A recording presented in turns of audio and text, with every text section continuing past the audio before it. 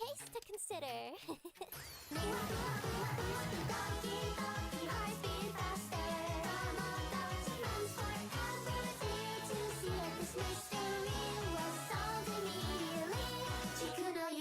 That's right, I'm not just a detective.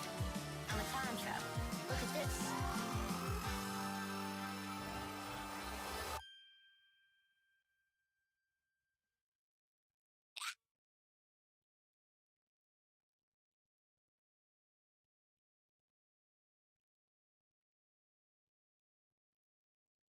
I'm Cardy Cup and I run the Cardy Cup tournament, Genshin Impact Spiral Abyss speedrun competition.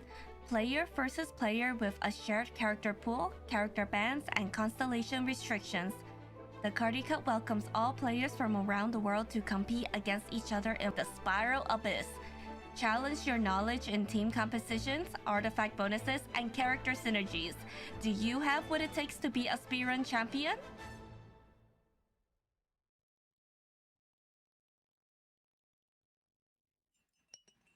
Okay, we're here. Yo, hello, welcome in everyone. We are finally back to the top 16 matches. It's been 2 long weekends of our tournament, but this weekend is gonna be the final one where we're gonna finish off and see who's gonna become the new Cardy Cup champion, right? But before we begin, I have our guest star for today, Milk Impact, joining me. Welcome in, Milk. Round of applause. Hello, that's me. The milk. The milk. Make sure. Please let us know if audio is okay. I can't hear it myself through the stream, but gotta make sure that all the audio is fine for both me and my guest. But yes, this is gonna be we're starting off with Milk Impact shoutcasting with me for our few matches. We actually have 7 matches to go through since 2 people were disqualified and they were not able to join in. So instead of the top 36, it was technically more like top 34 players. So we're only having 7 matches, which should be shorter streams, but it will still be fun to go through because it seems like a lot of the strong competitive players are made it to the top 16. Almost everyone did. And Milk, what's your experience with this abyss? Can you tell us what you were cooking in the preliminaries when you decided to put Eula, Fridge, Bloom team in there? Right. I like cooking. I usually, do my thing and it works out pretty well. But sometimes just things don't work, and I played it too risky. I did definitely learn from that though. Was it more like you didn't know what to pick for your last character and you're just like, F it, let's just go with Eula, put on a great show? Basically, I panicked a little bit. There's a lot of pressure when picking. I mean, this is your second or third time participating, right? But you could never get used to the draft when it comes to like an official tournament, or not really official, even the preliminaries, because like, oh, I gotta get a fast time to ensure that I get to like a top 32 score or something like that. Yeah, I definitely should have practiced more because I do get a lot of practice just doing abuse for other people. Yeah. And some other challenges like that. But it's a completely different format, and you definitely need to practice for it. So I definitely recommend for people to do that if they want to participate. And like more of like a competitive environment, right? Maybe you should start hosting 1v1s on your channel too. Not only can you clear abyss for viewers, but also have people compete against you. True, it does sound really fun to me. That would. I mean, I always thought about doing it, but my account is not geared enough for it, and 2, I get scared for skill issue too. I get nervous for the pick and ban phase. Yeah. But I'm so excited to have you here today. Everyone, make sure to follow Milk Impact. They did participate in our preliminaries before, and not only that, participate in our previous tournaments as well. Like as you could hear, they also clear abyss for their viewers on their channel. So make sure you drop a follow, hop in, and enjoy our little Milk VTuber on the side too.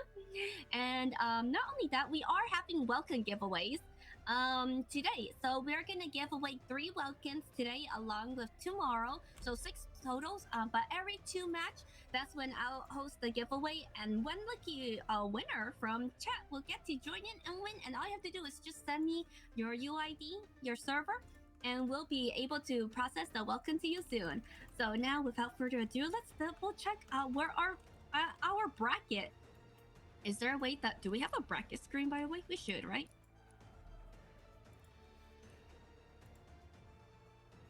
Then, since we only have 7 matches today, our bracket changes to first off will be Odin Zada versus Tactical Nuke. Then we also have Leroy versus GBKZX. Oh wait, no, sorry, that was their match is actually moved till later down the day because they requested some rescheduling, but they are still in the same tournament format area. So it should be DHC versus Kirio, then PutIn versus Cipher. Ellie Luna gets a bye on their on their match today, so they will not be playing at all, just because their previous opponents were disqualified. So she will not be playing today. Then we have Dado versus Foshi, Adir versus closeClayton, and then Leroy versus GBKZ, and lastly it's Jester versus Carlos. So we have 7 matches to go through, but all of them should be very close, very exciting matches as well. Hope you guys are prepared for it today. And we get to see who's gonna be participating in the quarter, semi, and grand finals tomorrow. All right, let's double check on our participant players. Since our first matchup is going to be Odin Zada versus Nuke.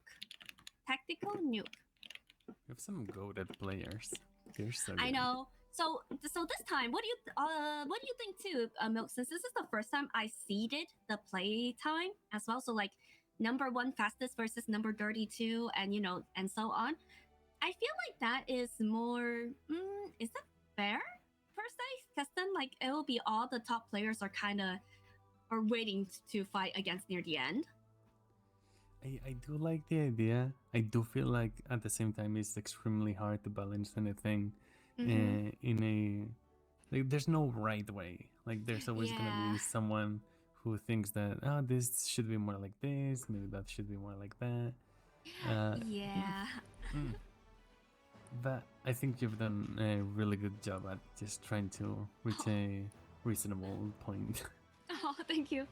I try. Well, we always try to do some kind of balancing since gacha games never fair, especially since it's Genshin Impact where no one rolls for the same characters or the weapons, and definitely not the artifacts. So we never know what they have available. But at least from what I see on the bracket here, so far the top 16, almost everyone from top 16 made it through their matches too. So it will have maybe save like the top players, as you mentioned before. They will be fighting against each other in the quarter, semi, or grand finals as well. Yeah, and I was thinking like even if you had like 2 different people competing from the same account, it also technically wouldn't be fair because there's some people who have like a lot of practice with some specific actors or their specific account. So I feel like it technically also wouldn't be fair even if you were to do it like that, which is a whole different mess. So it just all depends on like what they're used to. I mean, eventually having toggleable constellations or some type of maybe trial characters can work, but I feel like with so many different artifacts people want to run HP main stat or maybe energy recharge main stat and then the weapon variation as well. It's too hard. It all really comes down on the players and knowledge of the game. See what synergize well with each other, with their characters and their stats.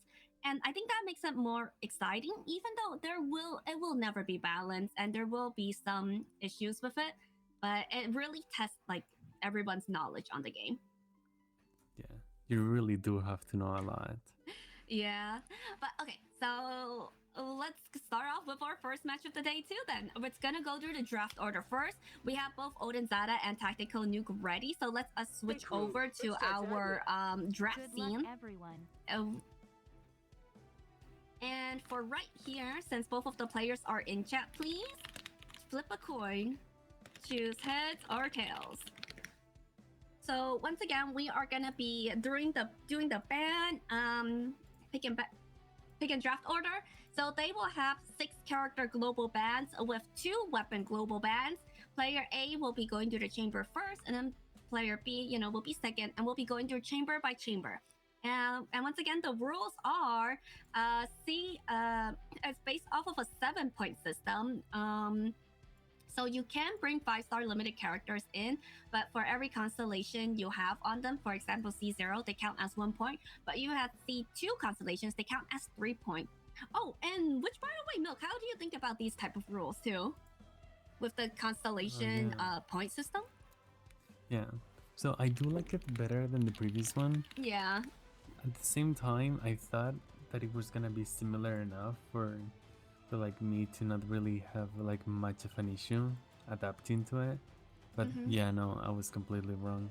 Even if the changes are not like that huge, they are. They are. They are. Like, do you feel like you are more limited with your characters because you maybe roll for certain constellations, and you're limited on your 4 floors, or how is it? I personally don't feel like I'm that limited. It's more like the opposite. There's a bit more freedom. There's a few more possibilities to run certain characters that but at the same time, it's gonna be different on each account depending on what you have, as it is to be expected. It's always the account issue.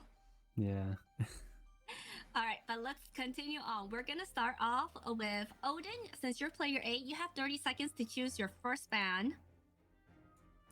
And remember, all of this, they are going to be typing through our Discord chat. I'll be asking them for banning and picking, but you'll be able to see it through the screen here. And for the first ban, it's going to be I'll hide them. And remember, please let me know if you're selecting your 5-star characters, what constellation they are. Okay, Tactical, choose 1 ban. I'm surprised with the I'll hide them ban. Usually we see Novolet or Farina banned first. The hydropower on this one is... Yeah. What do you think about this difficulty of Abyss 2? Odin second ban? Because I feel like it's too elemental heavy on the first chamber. I really don't like Abyss when it requires certain elements over the other. I prefer like pure DPS challenges. Yeah. Part of me kind of likes it when they limit it to certain elements because it kind of incentivizes or rewards people who have more variety in their account. Yeah. But at the same time, it can be quite a struggle and pretty annoying at times. So do you have any type of that struggle when you're helping your viewers as well? Like they don't have certain characters that you're used to using? Oh yeah, definitely. Like... yeah. Go on. Going to an account without Shincho. Oh my god, I know, I feel that. Shincho. For me, it's actually Kokomi. Like, if I go on an account and I don't see Kokomi, I'm like, uh-oh, what healer do they have? Oh. I feel like I've been so used to using Kokomi now, and which I'm sure that we're gonna see a lot in this tournament too, because, Hydro reigns supreme in the first half. But they are banning Yaimiko, Yalon, and Nuvolette as well. And immediately Odin Zada decided to choose C2 for Rina. Whereas Tactical is going to be picking Fisho, the hidden 6-star. And also Kokomi C0, right as we mentioned it.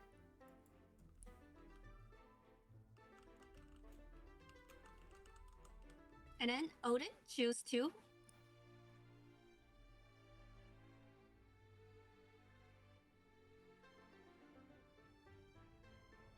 Oh, wait, sorry, I'm reading chat. All international players on same account from S tier to D tier in skill level and see how much skill does.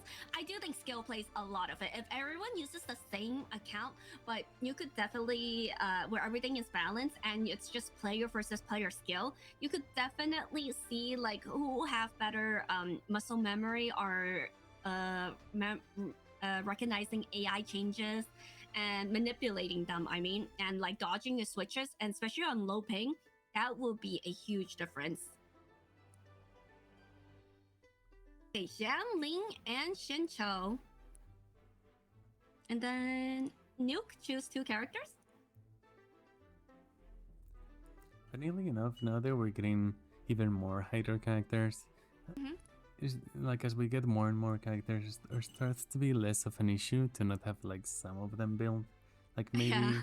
no Shincho build, but you have Yelan, Kokomi, Furina. I mean, at that point, you know, it's fine. I feel like those are still 5-star characters though that you still have to roll for. Oh Whereas yeah, that too. at least Shincho and Barbara is like technically the only free 4-star that you could really get. I mean, there's Hydro MC, but I don't see a lot of people using her. Yeah, I don't see. Okay, Kazuha and Sucrose. Double Anemo from Nuke side. Odin, choose one character.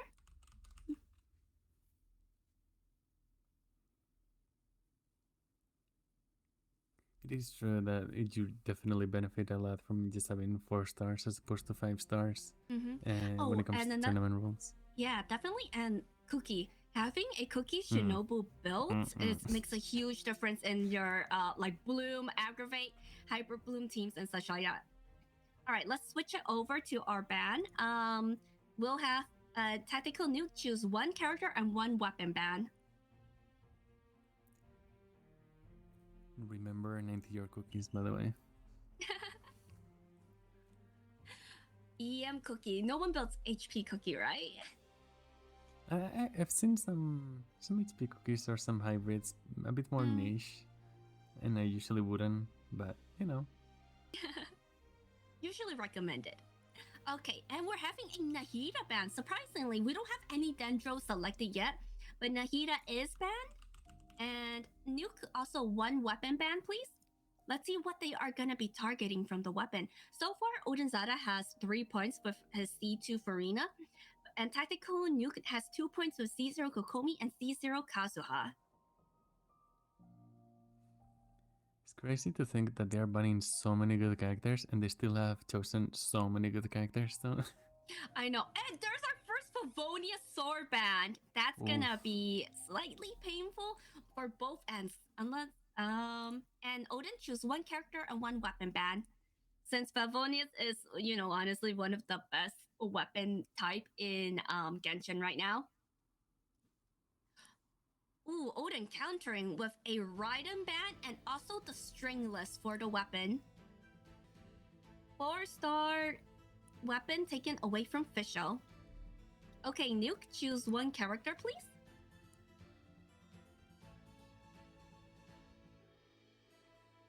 Now, there is a chance that Odin might be playing Zhao or Zhao or Wander, because he is known to have those characters as well. Tartaglia is still up for grabs, whereas there are still a few Dendro characters not selected. Cannot sleep on DMC or Tanari or even Yao Yao.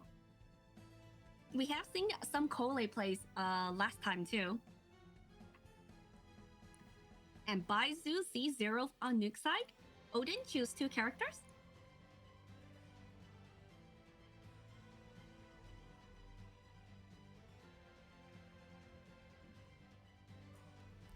I love how Baishu is getting some attention. Yeah. I feel like when he came out, it was not as hyped, if I remember correctly, but he's getting more usability in Bloom teams. And with Furina too. Pretty neat. Oh, yes. And I think with the new artifacts being released, wouldn't, since one of them is a healer type, wouldn't he be benefit for some of them? Probably he doesn't really want any sets on many teams, so it's probably gonna be something nice to look at. That just depends on how often people want to, you know, farm for new sets. Yeah. Ooh, Tactical Nuke is gonna be choosing Kachin C0 and Ayaka C0, a possibly freeze team on the first side. We don't see Ayaka often here. Odin, choose your last 2 characters.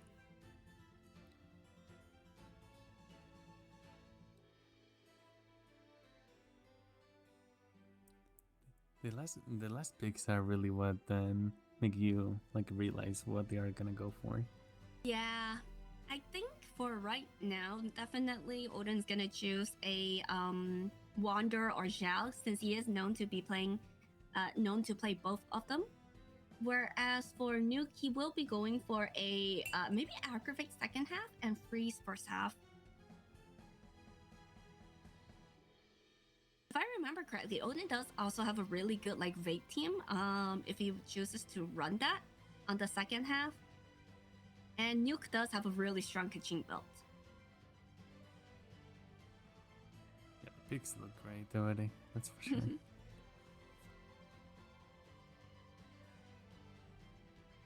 Oh, and Odin's last two characters are gonna be Zhao C0 and Hu Tao C1. I almost forgot about Hu Tao. And Nuke's last character is gonna be Rosaria. All right, this is the team, the match for the for today. Our first matchup. If my mods could set up prediction as well, we'll switch over the screen. Oh wait, let me ask them to share screen. Odin and Nuke, if you guys could share screen while you can right now. And they will have 7 minutes to prepare their weapon and artifacts. And we'll do a little analysis and see, yeah, how this gonna go. There's also something pretty interesting with the new system that it took me a bit too long to notice. Huh? That you don't necessarily want to just mess up the other person, the opponent. That definitely changes the mentality a little bit. Like in the past, I had been like, oh, I really don't want them to have like this key character. Oh. But now it does feel a little bit different. You still benefit from the opponent not doing that well, but you don't necessarily want to like mess them up so much. Yeah, like picking bans that might hurt your own team as well or your own roster. Yeah, like because I was not gonna thinking about my match because I'm still a bit traumatized, but like I picked Cookie when I wasn't gonna do Hyperbloom at all, and I shouldn't have. Just to take it away from them. Yeah. And that was so silly. It changed everything for me. Yeah, because they end up messing up your own teams then. Yeah. That makes sense. Yeah. So if it kind of all comes down to maybe seeing who the better team, better player is. If it comes down to like that. Yeah. If you're just trying to secure like your own team. Yeah, I think it's more about focusing on getting a good team for yourself rather than not the other one have a good team. I feel that. Let's see. They have 7 minutes to prepare. Tactical Nuke is already giving us a preview of what team he's gonna plan to use, and also, I guess his getting used to his rotation as well. It is going to be freeze team first half with Kazuha and Rosaria support. And second half should be the official Baizu, Kachin, and Sucrose team.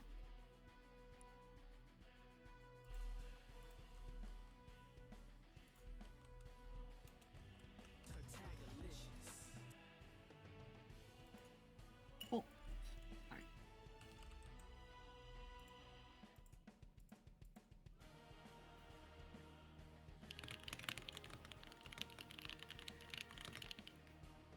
I'm kinda glad the new artifact set is not all that good. At least, I mean, it's a bit more niche compared to this previous domain. I didn't read the full description of them yet because, paragraph impact. I usually allow the content creators or guy makers, make a video of it, and I'm like, this is worth farming or not? Because I think one of them is more for Navia and the other is just for healers, right? Yeah, essentially.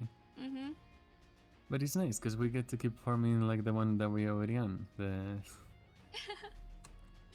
think right now the top artifacts people normally farm for is just first emblem, Odin, or the EM gilded sets with Deepwood, and then the new one with the Mariachi and also the what's that one? Golden Trope. Yeah, that one. Yeah, any artifacts that have like really good double pairing together, so you can't get loose with either or, is usually the better option. Oh, right. Let's double check on our players. Once again, their point system and their weapon bans. So Odin, C2 Farina, that's 3 points. With C0 Xiao and C1 Hu Tao, that is 6 points. He is only allowed to use one 5-star weapon, whereas Tactical Nuke is using C0 Kokomi, Kazuha, Baizu, Kachin, and Ayaka. So he's allowed to use up to 2 5-star weapons.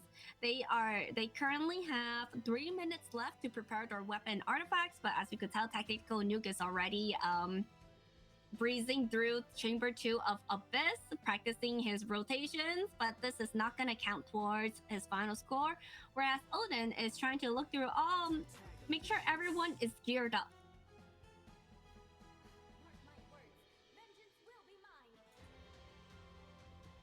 Yeah, definitely the weapon bans were personnel. Favonius is gonna hurt for both sides, whereas Stringless seems to more targeted towards official.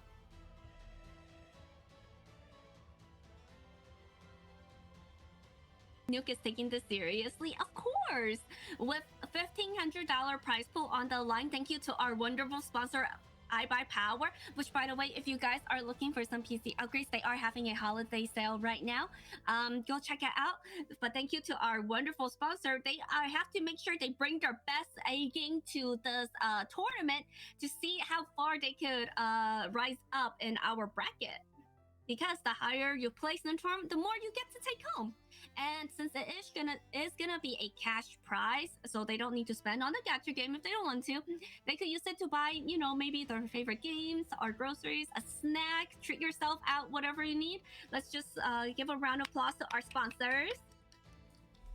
I actually really like iBuyPower. You really like, huh? iBuyPower, yeah. Yeah. Yeah, they're cool. I worked with them a few times as well. They're super awesome and nice to work with and super easy to manage as well. And I was just so surprised that they wanted to give me this opportunity to, you know, kind of express some love for them. And also to host this community challenge for our players. Because last time we did have a iBuyPower and Intel Gamer Day, you know, Spiral Biz challenge. But that was aimed more for creators. Whereas this one, we don't... I feel like the Genshin community, we are very a close-knit group, but we don't have anything enough to kind of bring it more together in any type of like competition, if that makes sense. Maybe once Versus starts to do little things targeted a bit more for the competitive side of things, like toggling constellations and such, you know. I'm trying to get them to notice. But that would be cool if they have like a permanent game mode where we could test out all of the, you know, limited characters. Oh yeah. And see if we enjoy it. Because they have events where we get to use trial characters that we don't have. But if they have, you know, maybe Abyss Floor 13, I'm coping right now. I'm coping so hard. There's so many good things that they could do, like artifact loadouts. Also, the resetting the cooldowns when you retry an Abyss. Oh my! Oh, isn't the quality of life improving soon? Where they are choosing like the artifact loadout. Oh, it's been 7 minutes. It's been 7 minutes. Let's review your character, weapons, and artifacts. Let's go one by one first. Player A, Odin. Let's go over your team. And if you could please briefly go, you know, click your artifact so we could see what sets you're using, that would be awesome too. Actually clear the entire floor 12. Absolutely base. Wait, hold on. I need to gift a sub to Nuke then. If that's the case. He completed the challenge. No, I'm kidding. All right, Odin is using Xiao with Deathmatch. 2-piece Emblem, 2-piece Shimenawa, and C0. Okay. Farina is C2 with 4-piece Golden Trope. And Festering Desire. Hu Tao is Staff of Homa, that's 1 5-star weapon with 4-piece Shima. And C1. And Farusan is Tenacity. Interesting. And Favonius Warbow. Jincho Sacrificial with 4-piece Emblem. C6. Barbara C6 is honestly goated. 4-piece Ocean Clam. Okay. And Thrilling Tales. Sapwood for Benny, Nobilis, C6, and Janling is using a 4-piece Emblem with the catch. All right, thank you, Odin. Please set up your team in Abyss. And Tactical Nuke, let's go over your side. Itching Harbinger of Dawn, C0. Oh, go over your artifacts too, real fast if you can. 4-piece Thundering Fury, okay? Oh, I think you skipped Kazuha. Sorry. Kazuha's 4-piece Very Distant, C0, I believe, and the weapon is Sacrificial. Great Magic, that's 1 5-star weapon for Official. 4-piece True. C6, and Baizu is C0 with 4-piece Noble Leaf and Prototype Amber. Okay, second team.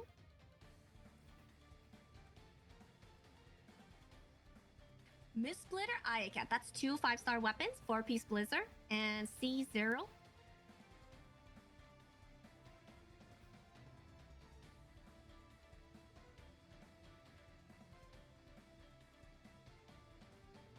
I'm also lost. Rosaria. Oh, only C1 Rosaria, but 4-piece Noble Leaf for the buff, and Favonius Lance. There's also, I think, Kokomi and Sucrose? Yeah, Thrilling Tales level 1. 4-piece Tenacity, and should be a C0 Kokomi. Okay.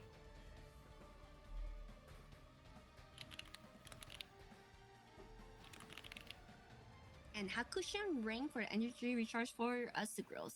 Thank you, thank you. You could set up your team in Abyss, and Odin, your team has been confirmed.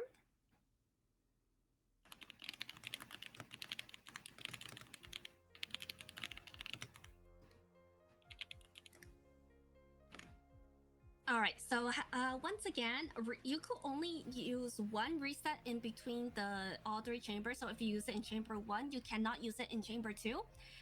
Do not use any attack cards. Since player A is Odin, Odin will start off first before we'll switch it over to Tactical Nuke.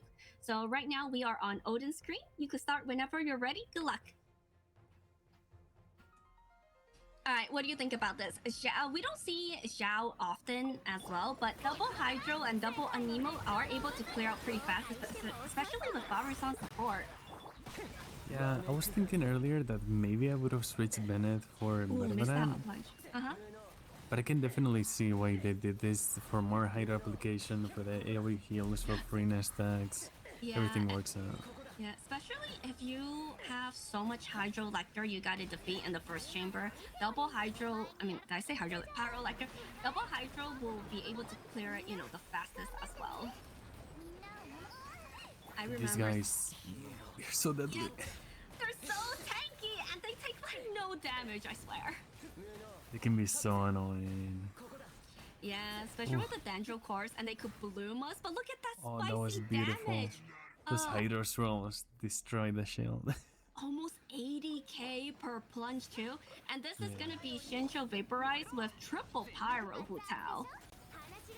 We have seen mono Pyro Hu Tao before with a very distant swirler, but I wonder how this is gonna go. But Xianling is doing her never sleep on her Pyro Tornado. Yeah. Even if you don't vape that much with you can get the vape consistency. They still some insane characters. You're gonna destroy. Have very strong charges from Hu Tao using Homa as well. And already that's gonna be an 8:38 clear time, less than 2 minutes. Like, was it 1 minute and 22 seconds? There's no way. This is why it's a speedrun challenge. They're clearing it faster than we could even register the time. Like, it makes me want to try the same teams right now. Like, I don't know. Like, that's why we also went over the artifacts, because we will have a better idea of, how they are built, and maybe we could try to replicate it. Then we realize that it all comes down to skill issue, and then I give up. No, I'm kidding. That's just me. That's just me. It's too close to home. No, I'm kidding. But right now, we cannot sleep on Tactical Nuke. I do love it whenever I see Ayaka getting played. Freeze team is always so satisfying when all the enemies are crowd controlled and frozen. But let's see if it's gonna be just as fast as their Xiao time. I like that. Not doing the second part of the plunge forecast so you don't break them out of the freeze. Yeah, like the Kazuo doesn't do the plunge. Yeah. That's a very smart way of handling them as well. And they managed to get all 3 grouped up. Ayaka burst ready. Should be able to catch all three. Oh, didn't got some hit. It's okay. Only 1 minute has gone through the clock. Ooh, managed to get a cryo swirl too. Nice. That's gonna be able to break down the shield faster. Oh, the shield's worse. So gone. And just a few hits away from. Oh no, Oof, they got the oof. shield. That was good. That was a good one though. Mm-hmm. The only thing I don't like about Baishu on this side, as opposed to someone like Yao, is the long animations on something like the burst. Yeah, I believe the 5-star character bursts do have longer animation than the 4 stars. Yeah. But will, let's see, the 1 or 2 second affect it? Because right now they are already slower than their opponent, which is crazy to think about because 820 on their current score right now and already halfway done against the algorithm. That is a time not to be slept on. There he goes. Go visual goal. And Kachin, C0 Kachin can bring it. Yeah. And there is, was it 806 clear time, I believe? He looks clean with the skin. She does. Alright, let's switch it over to Odin.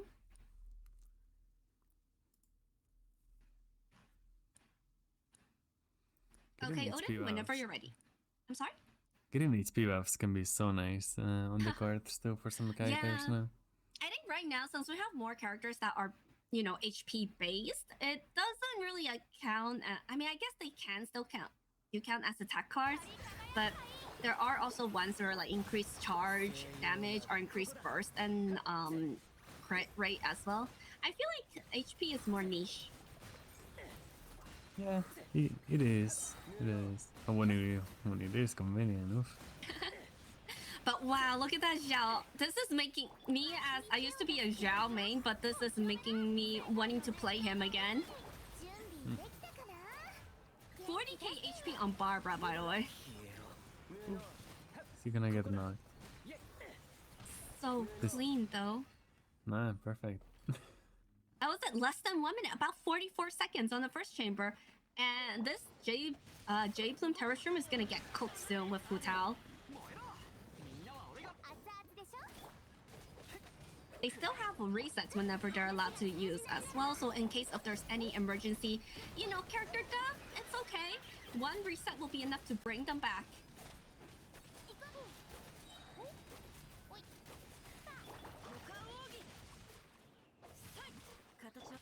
Holy crap, one Futao rotation was almost enough to kill the Terrastrum. Of course, we also have the help of Shanling, Shincho, and Bennett. Nice. 844. I take that 844. It even saved burst for the next one for Bennett Shanglin. Yeah, he has a lot of energy recharge though for the team. I'm sure they'll be fine.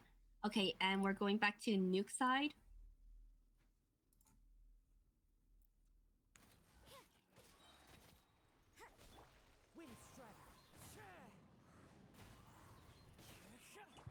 All right, so I like that, the little tap skill first, but with Saxorn, the second held one to group them up even more. oh yeah, I'm used to holding Kazuha's tap, but it does take longer for him to get the reset cooldown by like 1 or 2 seconds, I believe. But Yeah. with Sacrificial Kazuha, he should be able to get the reset almost consistently, just like that, and then use it the whole tap one longer. Does feel pretty good.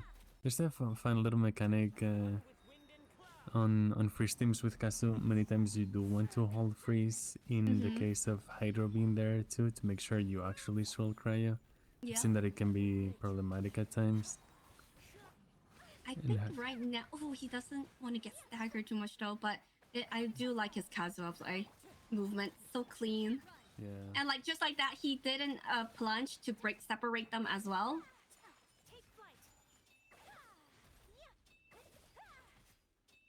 Might have to save Ayaka burst, or is it? Oof, This it's is what you annoying. don't want to see. It's Ayaka just doing annoying. charges. Just when when you cannot use any burst because they have nothing left, but you also need like 10 seconds there. Yeah, it's gonna like it's a waste. I don't want to say it's a waste of time, but you know, we're thinking of it. Yeah, it's unfortunate. But look at this Kachin gameplay. Oh, they're gonna be using a tactical reset. Doesn't like how they did on the first and second chamber. Now reset is used, which by the way, we got a new animation for. Hope you guys enjoy it. Say thank you to our production team for working all this on last minute. And now that is gonna be their one and only reset. See if they could get a better first chamber and also second chamber. I can never think of like doing resets unless like it's very needed. But hey, Ooh, they know what working they're this- doing. I feel like it could both help and harm them depending on, you know, the AIs and the grouping issue. Yeah. Because if I remember correctly, last weekend, Tactical Nuke also used a tactical reset because they were behind on time during the first try. And then on the second time, they made up the lost time and was faster than an opponent and beat them just by using the reset on Chamber 1. Yeah, it can really be clutch. Mm-hmm. But you just have to play carefully on the third chamber. You don't want to lose any of them because we also seen a Kokomi die last week as well. It is easier to die in Chamber 3. That's for sure. Yeah, it's very dangerous. Ooh, okay. Ayaka first managed to capture the big one. Okay. The time is still around the same though, I believe, for their first run. At least it's consistent, right? Yeah. Swirling Electro. And then catching Burst as well. I love that they're using Hakushin Ring because it's a bit niche, but for this kind of electro teams, it does give you an electro damage buff that is pretty handy. Yeah, I have seen some a lot of supers do use Hakushin Ring too. I never have the weapon gear, but maybe that's why I don't play Super Cider. That is an 8-10 clear time. Last chunk of the HP was taken off with just one Kachin slash. That's good. Okay, and now we're on Odin's screen. Odin, whenever you're ready.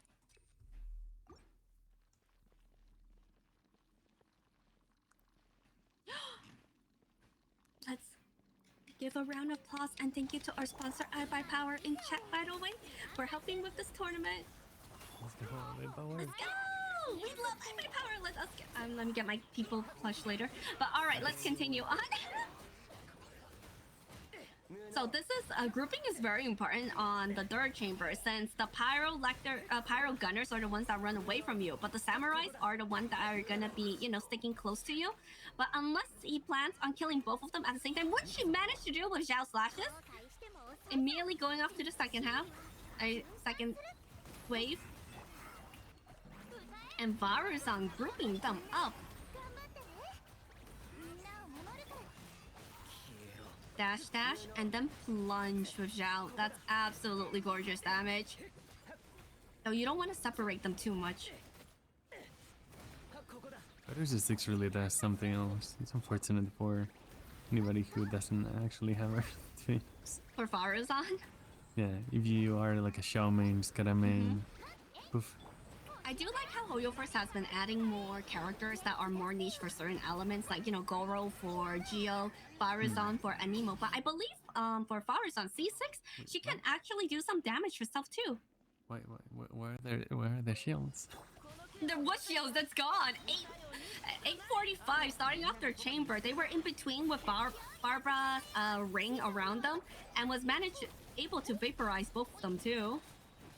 Great. As right now, this Hu Tao team's absolutely shredding. Don't need to worry about taking damage when Shincho is able to have some interrupt resistance on his swords. And but not healing. Oh, that's the only thing though. Self hydro application will freeze their own character. Oh, that was close. A solid Hu Tao gameplay. 806.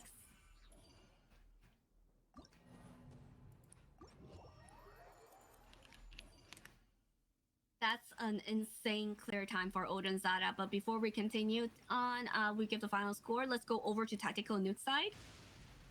Odin's just being Odin.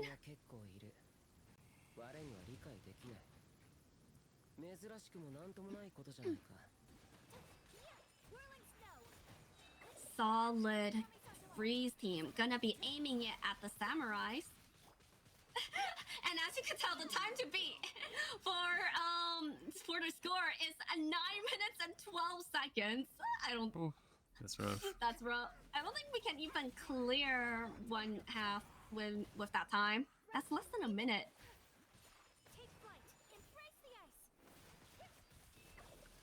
But this is a nice rotation. Yeah. Oh, they managed to swirl? Oh no, did not. They were so close. If they managed to swirl Hydro, it would have been easier to go through them, break their shield. But Kokomi being the solo Hydro applicator is going to be a little rough. Rosaria's gone. No reset allowed. But they are almost done with clearing the first half.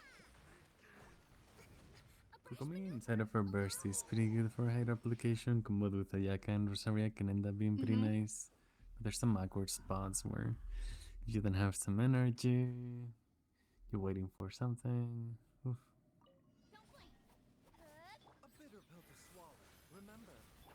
The animation, it took so long to die. Like, sometimes it wouldn't be much of an issue if you didn't lose so much time just dying. Just dying. I think it's like around 2 seconds, maybe? Yeah, which it doesn't sound like too much, but it feels like an eternity. Yeah, especially like it feels like you're stun locked, you can't move around at all. Yeah. But oh my gosh, look at this Kachin cooking. They're almost done with the chamber as well. And once again, this is a very fast clear time in just general with a C0 Kachin, with Fisho and Baizu. That's gonna be Lovely. 7:57.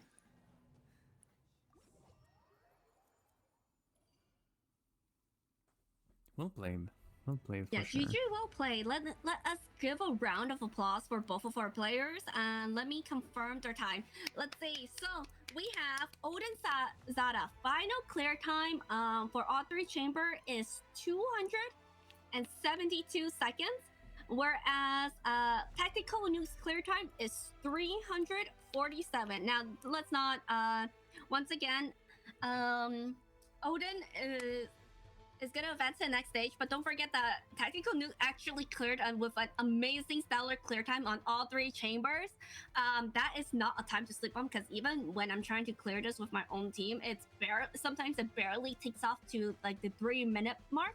But that is just GG, well played. Both of them were showing us amazing styles, different team comps, and definitely a surprising Zhao gameplay from Odin's side as well.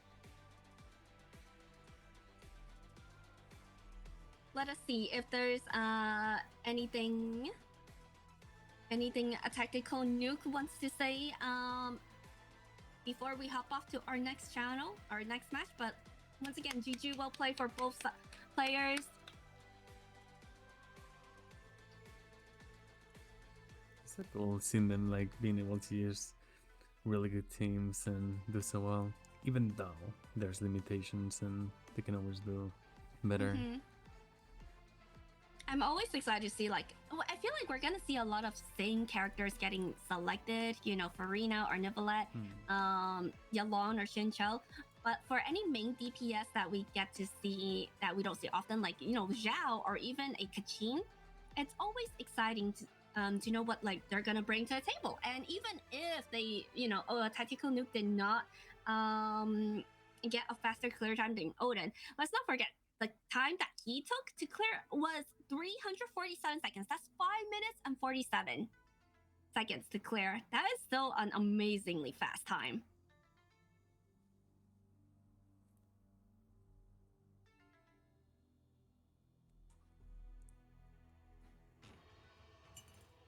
Okay. But yes, before we continue on, let's go on a quick commercial break. Because once again, thank you to our sponsor, iBuyPower. If you guys are looking for any upgrades to your PC, they're currently having a holiday sale right now. We'll be running some ads, and we'll be back with our second matchup, which is going to be DHC versus Kiryu Kitsuki. We'll be right back, everyone. See you around.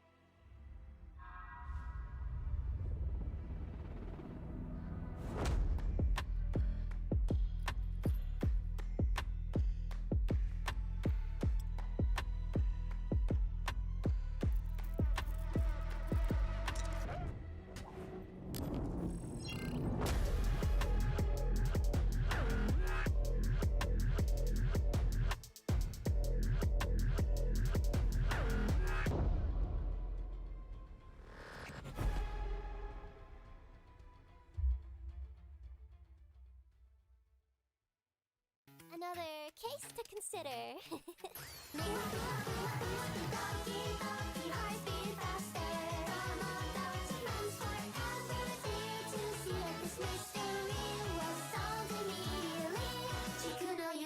That's right, I'm not just a detective. I'm a time traveler. Look at this.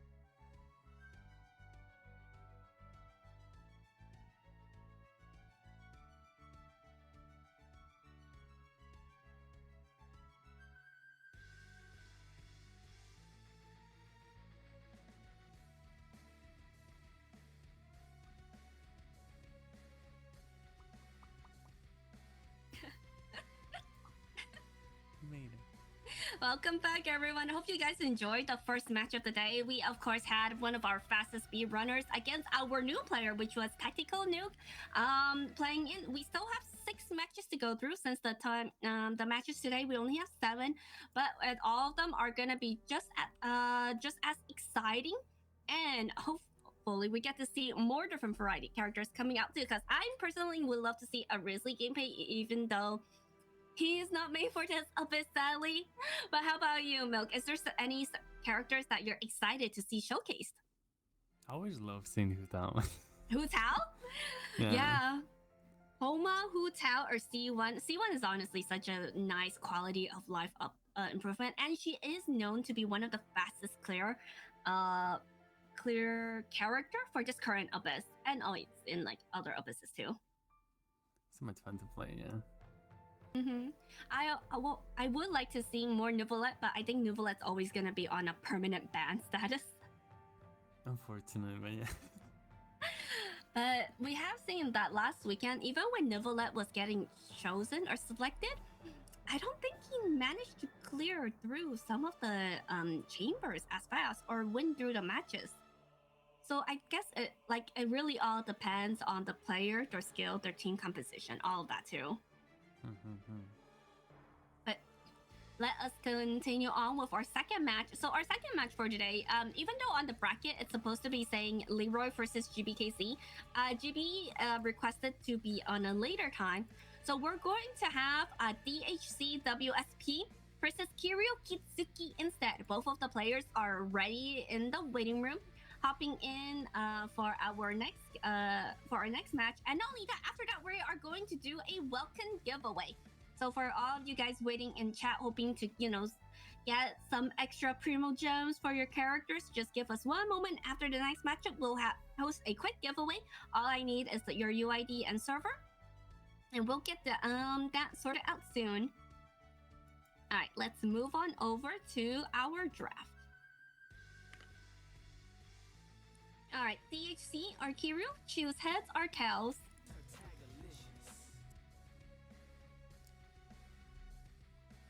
By the way, anyone from chat can tell me if you can hear me well, because I got someone telling me that I may be a bit low or something. Can you all hear me well? Oh no, really? Okay, let me, let's have production adjust that if Milk is a little bit quiet. And maybe a little bit quiet. Let's see if we could up him a little bit more, then increase his volume. Thank you. And let us flip a coin. DHC is going to be heads, Kiryu is going to be tails, and it's going to be heads. DHC, choose A or B.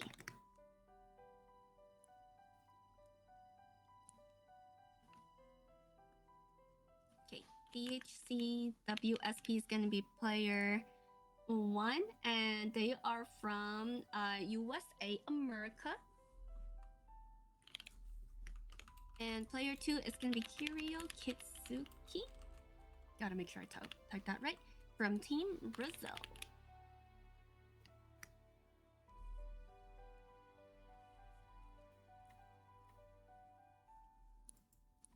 Alright, they have 30 seconds each for pick and bans.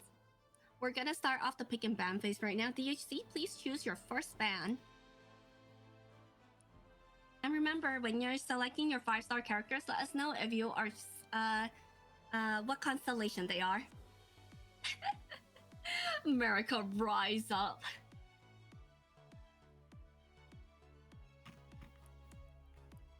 And they're gonna be banning Farazan for the first character.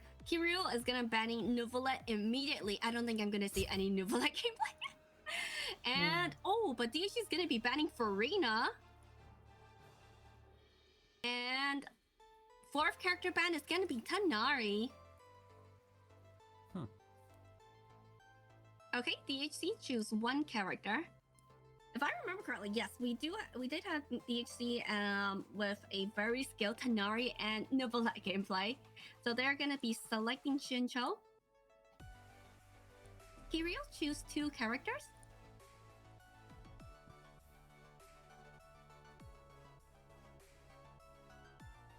Do you know if these players know each other for like their own characters? I think it's because they saw the preliminaries and the top 32 matches last weekend. Because DHC actually joined with a C6 Nuvolette gameplay. And he also had a really good Tanari showcase as well. Whereas Kiryu, I think maybe Kiryu was just kind of studying their matches, and DHC as well was studying their opponent. So Kiryu's going to be choosing Fischl and Shanling.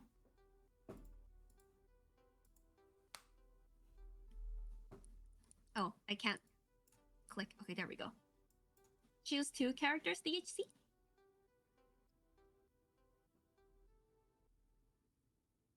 So I think definitely the C6 Farazan ban was targeted to prevent Wander or Xiao gameplay on his end.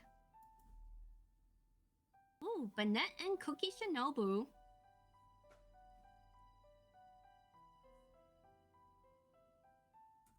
Two characters, the Kiryu. America's still without Tenari.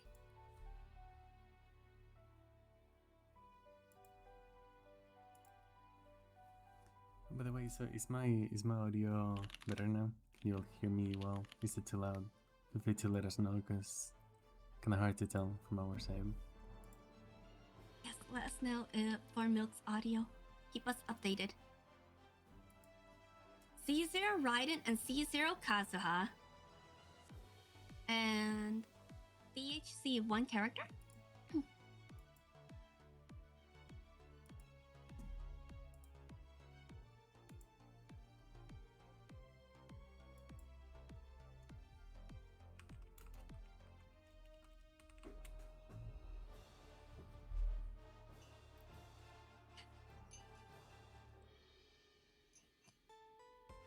Sucrose for the 4th slot. 4th pick since Kazuha was taken. Let's go over to the ban. Kiryu, choose 1 character and 1 weapon to ban. I think Shanglin without Bennett feels rough to me. Yeah, they have to be really high energy recharge. But Yeah. since they chose Raiden as well, I'm pretty sure Xiangling might be on the second side with her.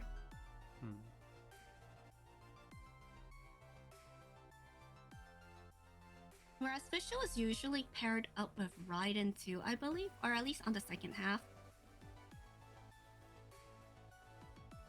There's only 1 Hydro selected so far. What are they going to do for the first half? Kiryu is going to be banning Yalan and banning Favonius.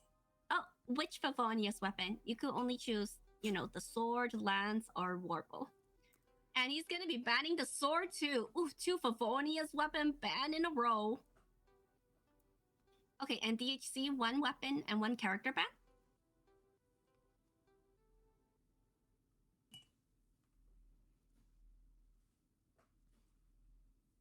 That's gonna be rough.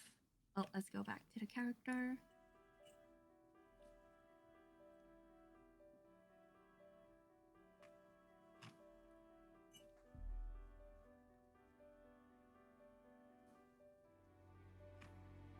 And it's gonna be banning. He typed in the catch, and the character is gonna be Kokomi. That's like 4 Hydro characters banned. And the catch.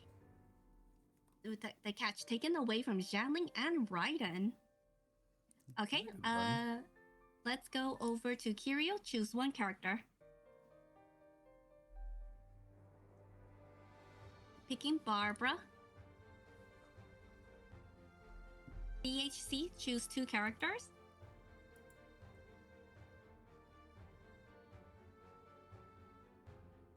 That's a lot of Hydro gone. I mean, there's still Mona and Tartaglia. No Dendro selected too. Nahida still up for grabs. I'd like some like visual teams on the first side instead of just using Hydra. Oh. Visual can... I mean, Electro can break through Pyro shields. Yeah.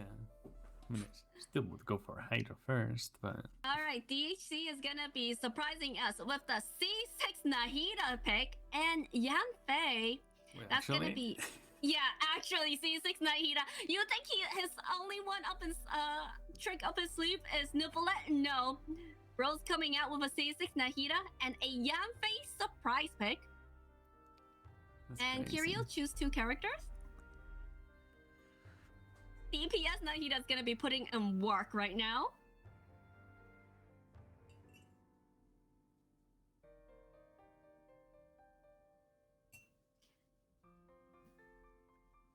I wonder how Kirio's gonna be forming their teams. Yeah.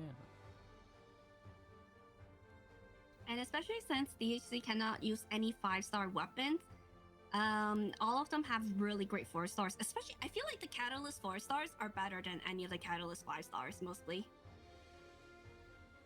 Hazel and Yao Yao for Kirio.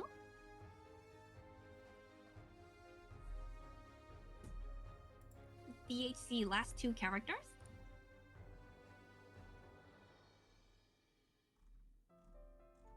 And they're gonna be selecting Beidou and Oof. what are they cooking, Milk? What do they know that I don't? Honestly, it was a bit more clear on the previous round, in the previous matches, where, you know, it was some clear teams that were pretty good overall. Mm-hmm. Here's a bit harder to get a grasp on it. Oh, okay. DH is gonna select Layla as the last character, and Kirio is gonna select Tartaglia. That's okay, Kirio. What's your constellation on Tartaglia? C0. Alright, so this is the team for DHC versus Kirio. We'll start up a prediction soon. If you two can share screen when you can. You have 7 minutes to prepare your weapon and artifacts. Something interesting than the picks, eh? I'm surprised with the Layla. I mean, I honestly have no idea what's gonna happen with the Layla, Beidou, and Yanfei gameplay or selection.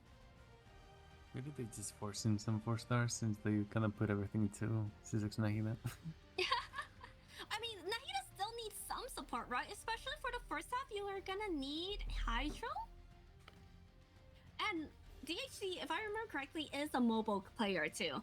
So they are playing all this on mobile. Mm-hmm. That's why Layla, I get it. Layla for the shield, right? Yeah. Like, I would definitely put Nahida with some Electro, but if you're gonna do that, it's gonna be probably Hyper Bloom. But if you have Hyper Bloom, you have Shincho, and that's already like so many of the good characters. What are you gonna do with the other ones if you do that? Oof. Yeah, like it depends on what you put in the second half and the first half, where you can't really. It's gonna be hard. Yeah, it is a bit more limited. I do like the fact that on the second half is really single target oriented. Like we've seen many times before, a boss, then a group of enemies, and then another boss. But this time it's actually single target. Yeah, which is easier, I believe. Yeah. Whereas for Kirio, what about for them? They selected Raiden, Kasua, and Tartaglia as their 5-star character. Shanling solo Pyro, though, it's gonna be hard for energy recharge for her. I can see the Raven Visual Kazuya Yao as a classic theme, but if they do that, the other one is kind of awkward. So it's gonna be hard. The Nemos are going to be separated. I'm assuming Kazuha first half, and whereas Hazel second half, because Kazuha has better grouping on the first chamber with all the mobs. Oh, sorry, prediction.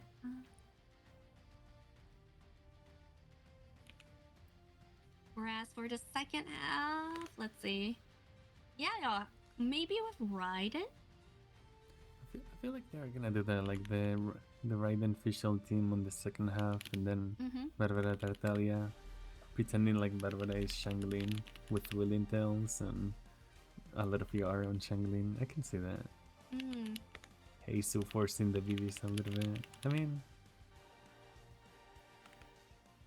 yeah, Hazel definitely to proc maybe the Electro.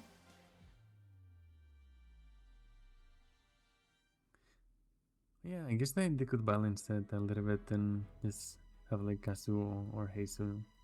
Yep. He's on the other side, yeah, true. Gotta just make sure to start guest group organizing their weapon and artifacts right now, because this is going to be really dependent on how they also set up their teams.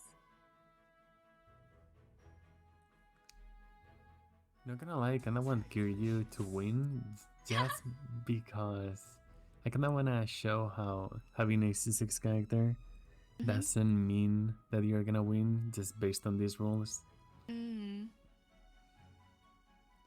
That's true, but with these rules that with the rules that you are allowed to use the C6 character, but then it also very heavily depend on the 4 stars now. So while DHC managed to slide in the C6 Nahida, with the Yanfei, Beidou, Layla, Sick and Cookie, Bennett, Shincho, we already know those are gonna carry well. But for those 3 characters, will it hurt them or help them in the long run too? It could be anyone's game.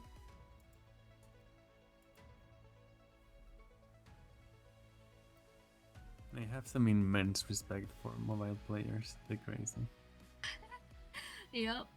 I could never try to play on mobile. I always mess up on my characters. And especially for mobile, I don't think you could do certain charge attacks as well, like Hu Tao charges, or I can charge attacks too.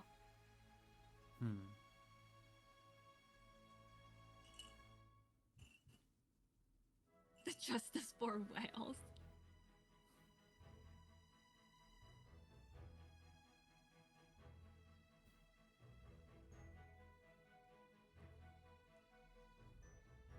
But it is good to see how we keep getting more characters, which makes it so you're not that limited to some.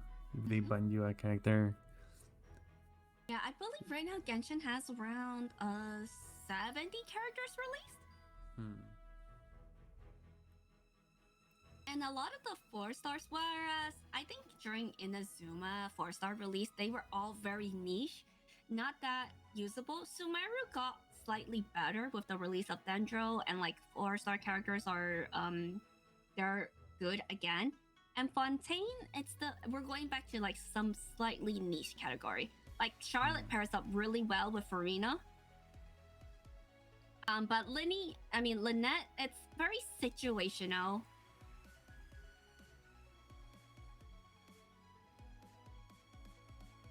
Alright, and from what it looks like, we have Kirill using Tartaglia, Kazuha, Xiaoling, and Barbara on the first half.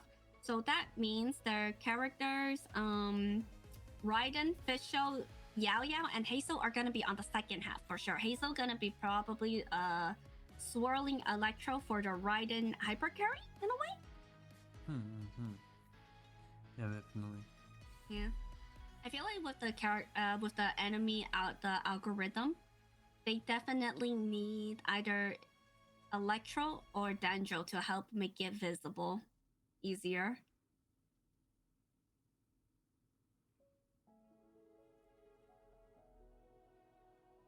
"30 seconds remaining for the gear phase."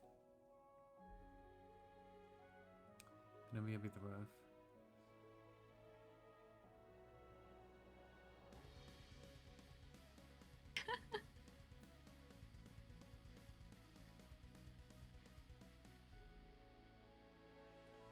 Although from what?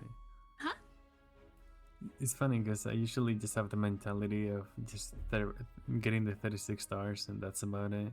So like I look at what they do and like, dude, this is good enough. But then I realize, oh yeah, no, they actually have to do way better than that. Yeah, I was trying to learn international first half for this Abyss as well, where you have to very do timing the Hydro Swirl in order to get the Pyro Lector shields down too. And there's like so many niche tricks in order to get the positioning right and getting it all of them to die at once. It's crazy. Okay, 7 minutes have been up. Please exit Abyss. Let's go over DHC's characters first, whenever you're ready. Funny, DH said I have no idea what to play. That's why they squeezed in the C6 character, but they don't know what to do for the last 3 characters. Alright, Nahida is using Wizif with C6 Constellation. Oh, if you could go over Artifact briefly as well for us to see what sets you're using, that'd be good, thank you. And 4-piece Deepwood. Layla Tenacity with the Sword of Narcissus Korea. I can't say that. Ziphos with Flower Paradise Lost. Emblem Beidou with Euphonius. Jincho, Sacrificial, and Emblem. Yanfei, Prince and Witch with the Wisdom as well. Xiangling with Emblem. Oh wait, no, they did not use Xiangling. Okay, Alley Flash, Banette. I think that was alright, besides Sucrose. Last character, Sucrose. And Thrilling Tail, Sucrose with Viridescent. Okay, let's go over to Kiryu side. Tartaglia C0.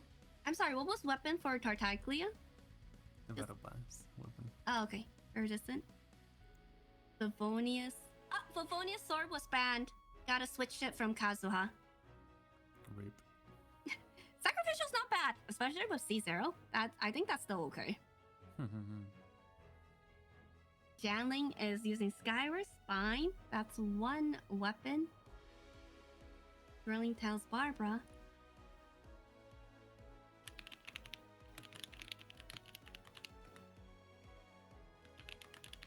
Second team with Deathmatch Raiden C0. Akushin Ring, BV, Vivonius with Tenacity, C1 Yaoya, and Golden Trope and Stringless. So only one 5-star weapon on Kirio's side. Okay, so player A is going to be DHC. DHC, please set up your team in Abyss. And also Kirio, once again, reset counts for all chambers. So if you use it in chamber 1 or 2, you cannot use it in chamber 3. And no attack cards as well. DHC will be going through their Abyss first before we'll switch it over to Kirio's side.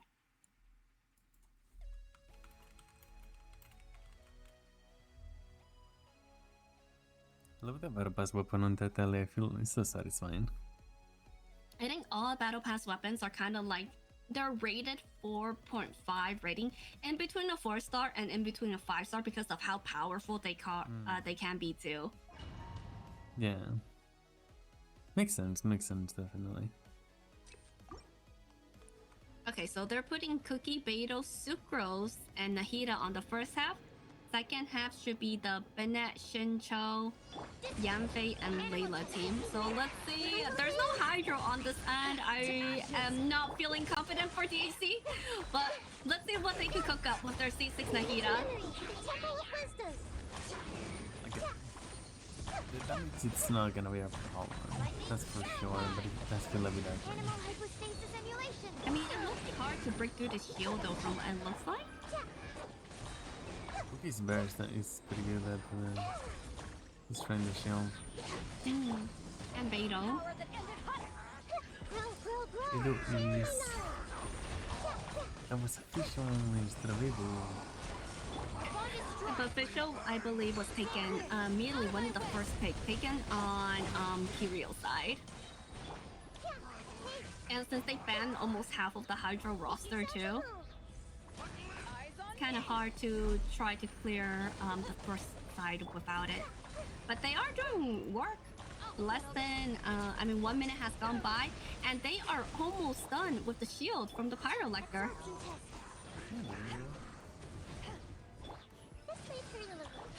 Oh no, but it's getting... Okay, that would have been a little bit faster if they had Hydro, but it's okay. That was still like 1 minute, less than 30 seconds. This side though, let's see. It's Copium. I'm feeling it. Yanfei has to be the main damage dealer, vaporizing and maybe melting with Layla, but I don't know how to feel about this. I do actually love Yanfei. She does have quite some potential at really high investment. Especially with C6 too. And they are using Wizard. So DPS weapon for her. I mean, Yanfei does have shielding. I believe there is a specific way to play her as well to optimize her charge attacks.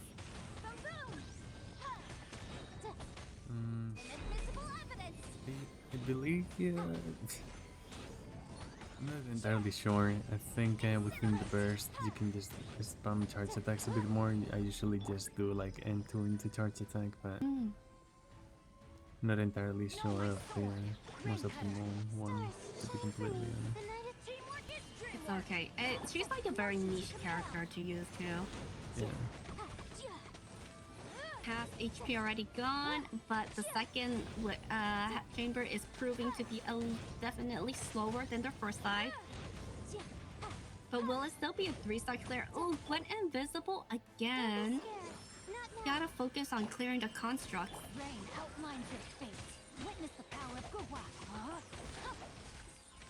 I don't feel bad for saying that I wanted them to lose because of this. See, that's why they already knew. They didn't know what 3 characters to finish off with. It is a struggle, yeah. And it's gonna be a 652. It's honestly not bad for like what it is. For what they have with the rule set too. Yeah. Oh, Summer. Not sure about the Layla pick. Alright, let's see what Kirio's gonna be able to do. They do have Tartaglia and Barba 2 Hydro on the first half and managed to swirl it as well. But solo Jianling.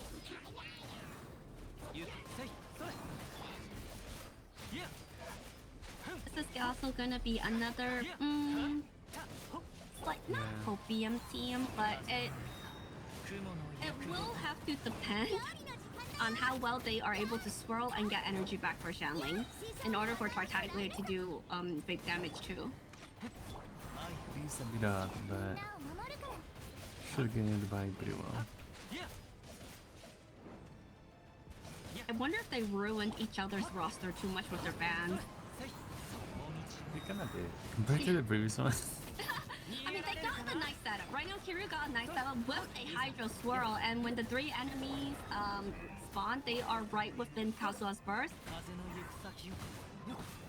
Can you get Pyro Soul with this setup reliably? Pyro Swirl? I mean double swirl. Oh, double. That I'm not sure. I mean, with Kazuha, it's 2 people.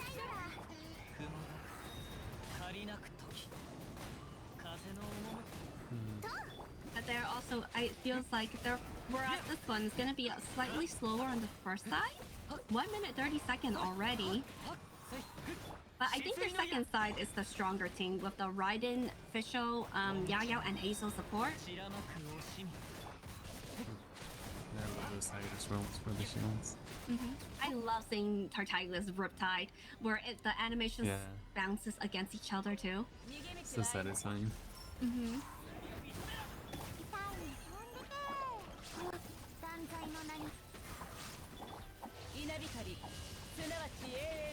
Ooh, 82k Raiden burst. Gonna be able to chip some damage down before the algorithm goes invisible. But should be able to find it if Yao Yao has Yugui up. Yep, there it is.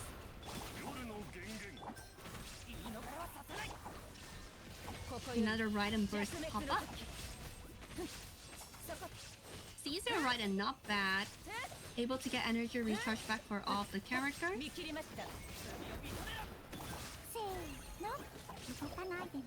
I'm looking a bit better, but not like that much better. It's still, I mean, he is still comfortably leading at 7:25 seconds. Yeah, quite a chunk, but So that's still going to be around 30 second difference. Hey, but we don't know. There's still 2 chambers to go through. Chamber 2, Nahida's gonna do better because there's no, or that side, because there's no pyro shields or anything like that, so. But chamber 3 is where Nahida's gonna be worried about too, though. If they maybe paired up Nahida with Shincho first side, that would be good too. Yeah.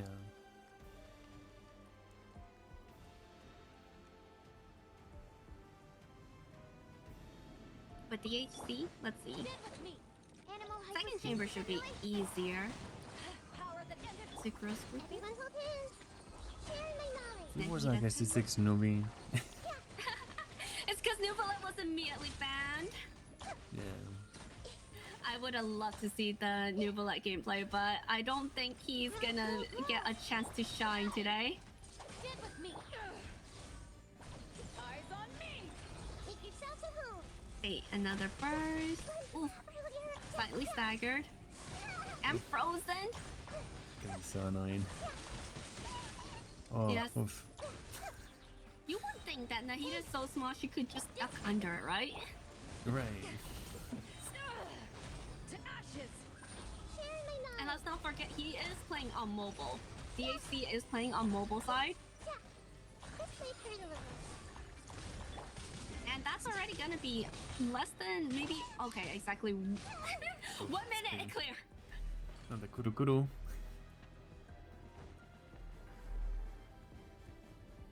This is gonna be the one where he might struggle on a little. Time to let me lead you across. No, my stars, shine for me. My guide. Layla just for the shield, but Net needs to get energy back. Incinerate. And then Yanfei will be cooking the chicken. That's 7. Wow, was that like 68k charge from Yanfei though? Yeah. Don't be scared. Some people were pointing it out and I didn't even notice, but Layla is ruining some of the vapes. Yeah, she is. It is unfortunate. Yeah, I don't think Layla was a good pick as well. They could have stuck with triple pyro if they're possible, or just a very distant scroller. Not now. Stars, Yeah. shine. No, my sword. Rain cutter. I would almost consider it just not using Layla's shield, but at the same time, they play mobile in with Yanfei. But Cipher Yanfei also has shields. But they have a net. But net is able to heal them though, Yeah. in case of any in case they tank some damage on the third chamber. But it's not bad. 744? Oh no, it's getting stalled. Definitely 743. better. Yeah, that's good. That's good. That's good. Yeah, that's a lot better from the first chamber.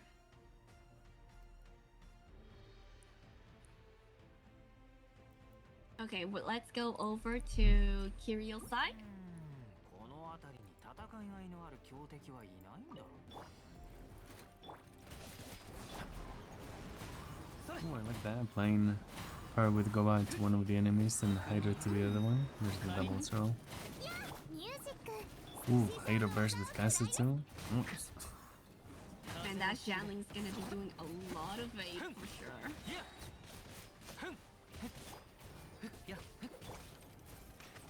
Okay, now gotta get the setup again. 風の行く先を前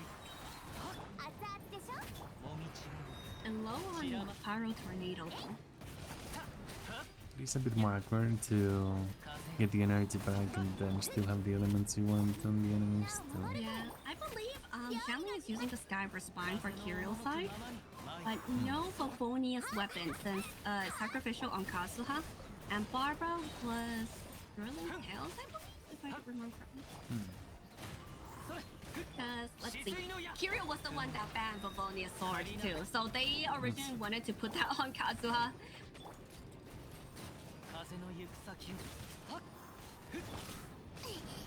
Yeah, I think their team for the first side is gonna be a little bit slower. They needed the double hydro to at least get a good shield break, but their second side will be able to carry them in time. Okay.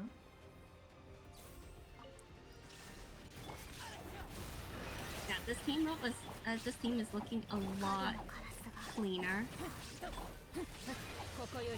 Right in first. And they should be able to knock down the chicken with the electro damage too. That deathmatch Raven? It's what? Deathmatch on Raven? Yes, the battle pass weapon deathmatch on her. Since the catch was banned, and I don't believe they had another 5-star weapon.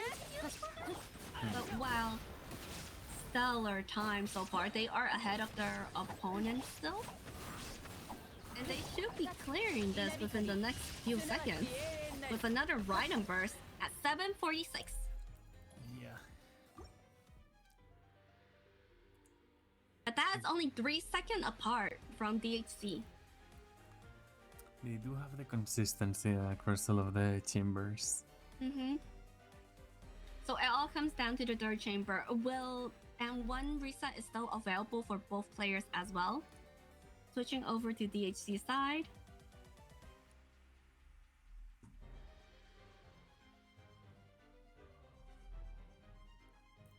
I can relate to them though. They were a bit confused on what characters to use. They said that they messed up with the pigs.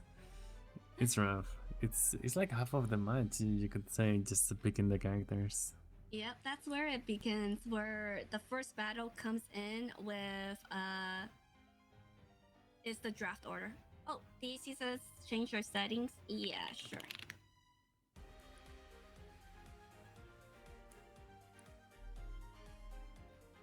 At one moment, DHC is leaving to change their settings real fast for their game.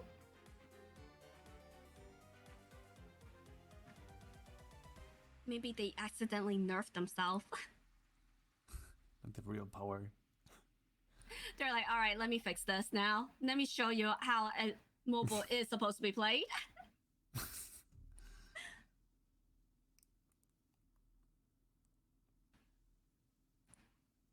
Alright, continuing on. Beidou. Sugro should be able to throw them with Electro. Nahida first. That is a lot of damage from C6 Nahida. Oh, okay. Holy okay. crap, they're... Oh my god, so close! Holy crap. Nerve-wracking. Nice pick. Alright, managed to tag them both. Holy crap, that samurai was a mid-animation sword up too. That's why they had to leave the game. I mean, leave the abyss to change their setting. Nahida just shredding through. Who got the Electro? Then was not able to counter that with Beidou. Burning should still be able to do some damage, right? Against the Pyro Course? Pyro Shield? Actually, then no. Or Dendro? Not as much though, right? The shields are... Yeah, I pretty think low already. I think it's because of the Electro, Beidou and Cookie Shinobu. Yeah. But Need some more. Dendro not as much. Ooh, if only they got the group together for both of them. Yeah, gotta get the positioning right to have them go together. But Good that's a time. stellar clear time.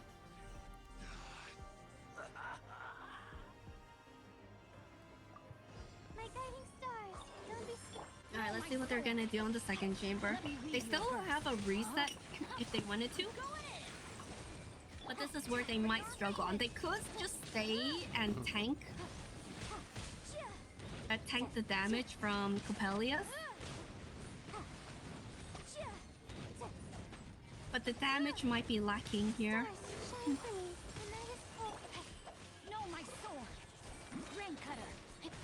At least Shincho is always consistent with getting his shield up.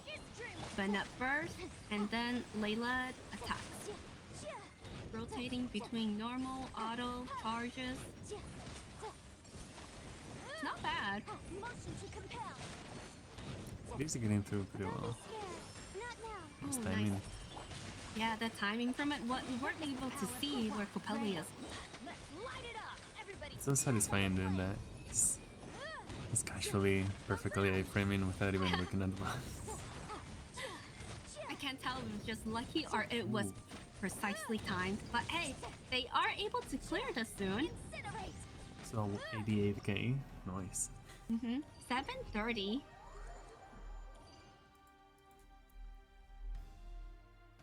I think they did pretty well for what they had. Definitely first side carry. Second side got a little bit confused with the drafting. But let's see how Kirio is going to be finishing up their third chamber. Now that I think about it, I would love to see... instead of having... For the scores, for the stars, instead of having like 420 seconds, would love for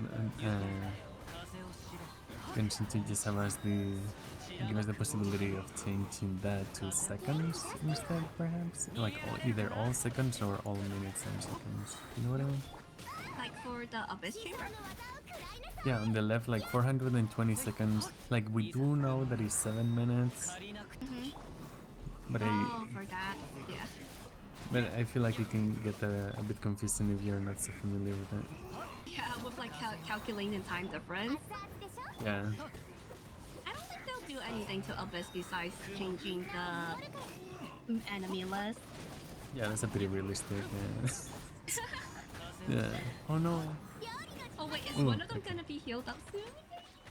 I Oh was no, okay, scared. they're trying to balance out the damage. nice. Oh, nice Tartaglia burst. I feel like if they hadn't crit the one with more HP, they would have been in a bit of an awkward situation. That would have been scary, yeah. Oh Oh, no. Shelling died. You have to use a reset. Did not even bother to use Barbara to bring her back. Reset wait, right. use. Maybe they forgot about it. I would have forgotten. Yeah, but even if Barbara did proc, there is still the 15-minute cooldown for her too. So I wonder maybe they're saving it or they forgot. So we'll see. Or maybe they didn't like the grouping because in the first chamber it was slightly difficult to clear out the samurais.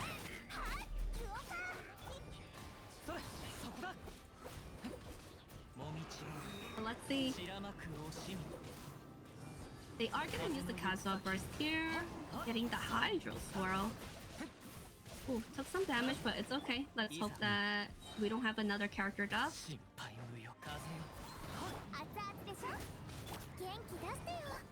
This looks to be like another situation where one of them has higher HP than the other. Needs her Tartaglia to crit. Nice! Oh, nice. I don't know if that's just lucky or I would have definitely missed that. But nice positioning. Like that, playing Hydra. It's one of them. Oh, didn't wait for Goliath to apply Parada. I don't think they parasol this. No, it was risky. Maybe they're trying to break through through their first phase with Tartaglia with channeling Pyro Tornado and hopefully getting a Pyro Swirl right as they are switching.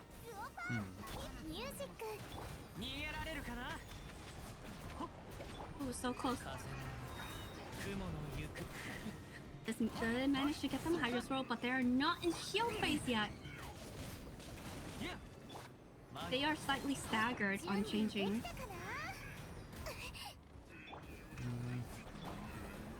And C0 Tartaglia ping. If you're staying too long in melee stance, it's gonna be a longer cooldown for him to for him to switch stances again. Oh, 2 minutes for the first half. This might be a chance for DHC.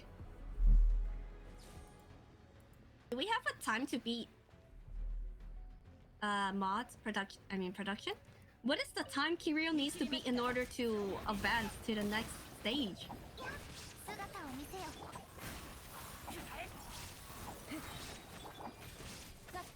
They did use a reset here, so all this is gonna be making sure that Raiden crits, no one dies, Yao heals, and the time to beat is 6:54. Need to clear this within the next 40 seconds. Oh my. That's rough. I think it's gonna be cutting it close, but he should be able to do it as long as everyone's energy recharge is healthy. No more reset though. Don't want to lose any characters. Please, Raiden! No!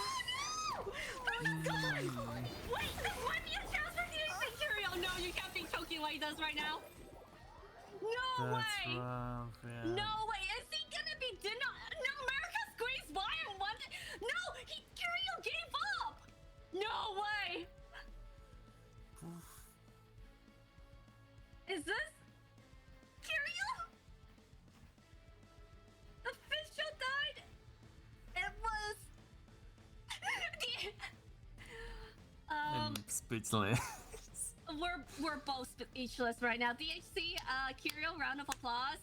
Kiryu, you, I guess you forfeit. Your official died. No more reset. Dude, well played, GG. Well played. Yeah, round of applause. GG, well played still. DHC, please come to the stand as well. Give us tell us how you feel, especially with this surprising forfeit. But Kirio, thank you so much for joining us. Please also tell us what was your thought process about the teams? I can't believe it! We just... That's crazy. DHC says that they sabotage each other way too hard for this. Kirio and DHC. Yeah. I still can't believe that happened. America stays winning. All right, let's give us the final time. DHC they managed to clear the chamber, so they did win. Advance to the next stage for 475 seconds, whereas Kirio killed Official and was on a did not finish stance, so they forfeited. And I still can't believe this. What a turn of events. I was also expecting, like, the only way DHC is able to continue on is if Kirio ends up killing one of the characters. There is a comeback for it, but I don't know how to feel about this right now. The Official dying was definitely painful to see, and I don't know why they used the reset on the first chamber. It was very clutch as well with their rotations, killing the samurais on the first time. Yeah, I want to think they did forget about Barbie and the revive. Maybe they didn't. That was a surprise and win, but DHC will be going on to the quarterfinals tomorrow. But did not finish the still prize money. Yes, that's correct, Basit. So what happens is, like, as long as you play in the tournament, you will be getting a prize. Kirio did not finish, means that he is ranked 4th place. So fourth place will still get a prize in the tournament. But I will be messaging all the players after the tournament ends, getting their information and details. So no matter what, Kirio will still get a prize for his participation in the tournament. But not only that, we also have a welcome giveaway right now. Since we all had 2 matches to go through, let us go on. And since we had 2 disqualifications from our last weekend, we decided to switch those prizes into a welcome giveaway for chat. And all I need is your UID and your server, and we will get that paid out to not midstream, of course, but it'll be after. So let us run our first giveaway. Welcome giveaway sponsored by iBuyPower. You could get a maximum of 10 tickets per user. So if you guys are hurting for some welcomes or is about to run out soon, let's go create and start right now. Giveaway has started. Say exclamation mark ticket 10 to buy all 10 tickets, or do exclamation mark ticket to buy 1. We have 7 rounds, but we already did 2, so 5 matches are left. Right now, we are doing 1 welcome giveaway. So everyone can do exclamation mark ticket or ticket max to get a maximum point. Still thinking of that official. I know! That was so surprised. I think both of us were just like speechless. Didn't even know what's going on, and they just rage quit at that. Yeah. I won't say rage quit, I guess. It's more like they didn't feel comfortable clearing it and still winning. So I guess it was just a, respectable forfeit. Yeah. They were close though. They were close. They, like they mentioned, they screwed each other up too much in the draft, and that's why their timing for the first chamber was rough. I mean, first chamber for Kirio, and DHC was the second chamber. But I just can't believe it squeaked by. Would have loved to see the time with official. Like, maybe they couldn't have done it either way. Maybe, but we'll never know. They only had 1 reset and they used it on the first half, wasn't able to use on the second half. But let us once again give a round of applause to our sponsor, iBuyPower, because not only that, they are the reason why we are able to have this this tournament for the community. And since we have 2 disqualifications, we are turning those disqualification prizes into welcome giveaways for the chat. So make sure if you guys are needing any holiday upgrades for your PC, go check out our sponsor iPower. They're currently having a holiday sale right now, and use our code iPower/Cardy. And we'll run the giveaway in one after one ad.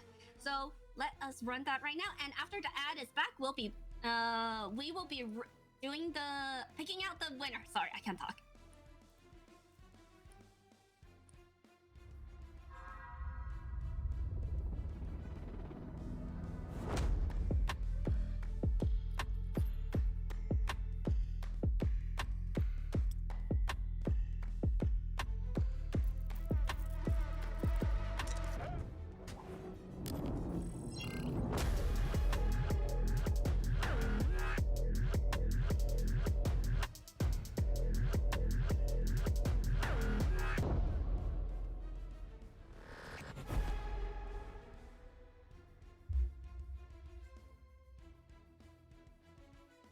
Another case to consider.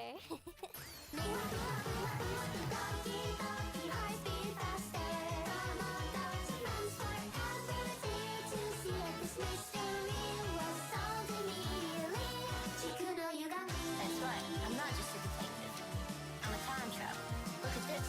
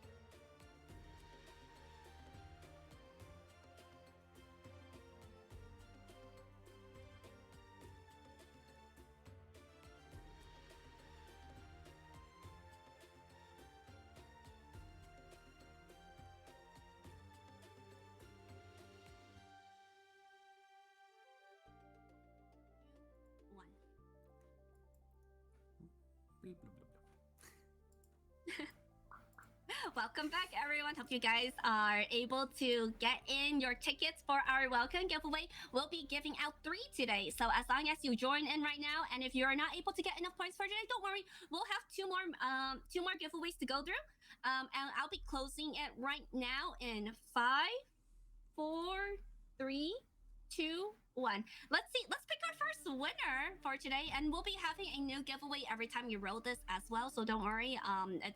It won't be the same entry. So if you missed it out on this time, in 2 more matches, we'll be hosting the next one. So let me close the giveaway and draw a winner. Our first winner for today is going to be RHAIOEH. I have no idea. Let me ping him. Well, congratulations. Are they in chat right now? If you are, please send me a message through Discord or Twitch chat with your UID and server, and we could get you your welcome at the end of the stream. They have to send it to me though. Are they in chat right now? Or else it has to be a reroll. Make sure to send make sure to DM me. Ah, they are. I see it. Oi. Oh, All right. Congratulations. Send me a whisper of your UID and what server you want your welcome in, and as soon as I get that, I could get that paid out to you right at the end of the stream. All right, everyone, that is our 2 matches to go through. We are going to our next match, which is going to PutIn and Cipher. But before we do that, let us take... I'm sorry, I should have taken a quick break after this. We'll be taking a 5-minute break. I just want to make sure that everyone got their had the welcome giveaway soon. But send me a message. I will be coming back soon with another 2 matches, and yeah, that should be it. We'll be right back.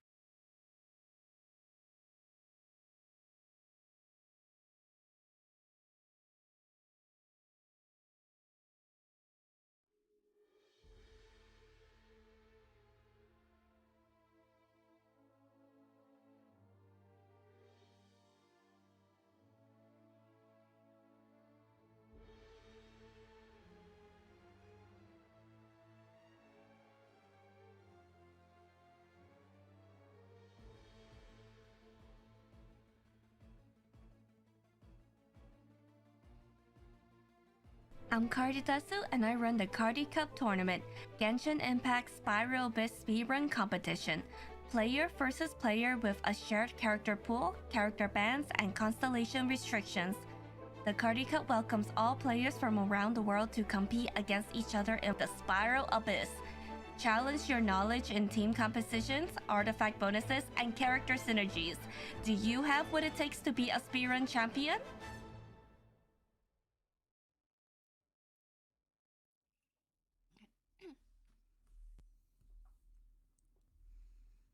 Welcome back, everyone. We had 2 matches gone through already. One Welkin gave away. So there's still 5 matches to go and 2 more Welkins. And already we had some pretty surprising gameplay. Immediately for our first match, we had Odin Zada actually clearing out his chamber faster than his previous run at 272 seconds, whereas DHC somehow managed to squeeze on by, even though both players has messed up their own drafting as well, with their opponent not able to clear through the last chamber. I don't know about you, Milk, but for these 2 matches, we're already getting some different styles of playing for sure. Yeah, it's interesting how it was so different. From, as Boshi said, near perfect plays to what did we just do to each other? That's the beauty of Cardy Cup. You never know what's gonna happen. Either you're gonna screw yourself over with a Eula Bloom, a Fridge comp, or you're just gonna be a speed demon. Totally not targeted at anyone, you know? Right. It's the nature of a gacha, it's fine. What do you think about this so far, Milk, with the matches that we've seen so far? Are you excited to try out your own Abyss again? Since Abyss did reset, I'm sure you have viewers wanting to go to you to help for 36-starring your their accounts.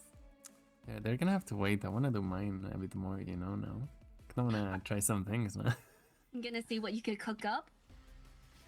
Oof, maybe something interesting. So far, we haven't seen any Yalong gameplay. She's been banned twice in a row too, whereas Shincho's pretty consistent. And Kokomi was banned for one of the matches. I wonder if we're gonna see Farina picked again, or Novelette's gonna be first ban. But right now, our next match is going to be PutIn versus Cipher. Both of them are 2 very strong Brazilian players. And let us move over to the draft scene, because I think it's all dependent on who ended up drafting better, that we get an idea of, you know, who's gonna be advancing to the next stage. Okay, PutIn, Cipher, choose heads or tails. Because we never really have an idea of what teams they end up going to be making until the end.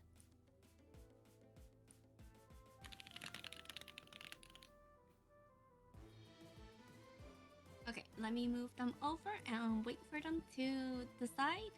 Both of them are in VZ. We're gonna flip, and it's gonna be tails. Cipher, choose A or B.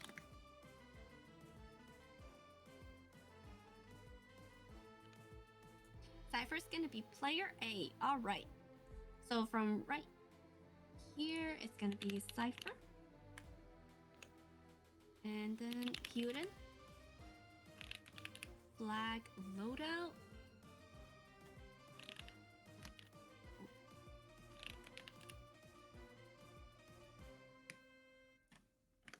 Okay, and 30 seconds per pick and ban. Okay, let's start off our pick and ban. Cipher, you have 30 seconds to choose your first ban. Here comes the newbie. Oh no. Yalon? I mean, they still have like 3 more bans to go through. Oh, yeah, there goes there goes.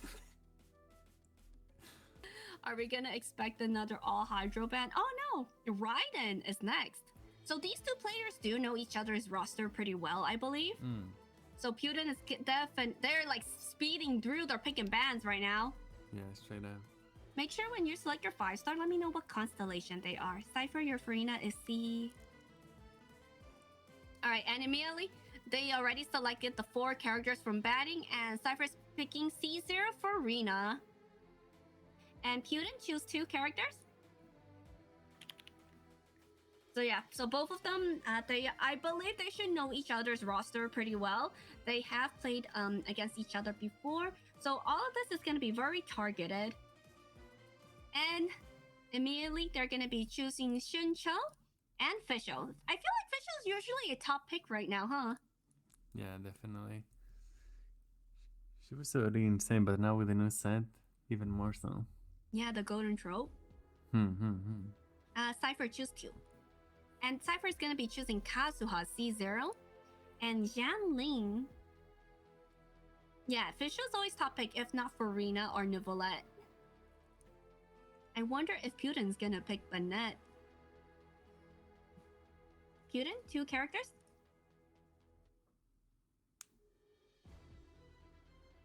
You love the little flag? Yeah, for anyone who was wondering, the draft is made by Flake Luna. Anyone is welcome to join in their Discord server to download the app and use it for yourself too. And it has like has such an amazing way to do like 1v1s. And PutIn's gonna be picking Bennett and Sucrose, of course taking Bennett away from Jianling. The thing is just I would always pick Bennett first, because I mean, you can always make it work. You can do things with Shangli and solo, but oof.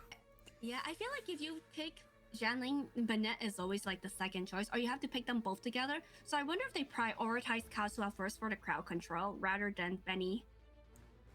Yeah, they probably wanted to cut some more for that. Because last time when we saw Curio use solo Pyro Jianling, that was a little tough for her to get energy.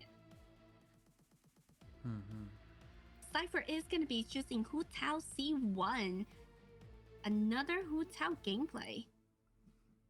Because Bennett can throw on any team, but Shanglin, PutIn, 1 character and 1 weapon to ban.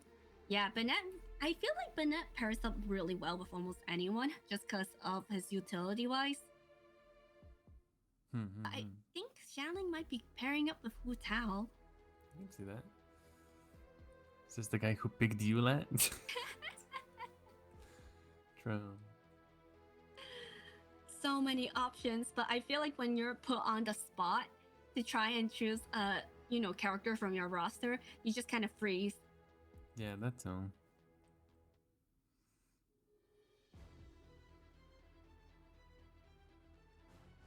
PutIn's gonna be banning Barbara, and the weapon is gonna be Staff of Homa. Okay. Cipher, 1 character and 1 weapon ban.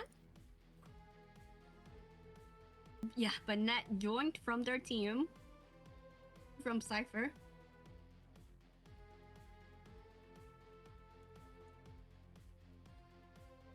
Whereas Cypher's gonna be, oh, there it is, as well she said it, gonna be a Nahida ban.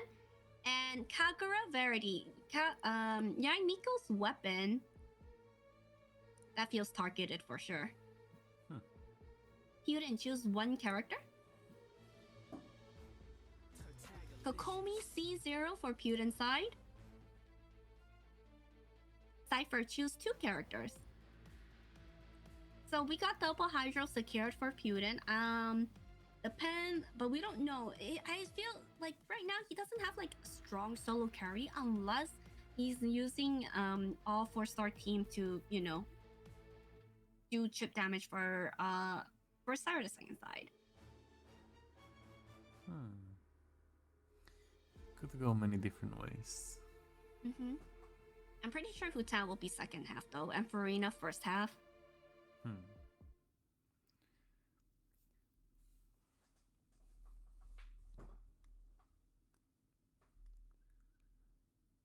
The difference between Kalkara and Wizard doesn't warrant a ban.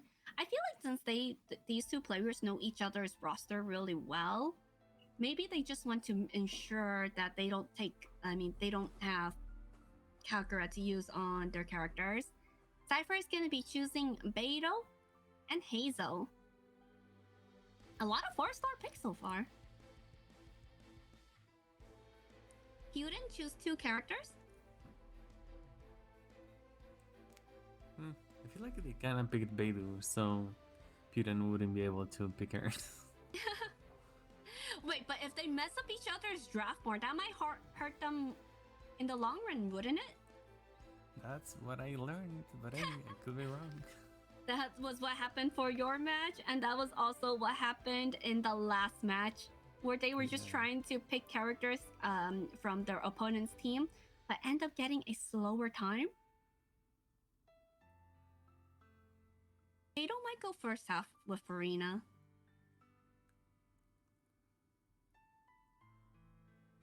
Whereas PutIn.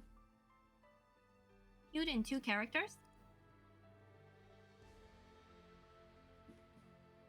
Constellation. PutIn is gonna be selecting Yormia and Yaimiko. C0 Yormia and C1 Yaimiko. So that is a very targeted ban on Kagura. Okay. Cipher, choose your last 2 characters.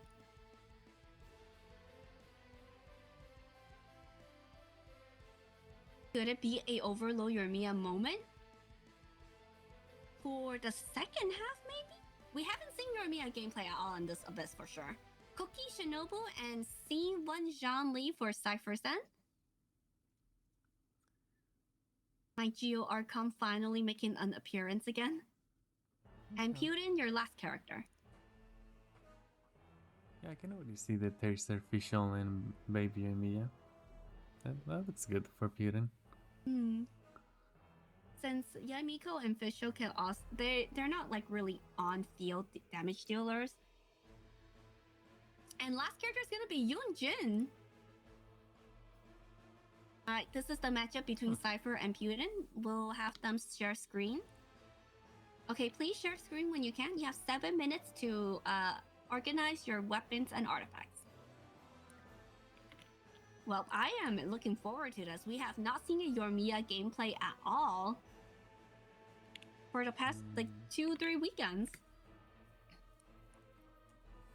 Yormia is nice though. As we were saying earlier, single target only on second half. You usually don't see her shine too much because of the limitations. This time around she can. Ooh, and that, I feel like people often compare Hu Tao and Yormia too, because they're both pyro DPS. They kind of need their own team, Vaporize as well, to, you know, solo and boss killers. See if they could like solo carry Chamber. But Yormia definitely does not get enough love. Or utility wise. She does get bullied a little bit with her banners and everything. Going back to back with the Archons as well. Or Archon reruns. Oh, prediction, yes. Let's start off a prediction.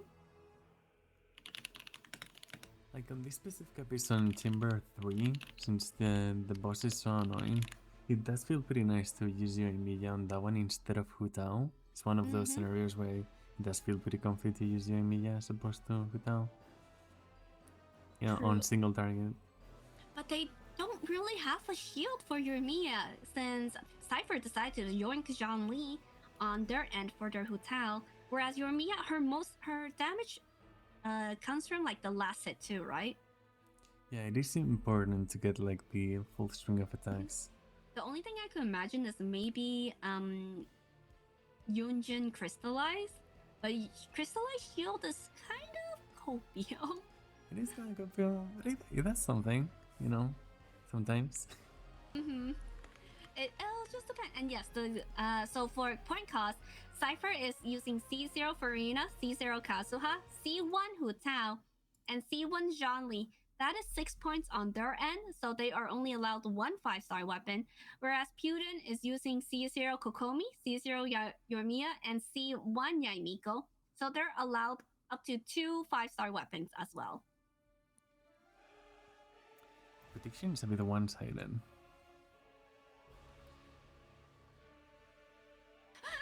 Hey Milk, when do you plan to start your ASMR career? Asking for a friend.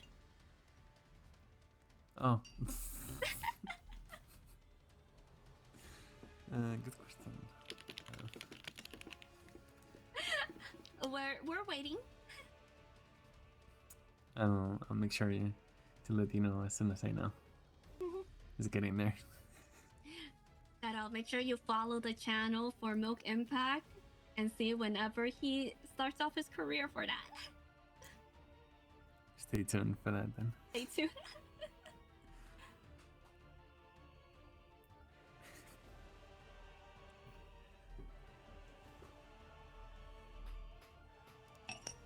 I'm also trying not to look at the artists they have too much, so I'll get a bit sad.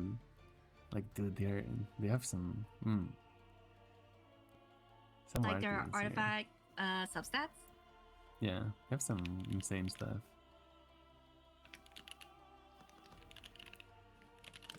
Everybody eventually does get really good things, and it only makes sense, and it makes me happy seeing all of those things. But also, it's like, holy, it's always impressive seeing like what people manage to get. Yeah, I feel like with it's been over 3 years since the game is released, but you're not really able to start farming artifacts until AR45 for the guaranteed, 5 stars. It's all very RNG dependent too on what you manage to get.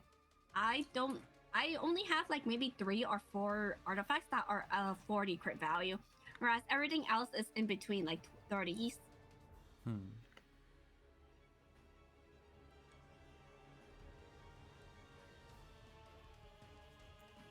In my case, my second account, even if I have it more abandoned, let's get better artists, and here we are.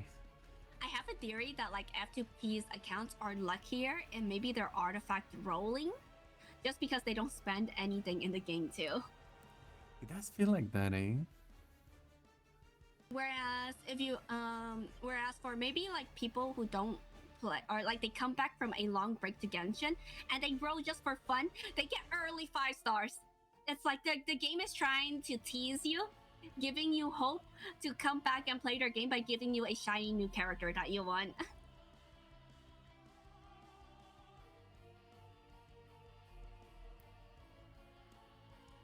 I do also feel like that on second accounts you probably don't care more about getting upgrades, and the more you want an upgrade, the more painful the process is gonna be, because it is gonna take some time.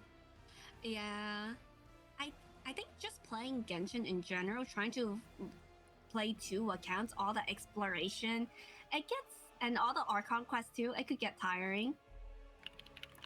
Yeah. PutIn's stream is a bit laggy, maybe it's a bit too high quality. Like it's kind of like at 10 frames per second kind of thing. Is it just me? A little. I'll ask him to change to like maybe 480p because he's still streaming at 720 and 30 FPS, which normally should not be an issue, but it might be his current PC. I'll remind him. Filters on, because the color does feel a little bit different, which looks cool, but also may impact it. I'm not sure. Okay, let's see. PutIn, maybe lower stream quality a little.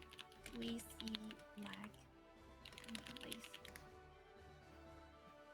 Alright, but they currently have 1 minute to practice their teams, their rotation. They are giving us a sneak peek. So we have Cookie, Beto, Farina, and Kaswa first half for Cipher, whereas PutIn, I believe, was also Sucrose.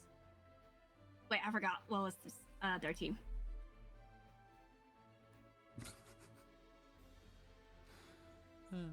This sad. You are great.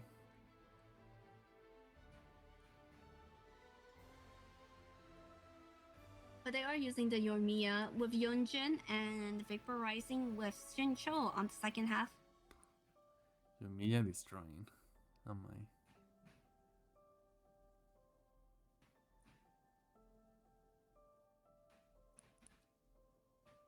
10 seconds left.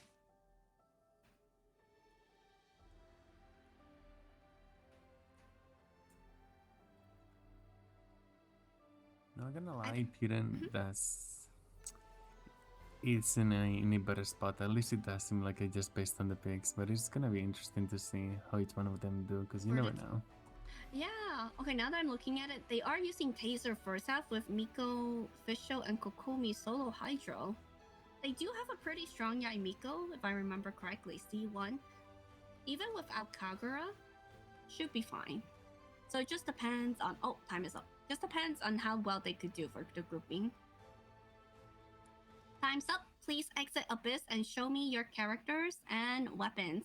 PutIn, your PC, I think if you could lower the stream quality to 480. We see some lag and delays on your end. Let's see if that helped. Whereas Cipher, please exit Abyss.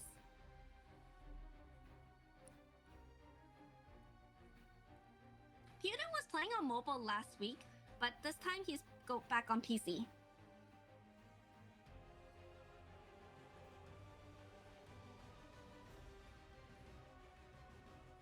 Okay, let's go through player A first. Cipher, please show me your characters, weapons, constellations, and artifacts.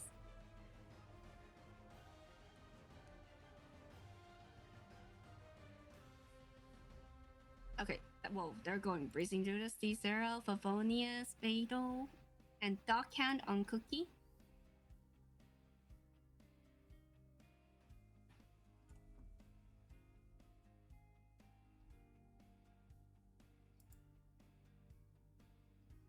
Whereas second team, Mono Pyro, Hu Tao, The Catch on Zhanling, J Spear, C1, Prototype Hazel, and Favonius on Zhongli. Okay.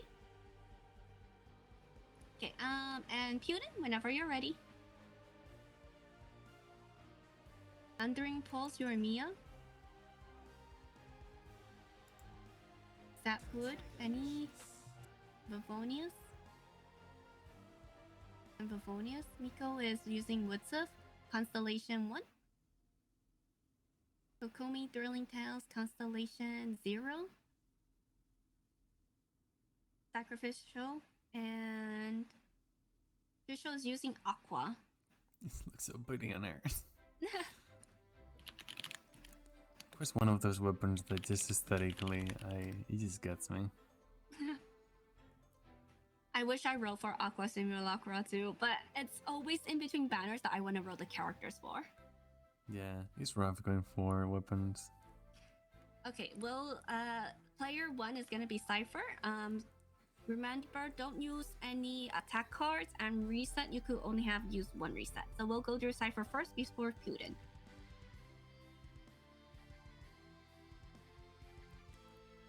Useless -1 for C1 instantly. Oh, true. Yeah. I think C2 Zhongli is easier, but he's not really a common pick in Abyss 2. Yeah. Alright, let me tell them that they could start whenever they're ready. Oh, they're ready to go.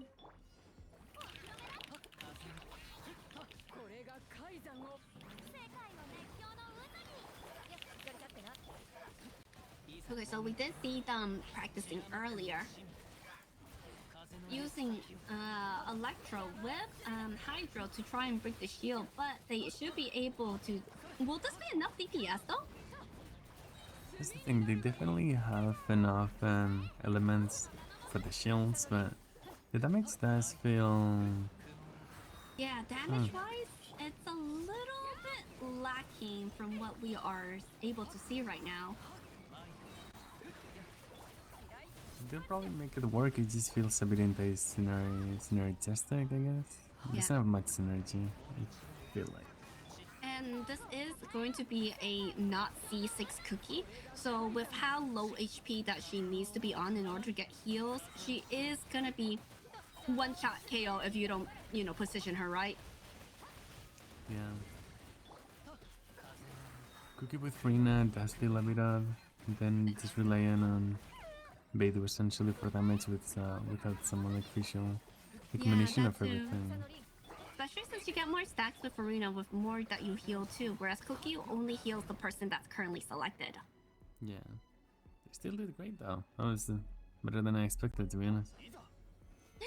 I think that's gonna be a common thing, where these players, you're gonna see them performing better than we expected. Yeah. But let's take a look at this Hu Tao. Hu Tao's Zhongli's gonna be safe protecting their characters, but will it be enough damage for Zhang Ling? Energy-wise, they do look pretty good at the moment. And Hazel coming in with a big burst as well. I mean, big skill damage and VV proc. He's pretty handy. Lin does help a lot. Other pyro characters like Hutao, usually you don't see them together unless it's on either monopyro or Funa Rational. But it's good to see, it's good to see. Raiden was banned too. Though I have seen... Oh, sorry. I have seen Hutao pair up with Electro before for with Fischl or Raiden, as you mentioned. Yeah. But right now in this competition, we have seen mono pyro more often with Hutao. Ooh, 7:27. 7:27 clear time for Cipher. Let's switch it over to PutIn. Okay. That's a pretty solid clear time. Definitely a 3-star.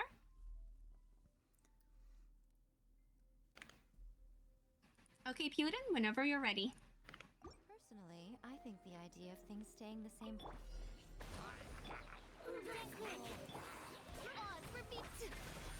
Right here. And this one, they are using Yamiko and Fischl on the first half, so it's not gonna be your Mia with the overload damage on the second half. It's gonna be with Shincho and Yunjin.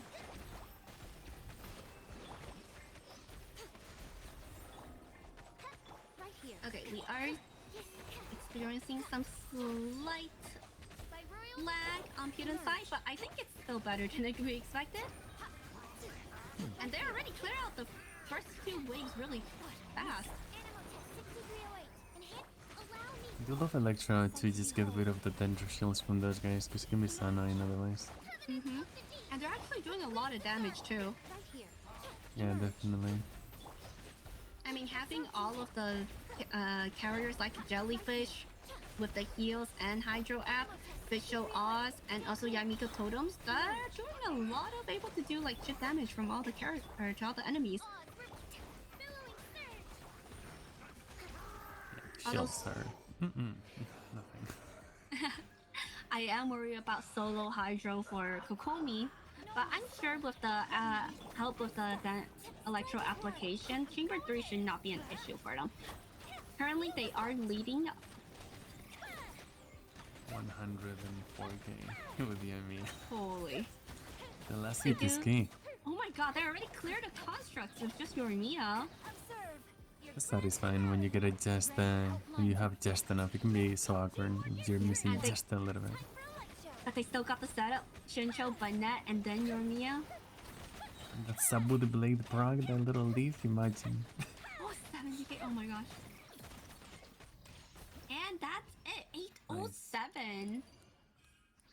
Strong lead right now. That's wonderful. It's crazy to think that just a little bit less damage and it would have gone invis. You would have had to go through like an entire rotation again. Yeah, because it's like her last hit, right? You don't want to get interrupted for that. And if you dodge, you have to redo your whole chain again. Oh yeah, I see this can get messed up. I think that's the only reason, like one of the reason why Yoimiya is not often chosen, or she needs to be picked up with a shielder. Okay, but here we go again.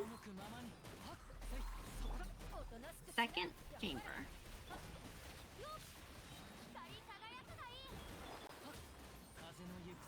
Kazuha bringing them close.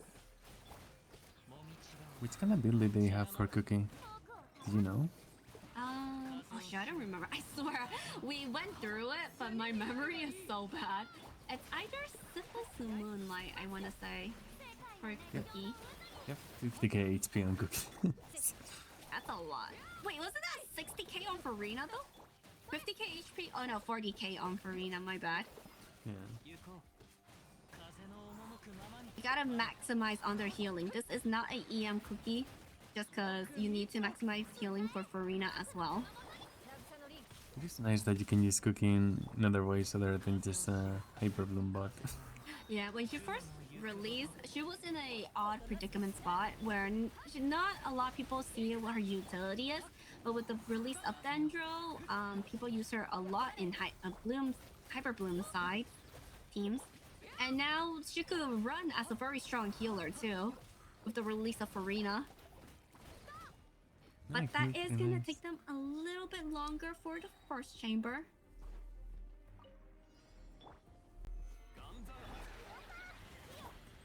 Oh, it was Dockhand on Cookie, my bad. Dockhand, I believe, was a gacha weapon. Yeah, it was released. I think it was Recently. with Nuke's weapon banner. Yeah. Still Yeah. relatively new. Yeah, first 4-star weapon with HP percentage for Nilo. Mm. Oh And yeah, it a lot was of Neo Cookie. teams also use the Dockhand if the key of Kizuna was banned. Yeah. Alright, Hotel, let's see if they could cook the chicken again. There goes the fried chicken. Oh no. Oh, got hit at the end. The shield was taken out at that time.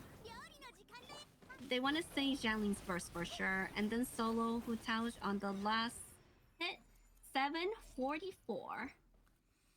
Okay. That primordial Hutao did well though. Yeah, Homa was bad. Primordial J Spear is not bad as well. Deathmatch Hutao is good too, but there's not that many Lance Popo arm variety. They're all kind of gacha.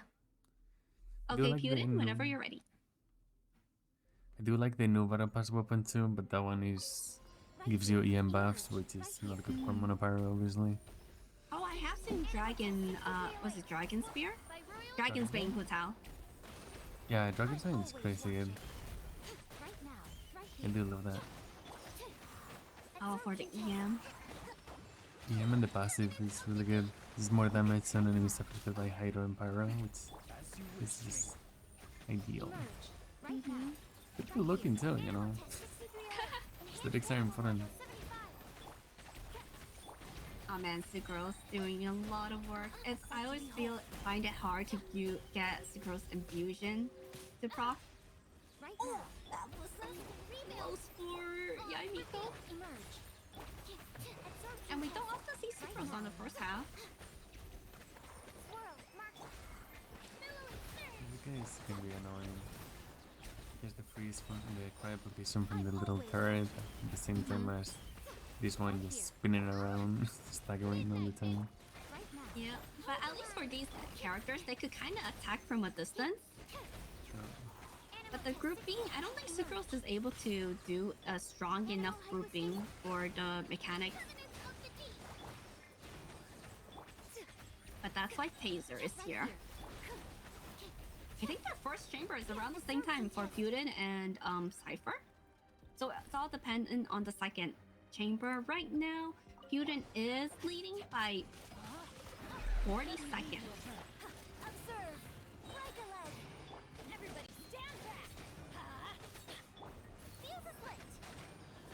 This with the Jamia here, I feel like. What is that?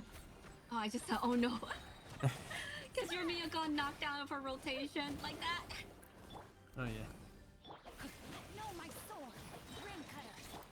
It's a bit unfortunate with the chicken. There's some attacks that are a bit RNG where you're definitely gonna have to dodge with the Jamia. I heard that for the chicken, depending on what element you hit him with too on the first half, he'll either run away or do a different type of like moveset. But whew! There you go. That was a solid Yormia clear, 750 for the second chamber. And they did do a lot of last hit crits for her. I saw like 90k at one point for the vape damage. And it can be a bit tricky because it also has Dendro applying all the time. You get the burning, harder to get the Hydro up.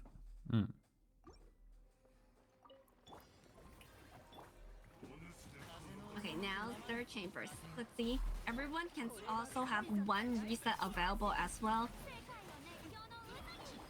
I feel like the only thing holding Cipher back is the first team. We don't have a strong driver here for them to have, you know, a super fast clear time.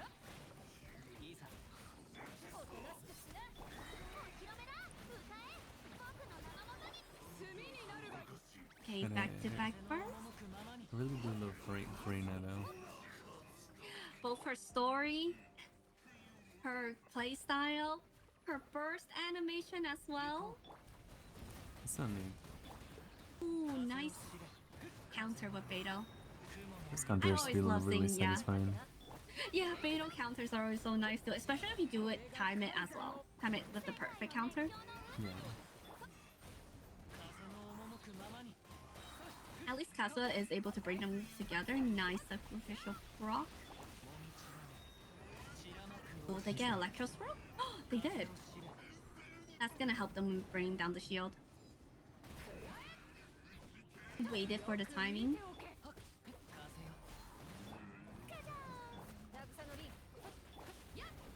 Hopefully we get more characters like Farina that really gonna shape the meta in a way. Where they make different characters playable again, like healers. Yeah. That too. I think she has an exception just because she's an Archon, quote unquote Archon. Whereas Nivola, we've seen in the previous times where he is able to like carry himself, solo carry Abyss too. Yeah.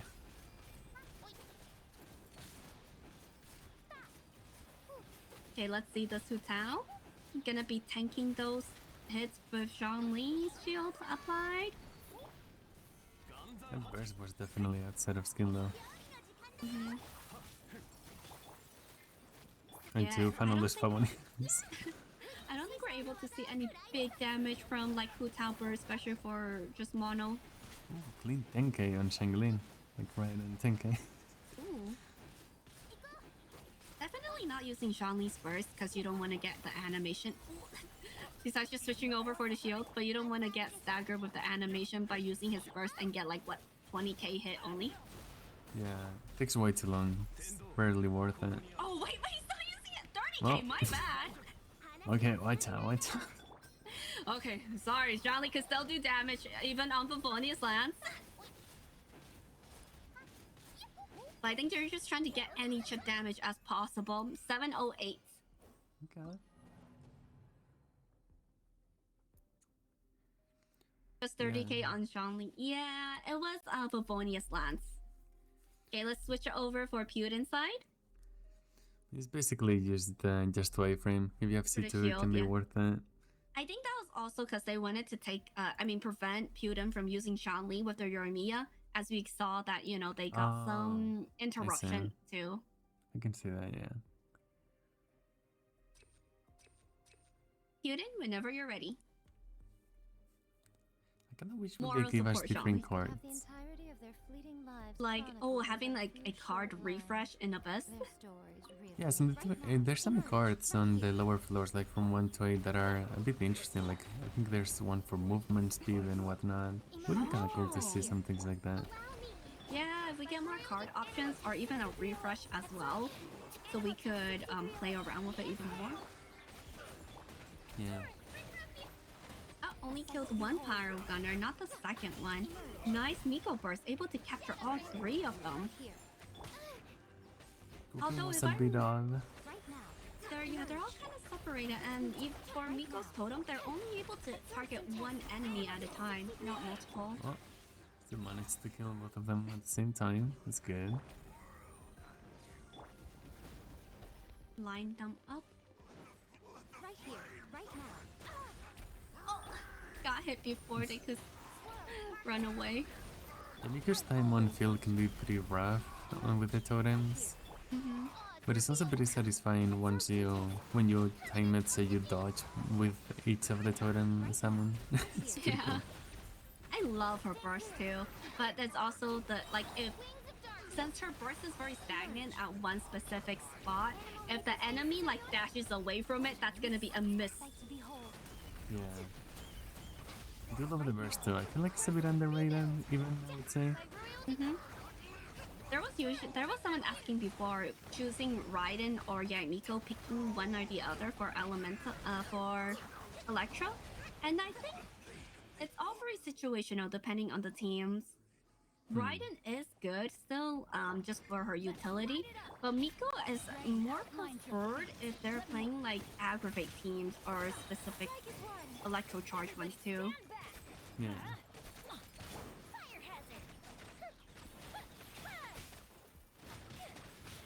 They're definitely different. Aiden's looking very solid on his clear right now, even if he's getting pushed away from Yormia or from Copelia and Copelia.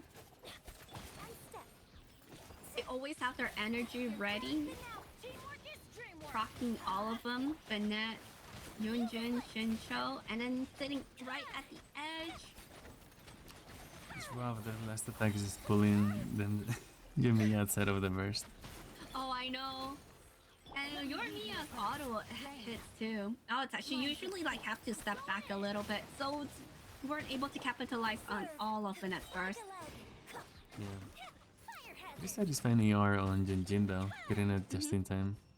And that is still gonna be a clean run, 722 for PutIn. That's good. Alright, let's give a round of applause to both players. PutIn would end up leading by a whole 1 minute, finishing up their Abyss Chambers at 401 seconds, whereas Cipher finishing it at 461. So PutIn will advance to the next stage. And Cipher is knocked out from the tournament at this stage. Each match is so different, eh? Let's take a look at our bracket right now. We currently went through 3 of our matches. And PutIn will be fighting Ellie Luna next tomorrow, not next week. Ellie Luna will be going through the will be advancing to the next stage. Since she gets a bye for 2 players being disqualified. Whereas our next match is Zada versus Volshi. Let's take a look. Yeah, we had to switch some of the brackets around. Not brackets, some of the time. So Leroy and GBKC will be playing in 2 hours. So the winner of that will be fighting against Odin Zada tomorrow. And then tomorrow PutIn will be fighting against LA Luna. And then right now we have Zada versus Volshi. The winner of that will be fighting the winner of aders versus closeClayton. And then DHC managed to clear their abyss. So tomorrow their match will depending on the winner of Jester versus Carlos. And that will also be playing that will be our last match of the night too. So right now we still have a few more to go through, but let's give a round of applause to all of our players so far. GG's to both Cipher and PutIn. Feel free to hop off of the Discord. Once again, you PutIn will be playing tomorrow for the last day of the tournament. Okay, let's take a look. Smitty was competing, but because Smitty was not able to join the tournament, they were disqualified for their top 32 match. So that's why Smitty's name was there, but they weren't able to play, and they were technically disqualified. I was looking forward to them playing though. Lime supporting the Dao. How to support both the Dao and also Volshi? Dang, the Dao's fan club rise up. Volshi, I believe in you. I always root for the underdog. Support you to finish. Alright, but before we continue on, let's take another 3-minute break. Thank you guys for hopping in. I hope you are enjoying the matches so far. Once again, give a round of applause and shout out for our special guest today, Milk Impact, for keeping us company. And you know, he also does Abyss Clears on his channel as well. So make sure you follow them, join them, and maybe you do 1v1 against them, since they need to get more practice on doing the pick and bans for the tournament in the future. True. Thank you. And once again, another shout out for iBuyPower for sponsoring the tournament. We'll be right back after this commercial break. I'm getting better at this. Okay.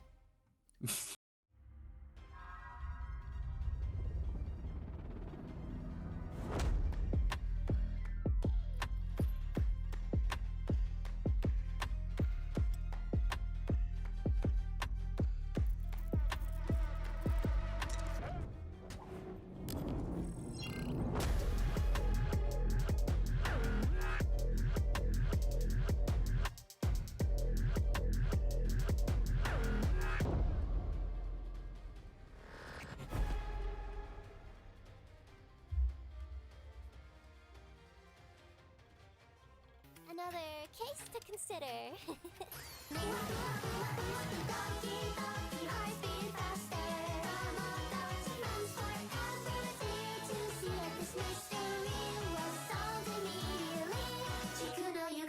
That's right, I'm not just a detective. I'm a time traveler. Look at this.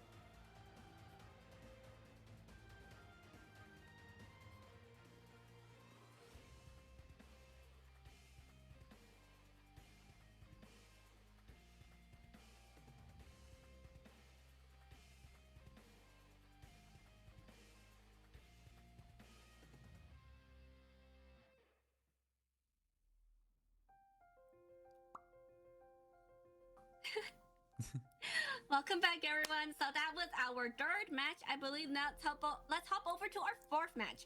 And after that, after this match, which is Dado versus Voji, we are rolling our second welcome giveaway. So make sure to stay tuned. Watch out for that. We're gonna be hosting another giveaway as well as finish doing our prediction outcome, which I already forgot to do.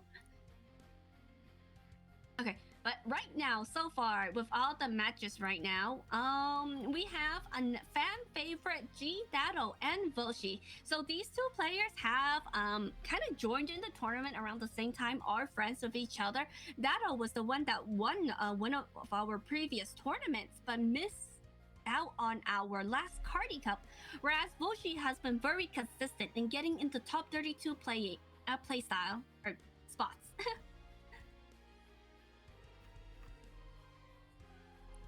Let's see.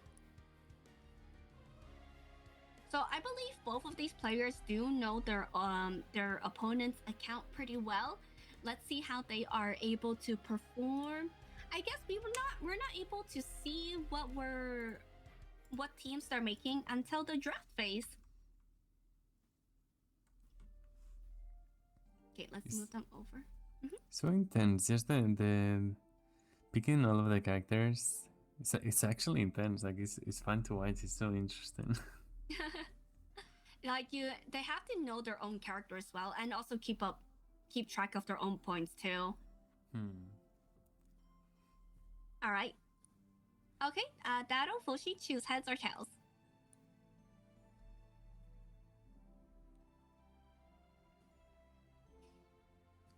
Let's flip a coin, and it's gonna be tails. Dado, choose A or B.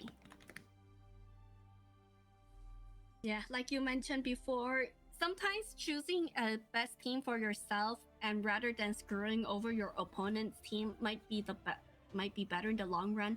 Otherwise, you'll just get like a character that doesn't synergize well with your original, maybe 3 teams too. Yeah. Okay, and the now is from Peru. So we got that flag set up, and Foshi is from Lithuanian. I cannot pronounce that for the life of me. Okay, Yeah, let us select.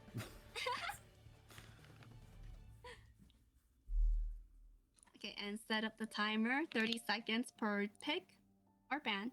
All right, we'll start out with the ban. That'll choose your first ban.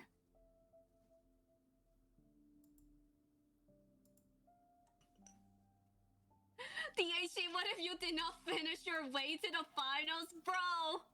I don't know what else you could pull up from your sleeve since we already know you have 2 C6 characters as well. I could just wish you luck, man. That match that match today was definitely I guess lucky. Oh wait, sorry, wrong character. It was Dado banning Kazuha, and Volshi is banning Linny. Let me fix that real fast. Okay, Dado, choose your second ban.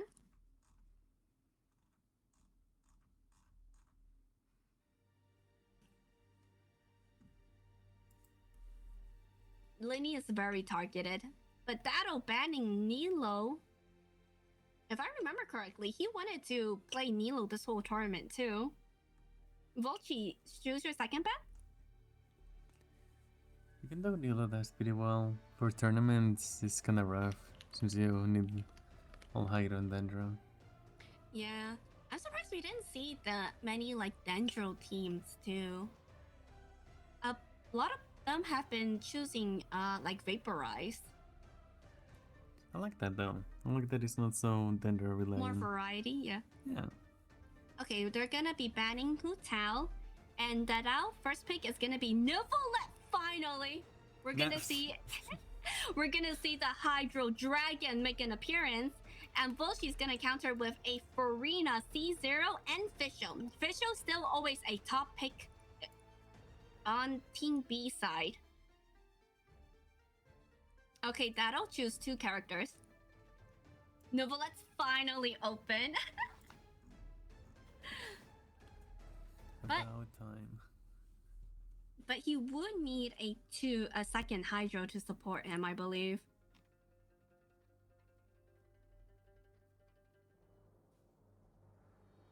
Nubelite Gaming. Hi Ren, welcome in. Yeah, finally we're gonna get to see a Nubelite gameplay. Nah, wait, don't jinx that yet. Don't jinx that yet.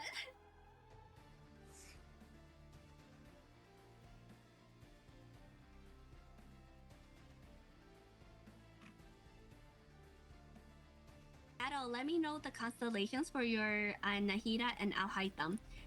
So they are gonna be choosing Nahida, our Dendro Archon, and Alhaitham. Two of my husbandos are already on the down. I'm my slight bias might be showing. Okay, No. and they are having a C2 Nahida and C0 Alhaitham. That's almost that's already like 6 points for them. Okay, Volshi, 2 characters, please. Here's the thing. Now I would be tempted to still Cookie because it would be nice. Cookie and Shincho, right? Would be the best pair for Alhaitham's second team with Nahida. Yeah. But Volshi, first character is gonna be Sucrose, and the second character. And your second character?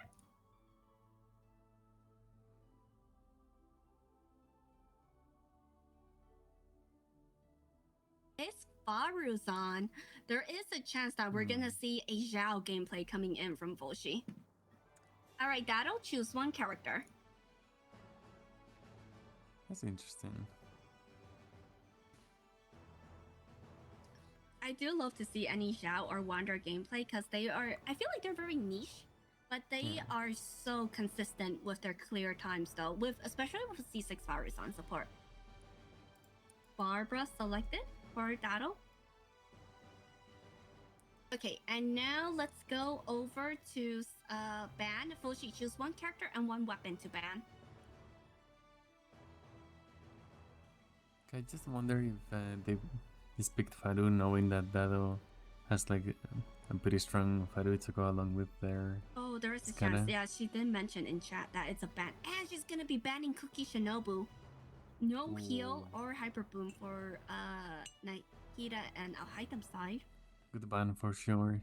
They can And even also pick one Raven. weapon. Yeah. I mean, there is Story Copia for heals? I mean... You can make it work. Like, it's not actually bad. If Cookie didn't exist, you know. It could work, it could work. They are gonna be banning Nuvolet's weapon from Dado, and Dado is gonna be banning Zhao. Targeted ban from Voshi's on Voshi. And the weapon they are choosing. Let's see. Okay, Dado and one weapon. So that's will she have Ascara or? I don't remember. I don't think she is much of a Skara gamer. Because that Cookie ban was rough, but the Xiao ban, leaving Fido to nothing if there's no animal DPS, oof. But C6 Faruzan can do some damage for herself too. That is too. usually something that is not taken into account. True. And banning Engulfing Lightning. Interesting. Volshi, you're gonna choose one character. What constellation is Yamiko? I wonder why Dado choose to ban Engulfing Lightning. Unless there's expecting a Raiden pick or a Shanling pick later. Okay, Dado choose 2 characters. I guess in a way it's just preventing, instead of banning a character directly. I guess it's something. But if they are going to mess up each other's draft, I wonder what is it going to be like for their clear time. Yeah.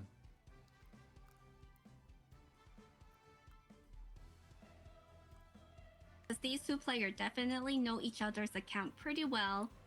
Dado is gonna be picking Kujo Sara.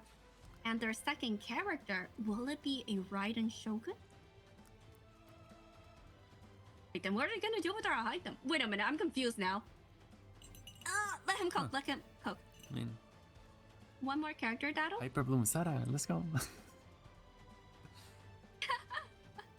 Sarah C6 can do damage too. Wait, hold on. We can't The forget damage that. is actually pretty nice. Yeah, I was seeing her. Like usually she's paired up with the Electro 5 stars, but her solo damage with a 5-star weapon is pretty OP. Yeah. Oh, Jean Li pick. What's your constellation on Jean Li, Dado? And Volchi choose 2 characters. I'm excited to see that Zada. I definitely see that with Al Haitham being a pretty interesting pick. Mm-hmm.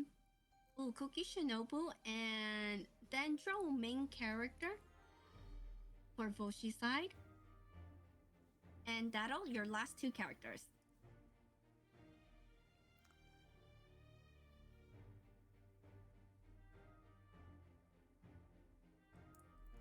No mercy for either players. I believe this is their first time playing against each other in a long while, maybe? Dado's picking Lynette. Oh, there we go. Another character not very often seen. Lynette is getting selected. And your last character? Yeah, I can see where that is going already. I like that. That's interesting. What are they doing? Like I can see the Al Haitham Kuja Zada working probably with Nahida, and then having like Nui Barbara for the higher resonance, as well as Sung Li there. Sung Li could be on either side. Lynette is probably for Vivi on the first side. And the And last character Beidou. was Beidou for them. And There you Voshi, go. your last character? Actually, not sure how they are gonna go about it. Like, are they gonna do Beidou with Nui so they can get some baser along with Barbara with higher resonance heals and Lynette? Or is it gonna be with Al Haitham? Sarah should be able to boost the Beidou damage too, right? For her shielding. True, but also Oh, sorry, I have to cut in because last character for Boshi's side is gonna be C1 Risley. This is what I've been waiting for the whole time. A Risley gameplay. Let's effing go! Okay, please share screen when you can. Let's freaking go! We'll set a prediction. I'm my bias is showing right now. I'm sorry. I love to see it. We have not seen a Risley gameplay as well. This is gonna be our first Al Haitham, but with Koki Shinobu being banned from Dado's side, it's gonna be hard to see what team they're end up gonna be selecting. Rio is a bit rough on this rotation because cryo resistance on the Timber 3 second half, and you need a Hydro. You cannot do only cryo on the first one, so it has to be freeze Rio, but it limits it quite a bit.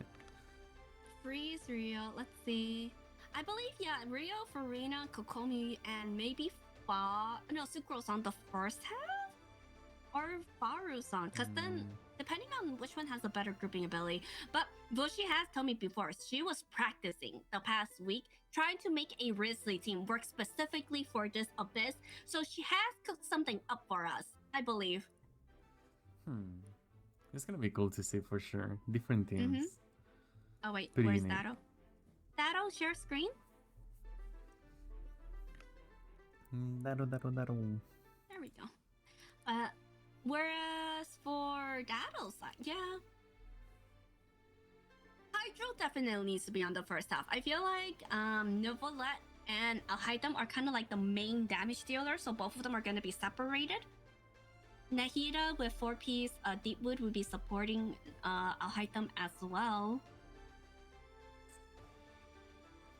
So it just depends. Oh, sorry.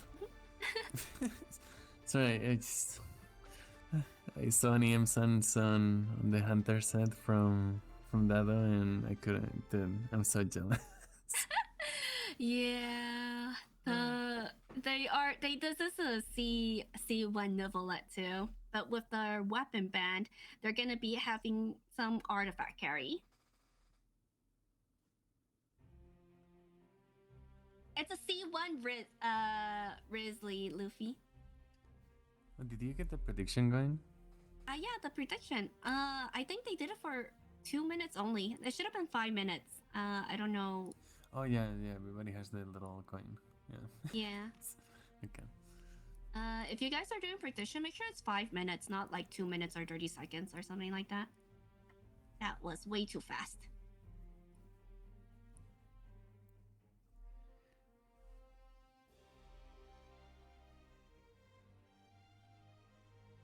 Oh, Volshi's already going to hop into the abyss. Or not yet?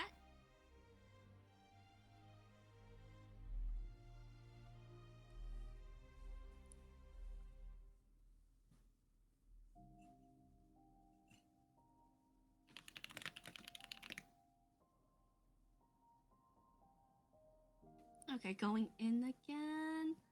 They are gonna be using Grizzly Freeze for the first side, most likely. Dado gotta make sure he puts artifacts on his characters, because right now Kujo Sara is looking very naked. I totally get like the characters not having anything, but I personally really like for each character to have like their own thing, even if you're gonna do some switch arenas later. Mm-hmm. Was that Nobly?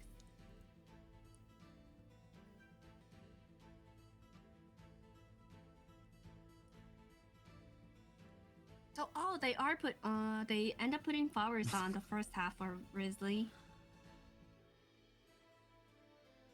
With double hydro. Then second half will be Miko Official, DMC, and Sucrose. Whereas they're doing some practice runs. It's going to be Novolette, Barbara, Lynette, and Beto first half. I like the other teams. They're gonna be fun to see. Mm-hmm. Yeah, I could see Volshi's teams too. I'll hide them paired up with Beto though. That's the first. Which I'll hide them with Kujisara, right? Oh, sorry. Yeah, I mean. Yeah. Yeah, I'll hide them with Kujosar. I was looking at Beto. Yeah. Definitely needed the double hydro on the first side for Novolette. I have seen Kujisara hide them before for like some almost Nuke rotations for I'll hide them. So I can definitely see it working on someone as good as that. He'll make it work. Yeah. No matter what, with the speed demon on our end, he's gonna be choosing select characters we rarely see before, like Lynette, and making her work too.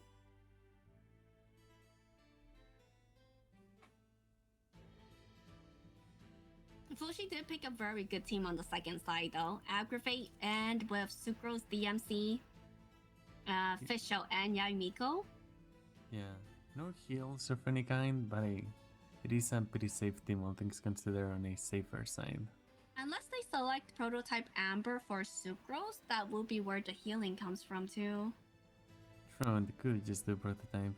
Mm-hmm. But Sucrose is like one of those characters that could use any weapon. Yeah.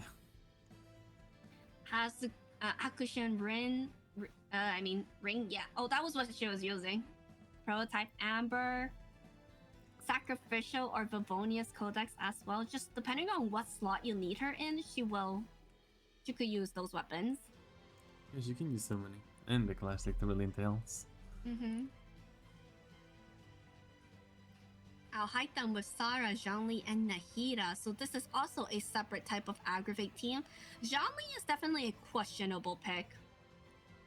I wonder if he selected that to just avoid the heals. I mean, a healer?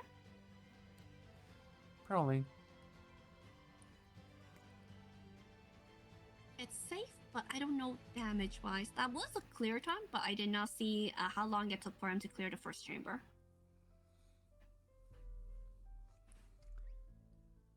Yeah, they probably didn't have many other options, but well, I guess Sungli will do. It all came down to the bans. If they're like, there's no cookie, then we'll just choose the next best thing. Yeah. They still have 1 minute remaining. Even though Sangli is pretty nice to have, especially for like Chamber 3, so you can get closer to the boss, because it can get pretty annoying otherwise. Sangli shield doesn't really last all that long. I feel like against that boss, it kinda gets smelted either way. You need really high HP on Zhongli. Yeah.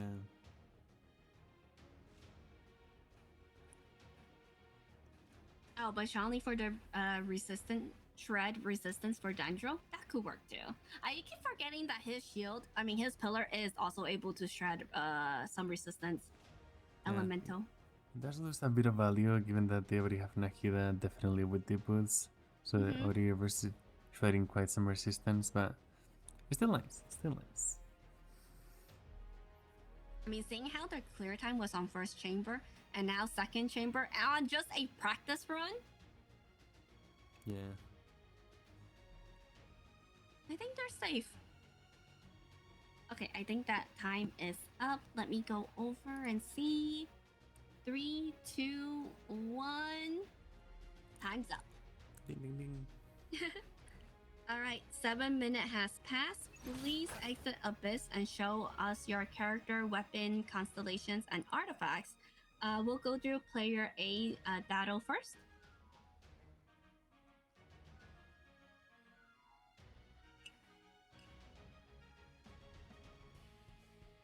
Okay, Dado, show us your characters. I'll hide them using Wolf Fang. C0 with 4. 2-piece, okay. Sarah is Favonius Warble. Nobly C6. Favonius Zhongli. Tenacity.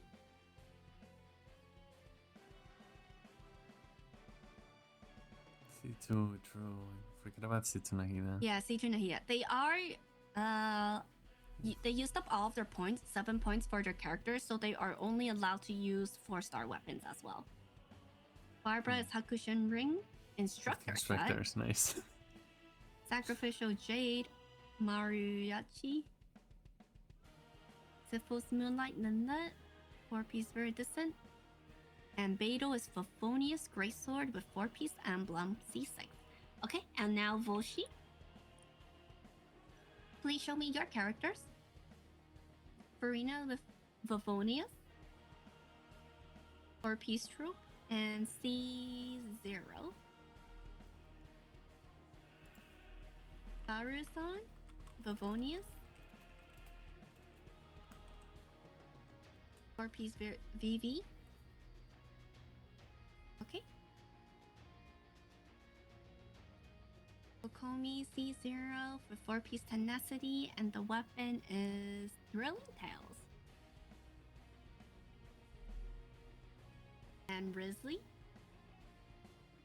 is using his signature weapon, the Cash Flow Supervision. Okay, they are allowed to use up to 2 5-star weapons.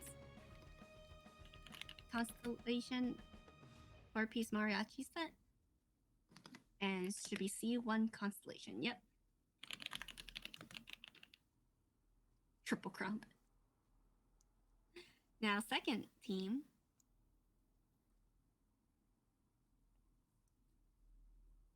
Stringless Official. 4-piece troop. D6. Miko is C0 with 2-piece, 2-piece. And Kagura. Okay. Sucrose is Hakushin Ring. VV set as well. BMC. Another instructor set. And Sword of the Narzakinson Cruise.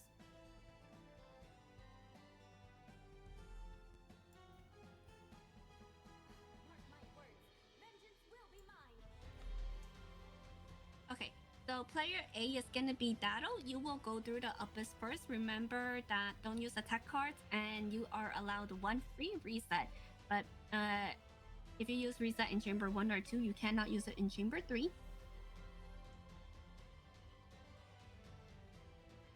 let's switch over the screen to battle side. Oh, which you guys did. Thank you so much. And yes, you can start whenever you're ready.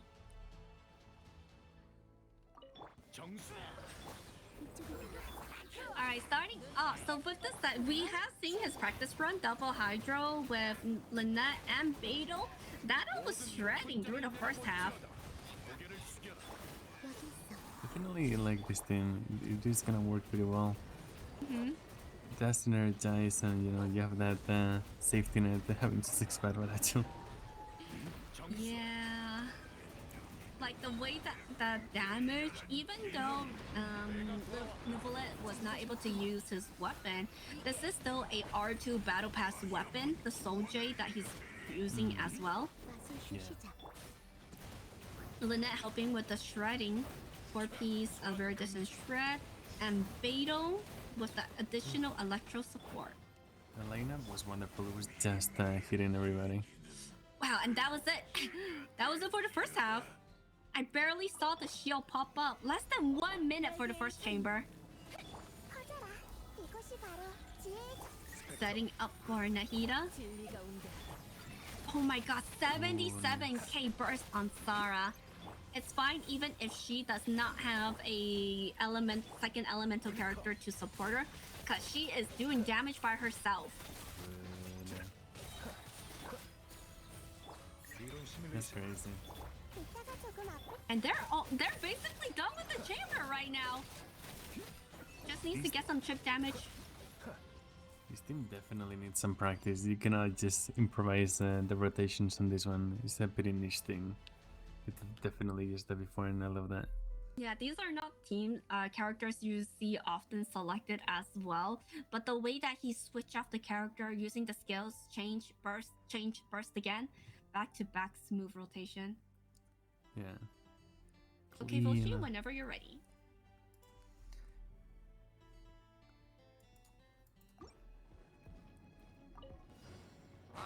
Is it the first Wesley from the tournament? Yep, I kept on mentioning the past 2 weekends I want to see a Risley gameplay. And oh, was that the reset? That's going to be their one and only reset Fushi is allowed to use. Is they gonna... The lag switch? They are playing on controller. Is the kind of thing that makes me want to restart just because it's annoying that I would restart for just cause, but that you definitely shouldn't do in a tournament, not gonna lie. I think they are having some issues with their controller with the lag switching between the characters, but unfortunately with the official gameplay like this, we cannot give them a buy for it. Yeah. So that's a risk they have to take. But the Risley is doing really well, getting crowd controlled for the 2 wolves. Ready's nice. It's kind of hard to make Wesley work sometimes since the Mayo is nervous, but got them pretty well lined up and frozen. I think that's a nice setup though. Even though his burst doesn't do a lot of damage, it is able to apply cryo and getting them before switching over to like Kokomi or Farina to freeze them. And already the shield is gonna appear for the Pyro Lecter. And one of the elements already, the aliens already gone. I'm scared for that fight for a second. Will I frame though? Alright, shield should be gone right now. And now switching back to the purple orb. People are just taking care of those shields as if it was nothing. Meanwhile, I take like 2 minutes to even clear 1 shield. Right. This is gonna be a solid team though. Yeah, Nico, Official, Sucrose, and DMC. I believe this is also one of like the fastest team from the preliminary round. But gotta make sure that Sucrose burst hits along with the infusion. Otherwise, Yamigo's damage is gonna be a little bit lacking. Official. That was an unfortunate miss for Sucrose though.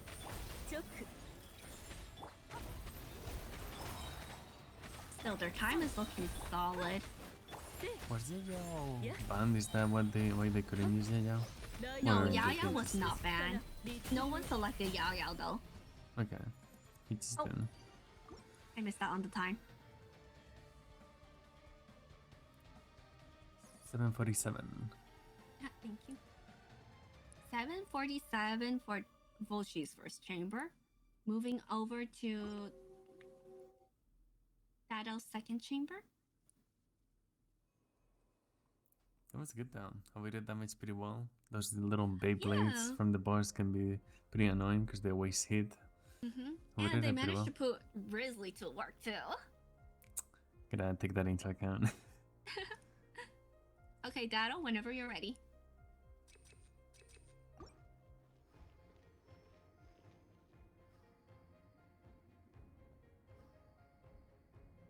Okay, getting a setup, positioning their Barbara so they could run off. And make sure all of the mechas are relatively grouped up. And lined up, wow. One wave of Nifflet charge attack was already cleared.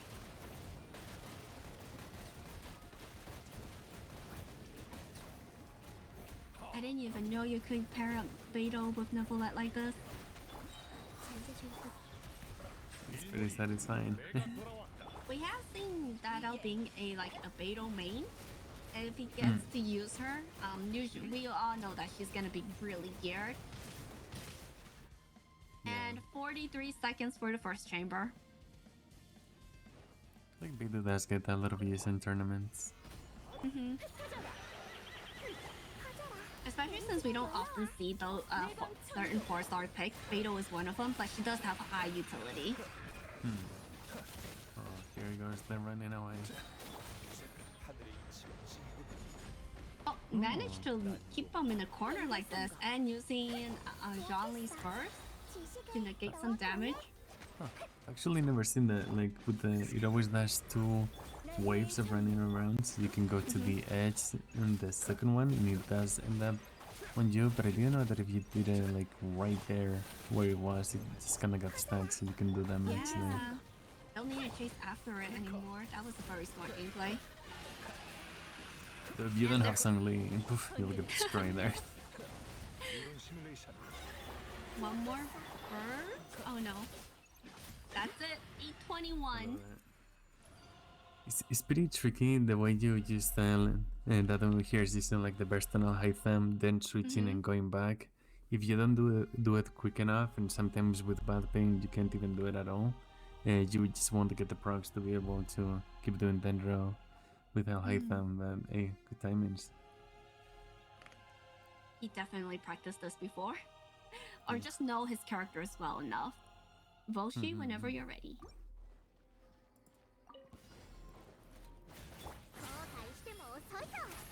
Barzan should be able to group them a little bit here too. And get with the Favonius getting energy recharge for the characters.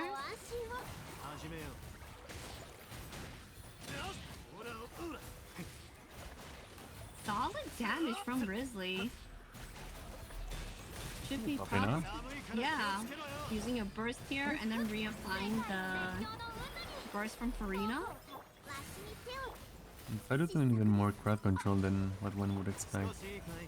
I think the only thing is like you have to use her charge attack sometimes too. That kind of does like the little suction swirl in. And if you get interrupted, that's where the issue's gonna come in. Yeah. Alright, let's go back to back Oh first. no, not the spinny right away. Ah! Kokomi's tanking. But the stagger. No, Rosette just stopping it and being like, nope, you're not doing this with me here.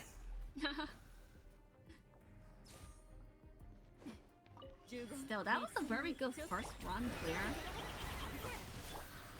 Okay, doing the setup now. If Electra again, she's gonna go crazy to the chicken. Oh, Yep. Oh, Rico, no! Three, that was the reset. They can't use it. They're that's apparently unfortunate. I love that, just keep going. can't let that hurt their run. They still have official. But losing Yaimiko, that's gonna hurt. Oh, it's unfortunate. Fischl is still doing some insane damage though. Like, look at those numbers. Yeah. Dude, she's destroying Fischl. That's not gonna slow her down. Bullshit is still going through. It's like even with one character damage lost, look at the time so far. Clearing it at 8. No, sorry. Oh no, where's Fischl? That dang chicken. Yeah. 752. That's unfortunate, but hey, Fischl is there. Mm-hmm. It is pretty tricky. That animation from the chicken has more of a range than what one would expect. At least for me. And it can be pretty tricky. It was one of the risks of going with a team with no healer, and had to take a hit there. Yeah, sometimes Yaimiko's the way that she does her totems and stance, even there's a certain distance you need to gauge as well. And she's kind of like animation stun locked, so you can't even skip. I mean, like use the dash to dodge, even if you want to. Yeah, it puts you in a rough spot. Mm-hmm. And that was unlucky timing. All right, Dado, whenever you're ready. All right, now in order to counter this, Dado needs to kill off like maybe 2 characters in order for Volshi. No, I'm kidding. For a comeback.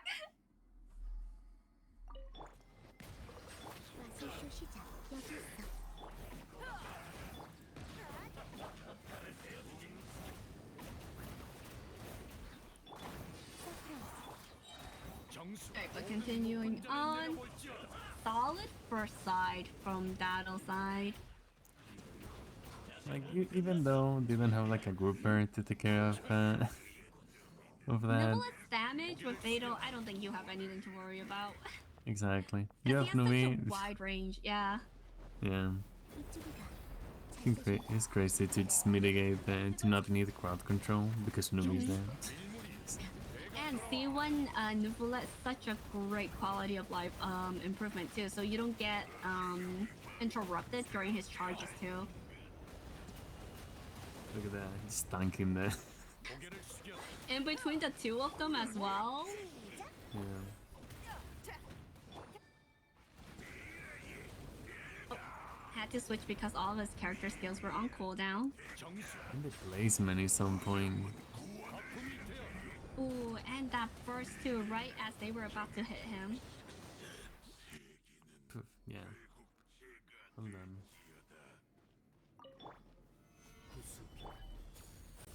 Let's see how long Singalisa she'll last here.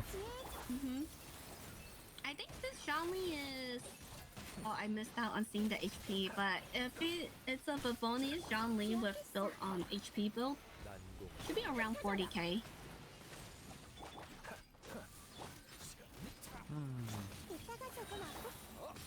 But I can probably play it safe overall. Yeah, he's looking really good on his time. That is going to be a 40k HP on the shield for Shanli. Doing some rotation on Alhaitham before probably switching over to refresh the shield. And Kujo Sara.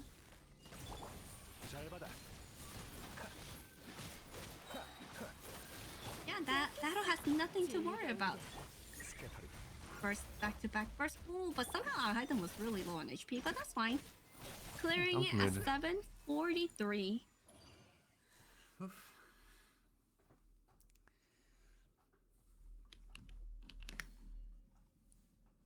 Oh, BTMC rated. Huh? Wait, what the fuck? Oh, sorry. Huh? Yo. Hello and welcome, and you will be having join us tomorrow for our matches. So we're going through our top 16 right now. But thank you so much for the raid. I'll see you guys around. But we're continuing on with our tournament. Right now we are having our next match, which is our current match, which is Volshi versus G Dado. And if you guys remember, G Dado actually won the previous iBuyPower / Intel Gaming Day Spiral Abyss Challenge. And now he's back with another community challenge, or Spiral Abyss speedrun tournament. And let's see if he could take home the championship this time as well. But thanks for hopping on. She's here for a good one. Well, she played it risky. Yeah, I was she a bit has scared. to. She Yeah, has to play definitely. risky. But her second half is going to be missing Yaimiko as well. But her Ridley gameplay has been looking very solid. But I don't think he has enough range to capture both of them together, and not enough grouping from Farazan for both of the Lectors.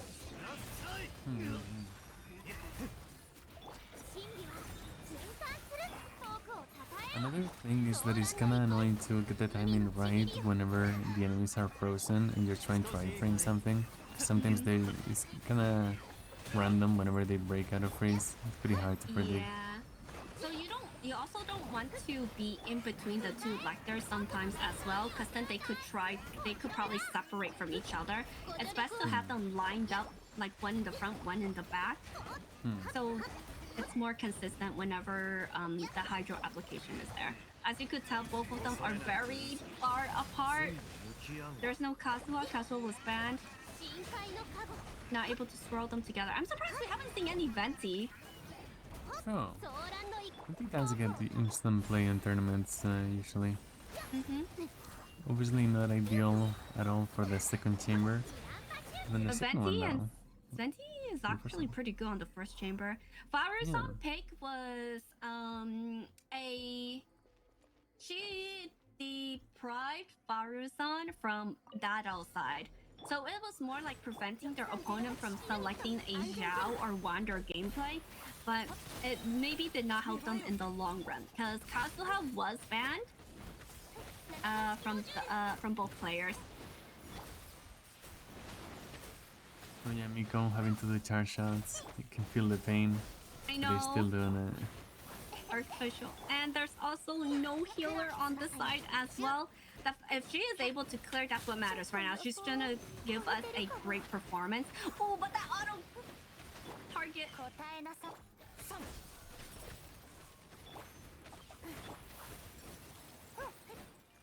This is looking rough.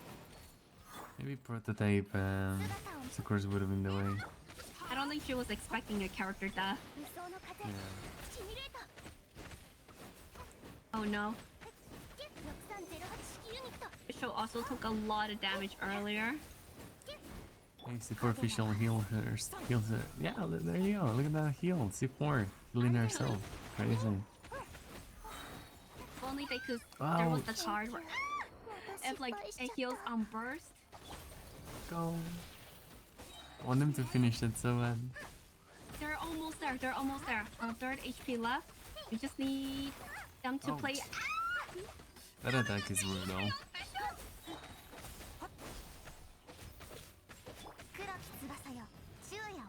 Unfortunately, official's burst does not count as the iframe. That is so annoying. Part of the reason why they died earlier on the was it 2 matches ago?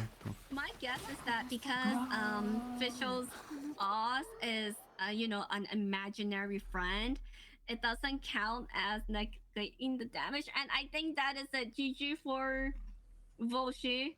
Wasn't able to clear it just with the death of Yaimiko, but still give us a round of applause for sticking it through the end. That was a solid second chamber play though, even with Yaimiko getting unalived. Yeah, well played. I love that you actually went through and tried to do your best to just complete it. Much respect. And Capelli is a very annoying last boss to go through too. Yeah. But still, GG's well played to both sides. Let us go. Dada will be advancing to the next was it semifinal? No, quarterfinals tomorrow. His time was 324 seconds for all of his chambers, and Fulshi did not finish. Alright, but let me quickly go through our bracket and our rules. So thank you again for BTMC and for the raid. For all of you that are hopping in and curious, for this Spiral Biz challenge is gonna be a little bit different from what we've done before. This one is based off of a 7-point system where it all depends on your own roster. So for example, for C0 limited 5-star characters like Ayaka or Kazuha, they are counted as 1 star. Whereas if you have C2 characters like, you know, Raiden or C2 Raiden or C2 Nivolite or stuff like that, they count as 3 stars. So you are allowed to use 7 points for your team and allocate it, use it for whatever type of 5 stars that you have. So we have seen a C6 character been chosen. So, but that counts as all 7 stars. I mean 7 points, and you're only allowed to use 4-star characters.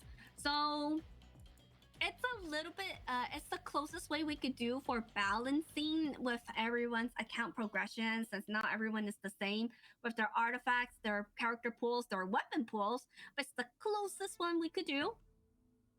And this is a 1,500 prize pool, so any of the top 32 players will get a chance to get something depending on where they rank. And not only that, we are having welcome giveaways for today. We already did one recently, so right now let's go over and open up our second welcome giveaway. Anyone is able to join as long as you do exclamation mark ticket. Let me just start it up right now. We'll allow you guys to have a few minutes to join in on the giveaway. But once again, round of applause to both Dado and Vulture. I do think that Dado is a tough opponent, just almost as scary as Odin Zada. He's very skilled mechanical wise and character build too. It's always scary to fight against those top 2 competitors. They are the previous tournament winner for a reason, after all.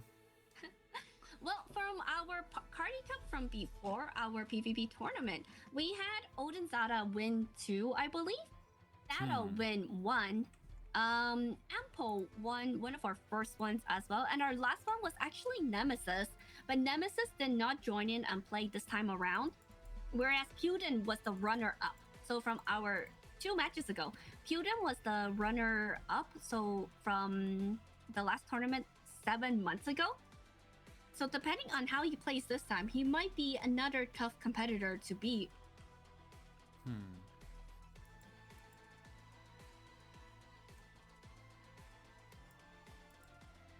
So yes, everyone. For those who are curious, we are having a welcome giveaway. We gave away 1 welcome earlier. This is our second welcome to give away as well. Anyone is able to join. For the winner, all I need is your UID and your server. I will be sending out the prize to the winner after the stream. So make sure you either join the Discord to DM me personally, or just DM my Twitch, whatever you guys prefer. I don't mind. But if you guys are enjoying this, please follow the channel. Check out our previous tournaments as well. And if this goes well, I'll be happy to host this more in the future.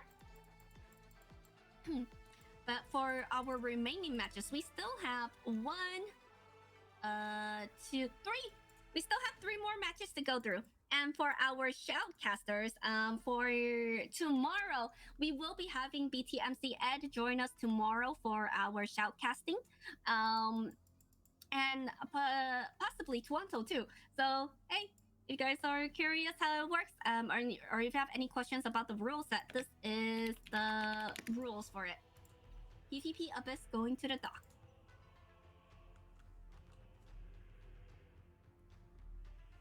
You like how Milk's model looks like when he's not talking?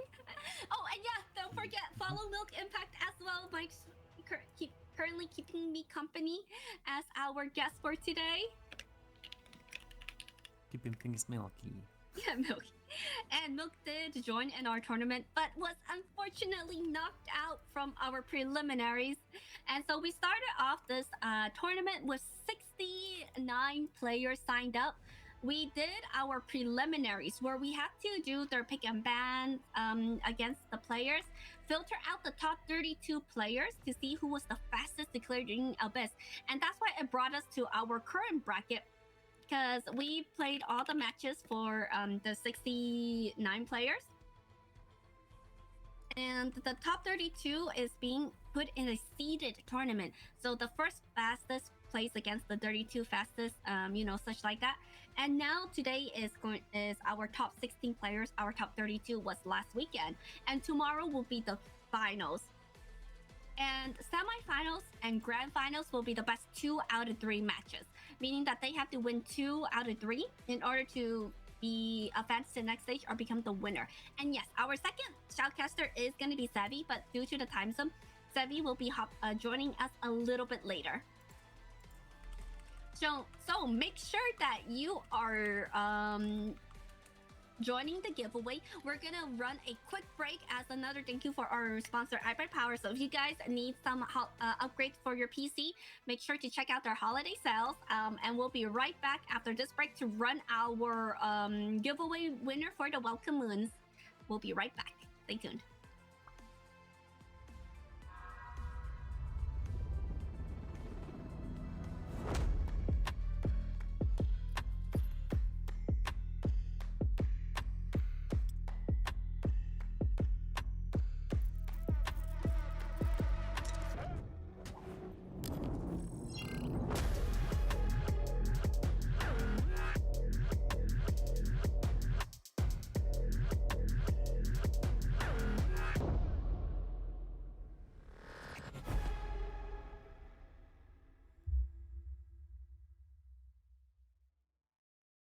Another case to consider.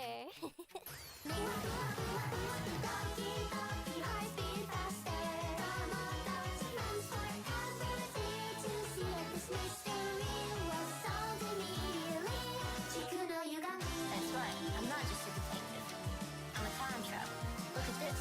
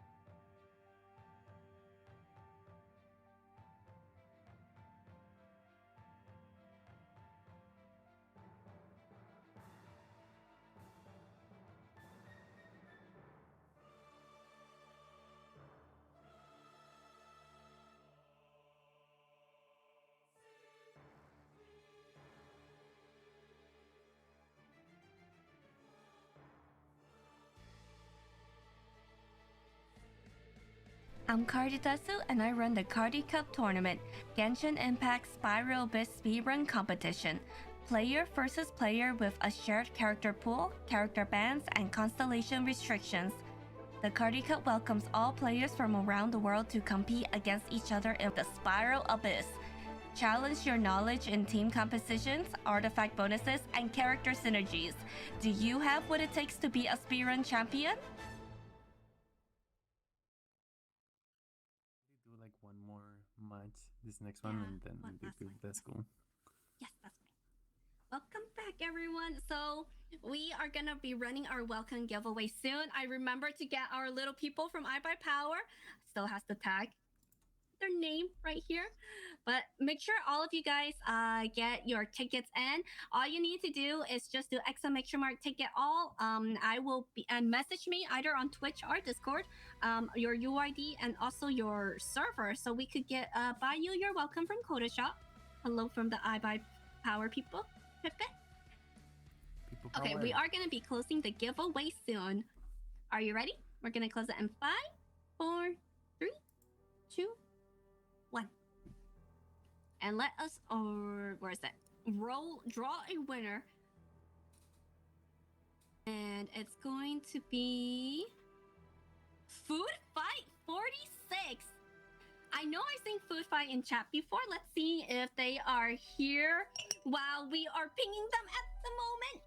Food Fight in mod check? Not swap? Sorry, I didn't write the giveaway. Reroll, he isn't here. Oh no, Food Fight, where you at? People are hungry for the rerolls, the vultures. At Food Fight. Hello? You have won one of the welcome giveaways. They typed O in chat. You're here. Make sure you. Yay! Congratulations. Wait, we do have one more welcome to give through, but Food Fight, make sure you message me on Twitch. Oh, or oh, sorry about that. Okay, make sure you message me on Twitch or Discord, whichever you prefer. Your UID and your server. So your UID and whichever server you play, I will be buying the welcome for you after the stream. Congratulations.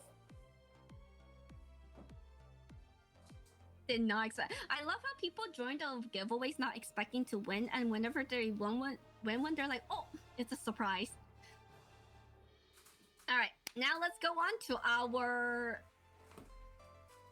5th match. 5th match is gonna be aders versus closeClayton. We're gonna switch over the screen to the draft. I'm gonna drag them here. All right, aders and Clayton, we're gonna start our draft order soon. Please choose heads or tails.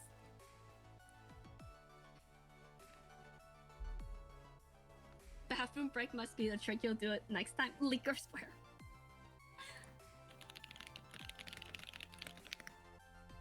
Don't worry, we have one more welcome to give away at the end of the stream, and also we are going to be what is it? We are going to run 3 more giveaways tomorrow. So if you missed it out today, you'll still have a chance to get it tomorrow too. We're gonna be flipping a coin right now. Clayton choose tails, and it's gonna be heads. Aders choose A or B.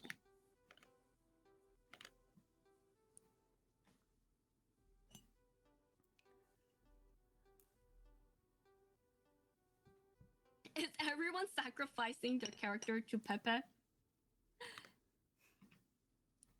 Adir is gonna be player A. closeClayton will be player B. Both of them should know each other's account as well, since they're both from Team Brazil.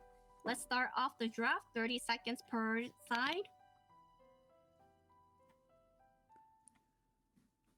Okay, we're gonna start it right now. Aders, please. Okay, Adir banning Nivula and Clayton. Choose one character ban.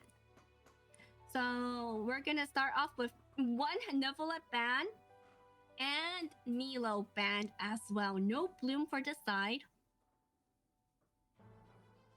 Adir gonna be banning Raiden. And Kash. They're really fast with these picks. Holy. So you know they have practiced. they have. Both of them have been playing together as well. So aders is going to be immediately selecting. Oops, I forgot. Like Farina C2.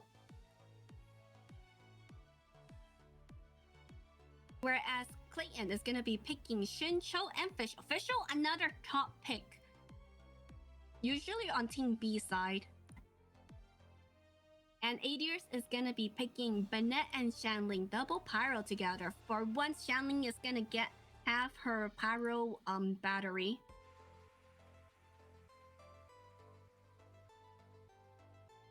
And now Clayton, 2 characters. Sadly, the flag acts. The flag kind of hides his name, but I guess he loves Clayton now. Nice. Clayton is gonna be picking Yalan and Nahida C2. That is already 6 points for both of their team. There you go, picking Bennett and Shanglin together. Already gonna be brutal. And now let's see. We are gonna have Sucrose picked on ADR side.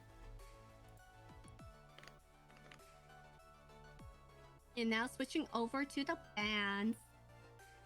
Clayton, 1 character and 1 weapon ban. They may have Bennett Shanglin, but they also have Shinjo Yalan. I'm expecting a Hu Tao gameplay from ADRs. Unless Hu Tao is banned, it's either Hu Tao or Linny. Because we have seen Mono Pyro from ADRs before. Oh, and Clayton is gonna be banning Faruzan and TDDS.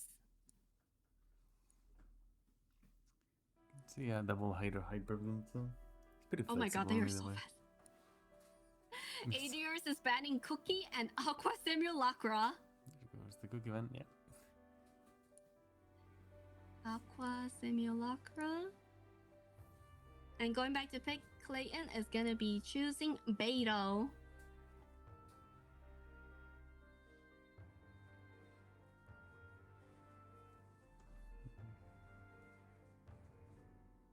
And you could tell from the way that they were picking or banning the characters, they know what to do.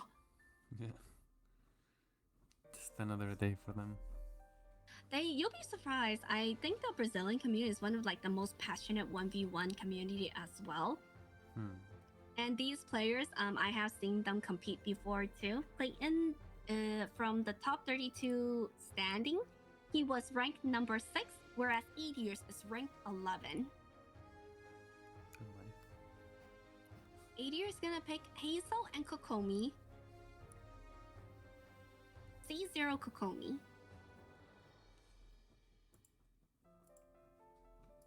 Clayton is coming in with a Dory pick, not a meme, and also Toma. We're gonna see 2 non-conventionally used 4 stars being selected on Clayton's side. And last 2 characters, ADRs.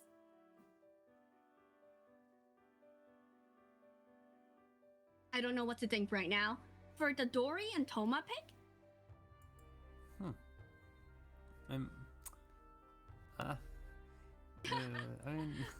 Stun locked right now? I think it depends on the last character, right?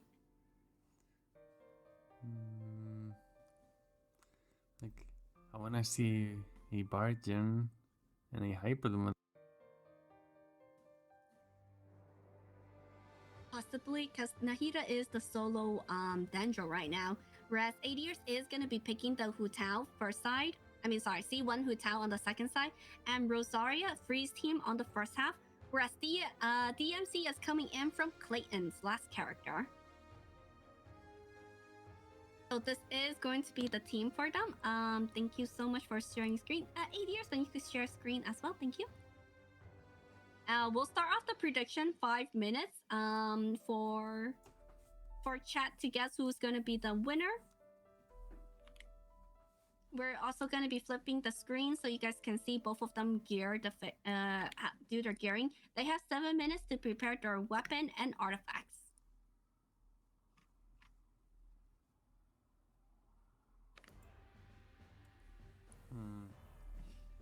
Yormia overload? No, no Yormia was selected from Clayton's side. So point-wise, Clayton is only allowed to use one 5-star weapon, whereas aders with C2 Farina, C0 Kokomi, and C1 Hutal, he's only allowed to use one 5-star character as 5-star weapon as well.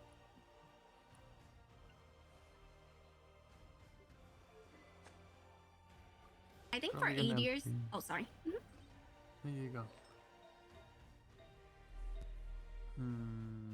Like I can see Hyperbloom with Dottie with DMC, since Dottie serves as a healer in Hyperbloom, and then on the other side, just running Barjan.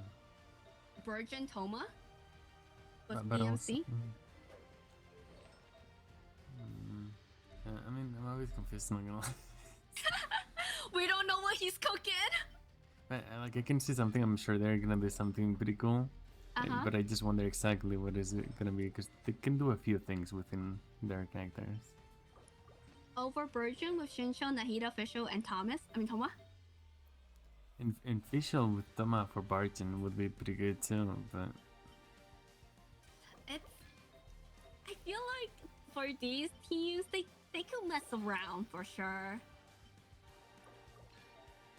So if they want to be consistent in breaking the shield, Hydro and Electro need to work together on the first stage or first half.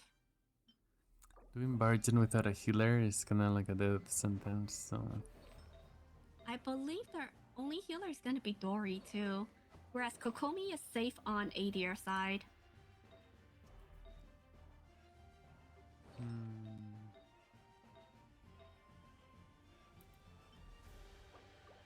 Maybe they just do like I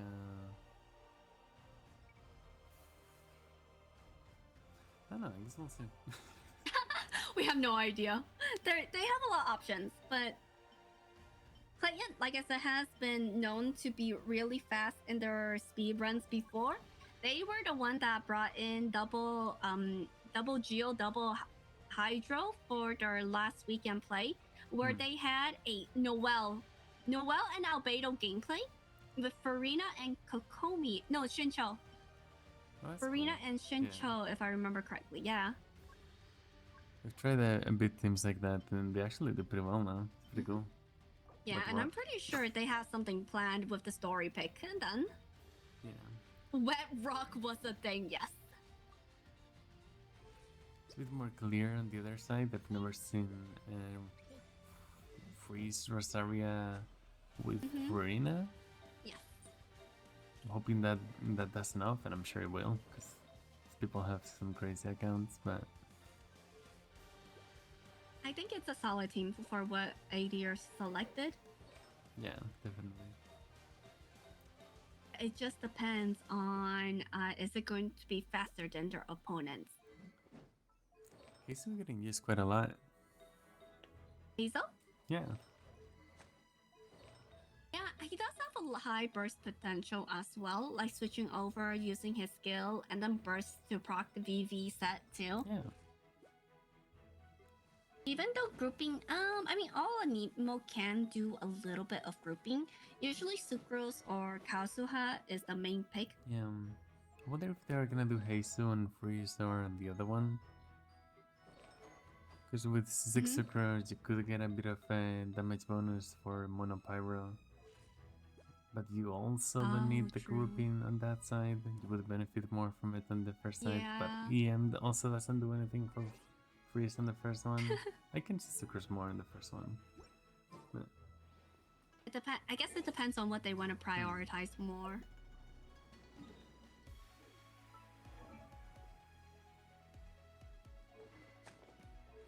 They still have 2 minutes and 40 seconds to prepare. They are allowed to do practice runs in Abyss if they want. I'll give them the full 7 minutes for preparation.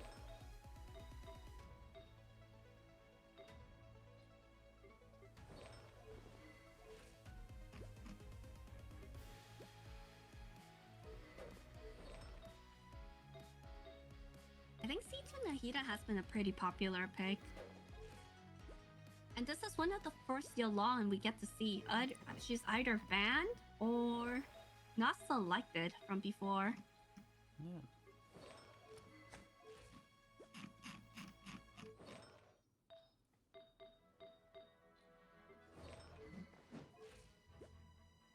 Okay, Would less you, than 2 minutes. would usually expect Shincho to get banned more than Yelan just because Yelan cost a point and Shincho is Shincho. I think they don't want to ban Shincho though, just because it will be more. They don't want to screw up their own teams. Because from what we noticed in the bans, it's usually like the 5-star carries, Nuvolette, Raiden, Yeah. or Hu Tao, Nilo, Kazuha. And then the second ban phase for one weapon and one ban, it's like preventing their opponent from future uses. Yeah. Like Nubian Usually, just get straight up banned, but other characters like Shincho and Fischl is like, cool, let's see who gets them first. yeah. So far, it seems like player B is the one that gets Fischl first, just because they have the ability to choose 2 characters. But player 1 usually chooses like the Hydro, Nuvolette or Farina as their first choice. Pretty interesting to see how it can change just being able to choose first or being A or B. Mm-hmm. Like chess game out here. Just for the pigs.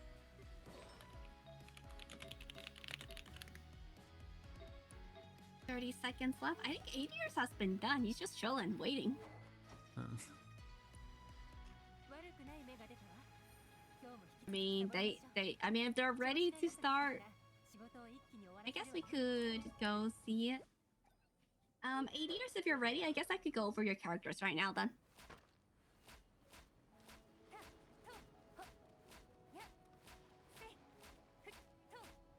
For 3, 2, 1. Alright, time's up. Okay, time's up. Please show me your character constellations and artifacts. Who's ready first? Alright, we'll go through Clayton first.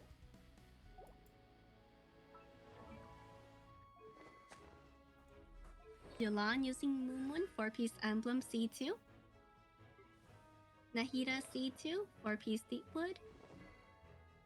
And 1000 floating stream.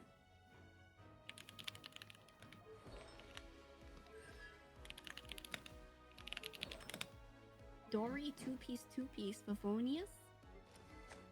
Fischl's using stringless. Ooh, not the 4-piece golden trope on Fischl. 4-piece emblem on Beto, and the weapon is Favonius. Another Favonius. 4-piece emblem and C6 Shincho, and Toma is 2-piece emblem, 2-piece wanderer, and dragon blade EM, so most likely virgin. Alright, and is 8 years here. Okay. Farina, Festering Desire. C2. If you can briefly show the artifacts as well, that would be great. Thank you. Okay, Kokomi. Ocean Clan Prototype C0. We Tao. are based. Oh, Tao's using Homa. And Shima. No EM because Monopyro, lovely. C2 Hazel. I believe that was both VV set, right? Blizzard Strayer. Yeah. Oh, okay. Blizzard Rosaria. For the freeze. Okay.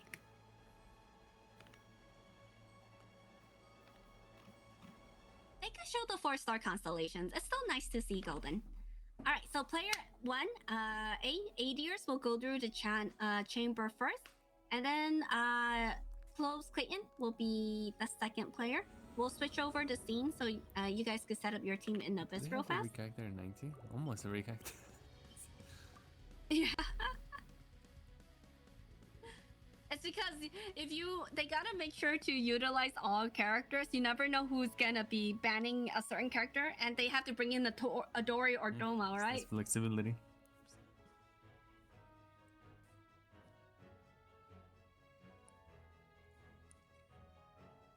All right, let's see. This is gonna be ADR screen. They are. You can start whenever you're ready, ADRs. And they are using the freeze team for Rina on the first side, starting it off with her skill and burst. Kokomi Jellyfish applied. Rosaria freeze. You did end up going with Sucrose on this side. I unfortunately don't use Sucrose at all. I started the game with Venti and then Kazuha, so Sucrose wasn't really a option or like a high priority for me to build. But her constellations are so good, especially with the EM too. Yeah, funnily enough, it was the opposite for me. I really? didn't manage to get the Venti unless the 50-50 to get Chin on the very first manner. Ended up getting Sucrose and I didn't get Kazu on the first one either. Oh no! Oof. Honestly, Sucrose is good. Like, I believe that C6 Sucrose is almost as comparable as C0 Kazuha. You really have some different scenarios where one can be better than the other even. Yeah. But that's why she's like almost 100%. She is 100% pick rate at the moment for our tournament so far. Although Kazuha is banned, in case sometimes they have C2 Kazuha as well. Sucrose has been very consistent because she's the only 4-star grouper. Or one of the best grouper for the 4-star side. And that was already a fast first side clear. And it is going to be Mono Pyro Wu Tao on the second side. This is able to clear the construct really fast, especially with the Pyro Tornado. And they're already trying to dish out as much damage as possible. Oof, it was just enough. Yeah, right before her E runs out. I mean, it can be just pretty odd to have to need to just do a bit more damage and go through another rotation. I mean, can really throw you off, but hey, worked out perfectly. Wow, that animation, a burst ending it at 803 for style points. Love that. We always see Putao with, you know, using invade teams, but Mono Pyro is actually doing a lot of damage for themselves too. For those C6 Bennett havers. C6 Bennett is not as scary as it used to be, because C6 Bennett constellations is able to increase damage for Shanling as well, or any melee characters. But let's go over. It doesn't mess up that many teams. Okay, Clayton, whenever you're ready. Yes, this is gonna be the Dory gaming. We do have, oh my god, what is this team? Over Virgin with Toma, Nahida, Shincho, and Beidou. Just any type of elemental reaction, go. Random B, okay? It is actually pretty cool. Beidou doesn't trigger any of the hyper blooms with her burst, and having the electro application does help to get more bargains in a similar way to the hyper breach helps get more hyper blooms too. Oh, yeah, dude, I don't even know what is going on. I just know that they're just getting deleted. There's so much damage numbers happening on screen right now. They're gonna stay alive though on this side with the bargain. That's scary. Relying a lot on the shield for sure. As Nahida is using her 5-star weapon, but no healer too. Shincho is a pretty good combo, yeah. Shincho for the shield. I mean, not shield, for the heal.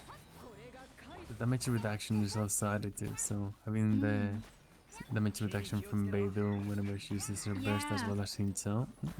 And not only that, even like against the corrosion moves, they didn't even take that much damage from them. Everyone is still healthy in the green. Yeah, that's pretty surprising. Clayton's definitely on a whole nother level. Whereas this one, they are deciding to use Yelan, Dory, Fischl, and DNC on the second half. C2 Yelan should be able to find the invisible algorithm soon. Yep. Even though the official didn't have the new 4-piece, I still slapping. It's just gonna be extra damage on top of the hyper blooms. Oh yeah, look at all of that chip damage going on right now. This is going to be a close matchup for sure. Clayton is going to be ending this at 8:07.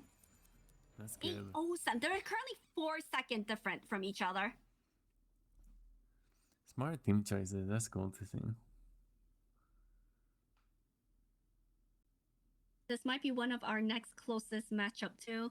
They're currently 4 seconds difference from each other, whereas Clayton's side is using definitely unconventional teams, not widely selected. But aders is having another high skill gameplay too.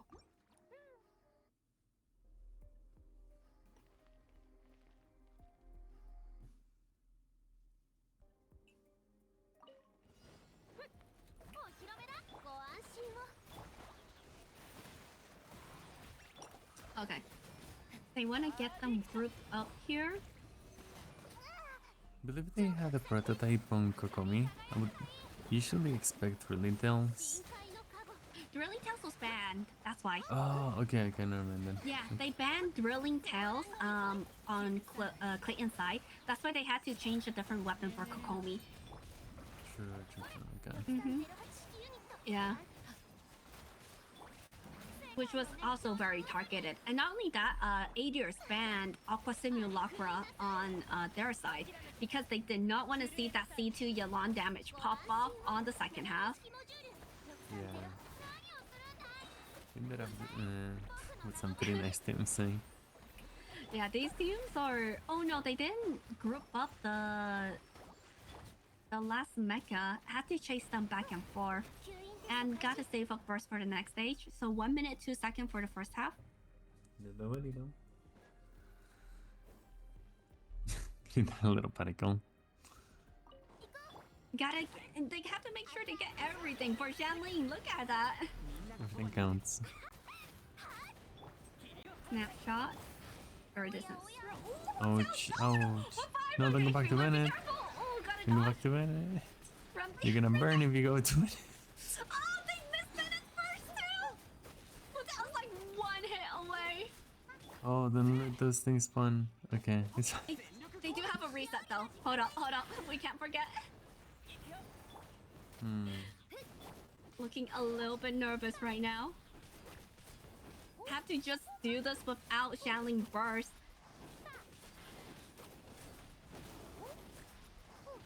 That's rough. It's gonna be one of those situations, yeah. And that's gonna be a retry. Let's hope that they do not have an accidental death. Like, I believe they would have just kept going if they had just killed the chicken right there, instead of just having to wait for the cooldowns again or waste the burst on Shanglin and not be able to get it back. Especially with 80 energy burst on Shanling as well. Want to save it for a third chamber. But with the accidental almost death on Hu Tao, maybe they just want to secure better time because they're only 4 second difference from each other right now. It's pretty close, yeah. But I don't know if using a reset on chamber 2 is good because usually chamber 3 is where people have the most problems with. Yeah, chamber 2 you don't usually see reset. It's kind of like the safe one overall. So during their first try, they took 1 minute and 2 seconds to clear the first chamber. Let's see if they're able to replicate it or do it better. What was the time again? 1 minute and 2 seconds. So they started like 8:58. Okay. Quick math. My memory's so good right now. No, okay.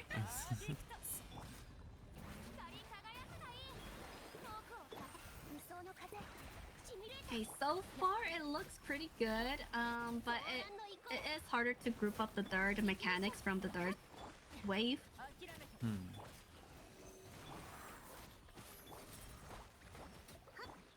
Looks about like the same time, just 1 second slower. Nice.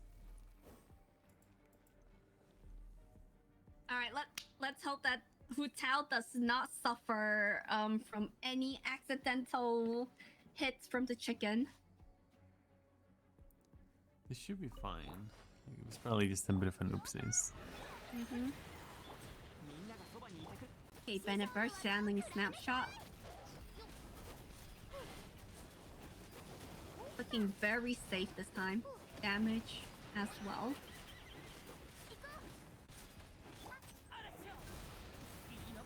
They're using Shiminawa without, there's definitely a lot of potential in it. It does feel a bit wonky sometimes, but on a team like Monopyro, like it's pretty safe.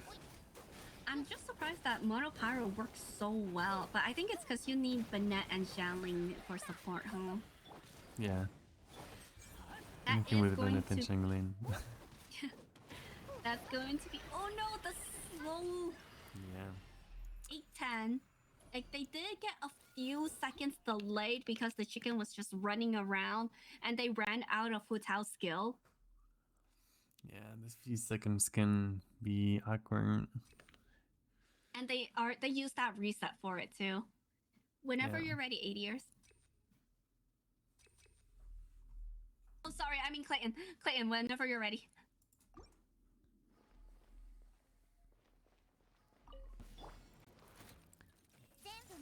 See how they keep everybody alive now.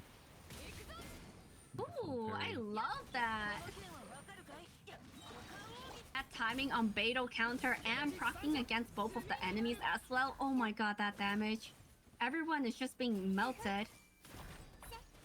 Just writing down ideas for different teams to use. Right?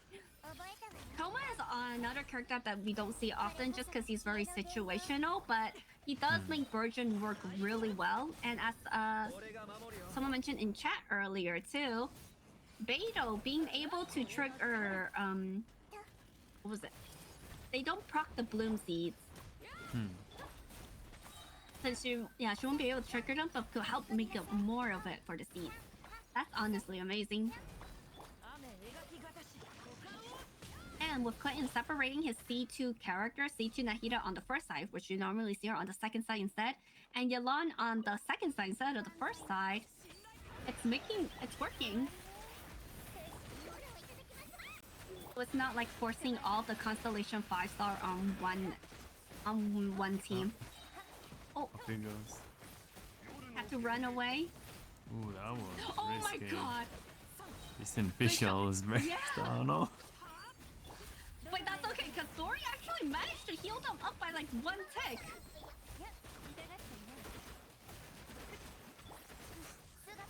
The damage.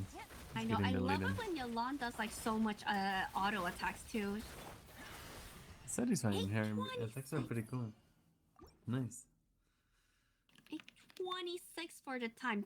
Now the gap is widening even more. 20-second difference between 8 years and closeClayton.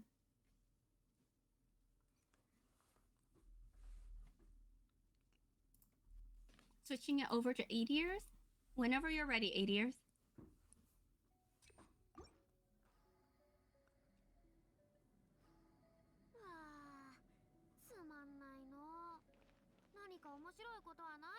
Because it's gonna be close. They have to have a really good grouping for the first side, which they are able to get with Sucrose and managing to freeze them as well.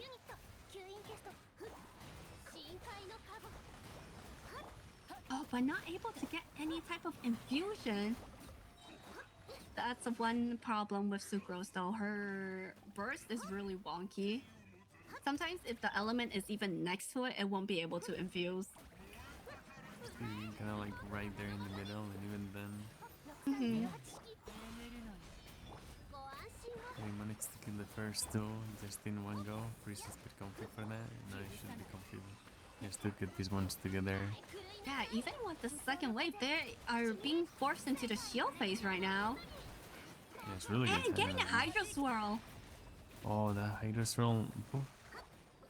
Sucrose missed out on a few swirls earlier, but this is where it counts. And she managed to perform. Yeah, it's insane. The Hydro Swirl did a lot. Shame that the other one wasn't down already, but even then, look at the time, 850. 850, that's one of our fastest first chamber too.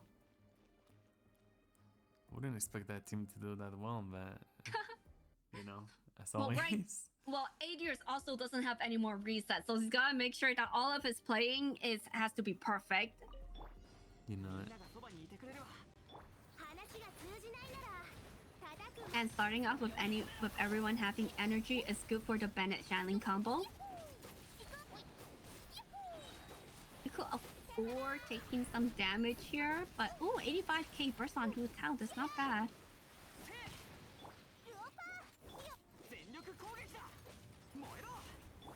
Just a little bit shy of ER from Shanling. There you go. Which weapon did they have in Heisu, do you know? On who? On Heisu? Iso? Good みんながそば question. にいてくれるわ。 Oof, again, look at that how good it is. You just have to start off another rotation just because there's a little bit of damage that you have to do. It's still 802 clear, that's fast. Was it Favonius on Hazel? I feel like if Heisu could kind of run anything, like if Favonius would make sense Yeah. for an energy. Only Any- Drilling Tales was banned, so it's either Favonius or Prototype Amber or any of thing like that. Yeah. Think fast. Thank you guys. You guys are remembering this better than I do. Okay, Thank you. and now, Clayton, your turn.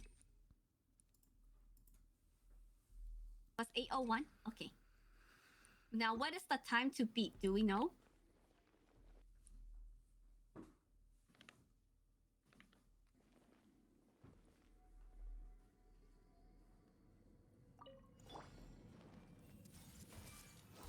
So Clayton should be looking at a slightly comfy time as well for his third chamber.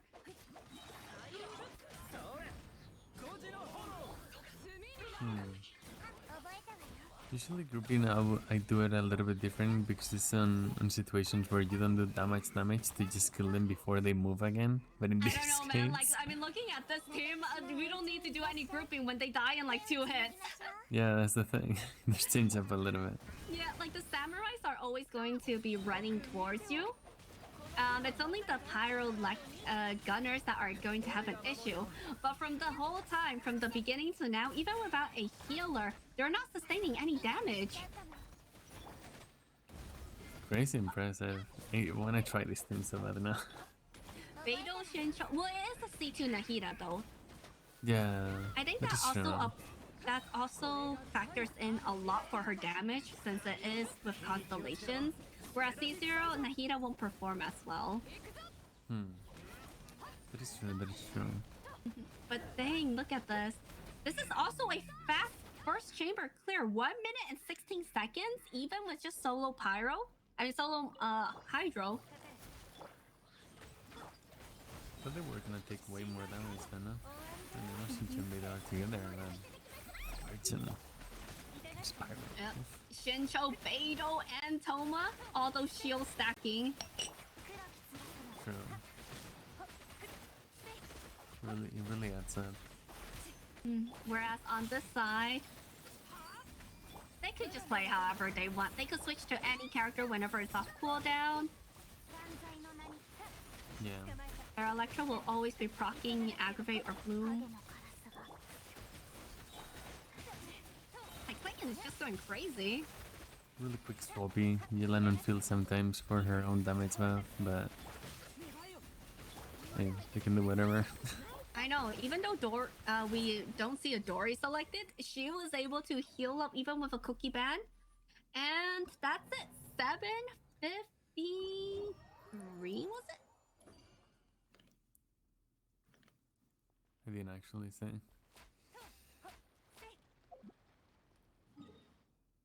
Final score for Clayton. Did we get to see it? Wait, where's a Moon's Moon Yellow too? I'd love to see Oh that. yeah, Moon. I call it Moon. I don't know how to pronounce it correctly. Yeah, 753. So the final score between the two players, Clayton advances to the next stage with 334 seconds, That was close. Congrats. whereas Well played. Aders is 346. Was it? Yeah, it's only like 12-second difference from each other. Yeah, that's pretty insane. One of our closest matches so far. But GG, round of applause to both players as well. Played. Especially with the teams loves Clayton, especially with the team that that Clayton picked out with C2 Nahida with the Beidou, Thomas, Shencho, all those shielding, all those interrupt resistant, all those reaction. Lovely. But yes, before we go on to our next stage, we will be going on another break. But before then, let's give us a round of applause for our Shoutcaster Milk Impact as well. Let us switch over the screen to the to the webcam.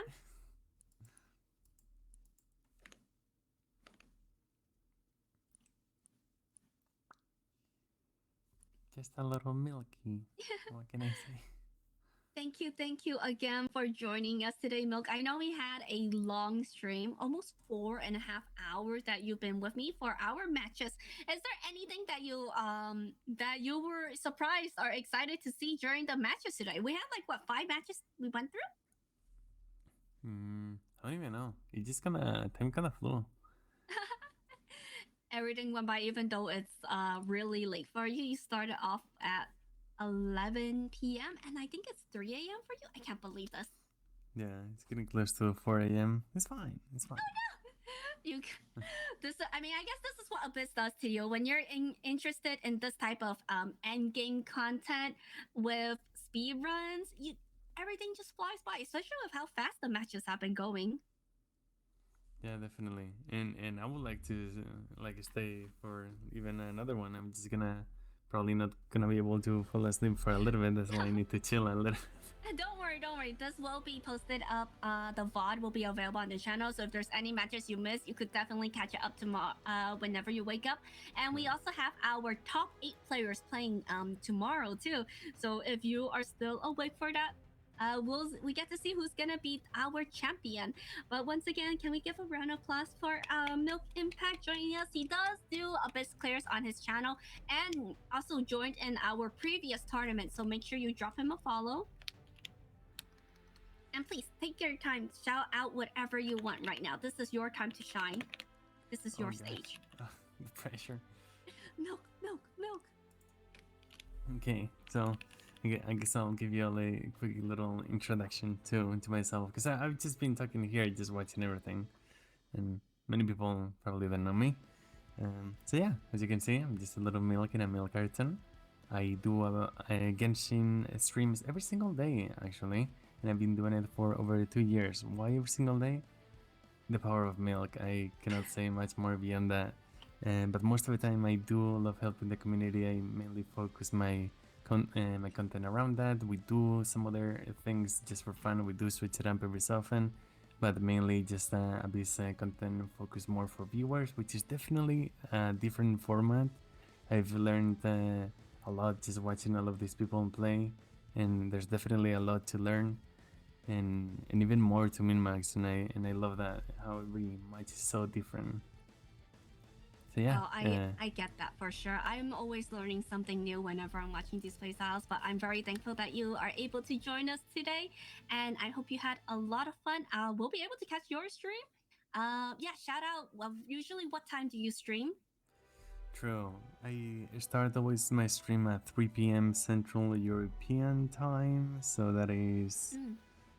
I don't know how to do maths, but you know. Okay. That is usually around, I believe, 10 or 11 a.m. Pacific Coast time for me. Okay. I usually see you streaming when I'm at work, and we're just kind of like, oh, lurk. I see, yeah. Or 6 a.m. PST too, yeah. But yes, thank you again, Milk. I hope you had a lot of fun. I'm excited to maybe you'll start doing 1v1s on your channel as well after you do Abyss Clears. Please get some rest. I know it's really late for you, but thank you again. Thank you. I will try to integrate something like that too, because this is an entire world that I'm definitely interested into, and that there's a lot to do around there. So yeah, some 1v1s and stuff like that. Slowly but surely we'll try to do some other things like that. Yep, sleep well. Thank you again. Thank you all so much. I'll see you. Bye. Thank you, Cardy. By the way, thank you so much for hosting and having me here too. and everybody working on it because there's a lot of things to do, a lot of work behind the scenes, you know. So I appreciate Yeah. it. Our production team is working hard, which by the way, none of them play Genshin. I have two people helping me with production. None of them play Genshin at all. But they are working to make sure the scene switches are nice, overlays are on point, webcams, everything is happening. So yes, my production their IRL friends are helping me with this, so I'll owe them a dinner and whatnot. But thank you so. But of course, we also have to give shout out to our sponsor and also for our shoutcaster because I would be very bored and also tired if I don't have you guys keeping me company. So thank you, Milk. For sure. Thank you. I'll see you. Bye. Bye. Don't forget to drink your milk, kids. If you want to be a goated player like Milk Impact, you gotta make sure to drink your own milk. But yes, we do have 2 more matches to go through. Right now, we are gonna take another small break while I get our next guest up. But for our last 2 matches, it's going to be Leroy Alari versus GBKZX and Jester Lin versus Carlos. So after the end of those 2, or after one more match, we'll probably roll for one more Welcome Moon giveaway. And or should I save it for the last one? I'm kind of confused. I don't know what to do yet. But let me go check up our next player. We'll be running a quick break again. Thank you all for hopping in once again. Thank you everyone for joining us in our match. Thank you for the raid from BTMC, which if any of the lurkers are still here, he will be joining us tomorrow for shoutcasting as well for some of the finals. But for today, we are going to have our next guest up, which is going to be Sevi Plays. But before then, let's run a quick break. Another thank you for Abai Power for sponsoring the tournament. And we'll be right back with our last 2 matches soon. Don't go anywhere. Or at least get some water or get some food, break whatever you need. I really am thankful that you guys are joining us for the past 3 weekends. I don't want to get emotional, but I will be right back.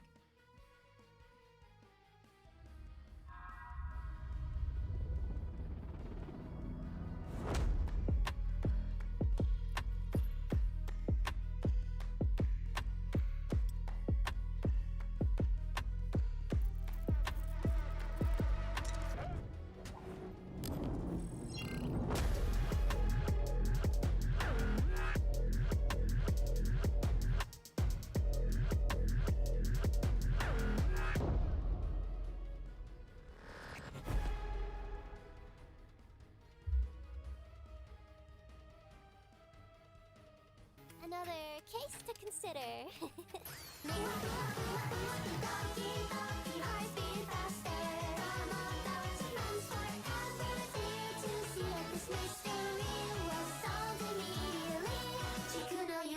That's right, I'm not just a detective. I'm a time traveler. Look at this.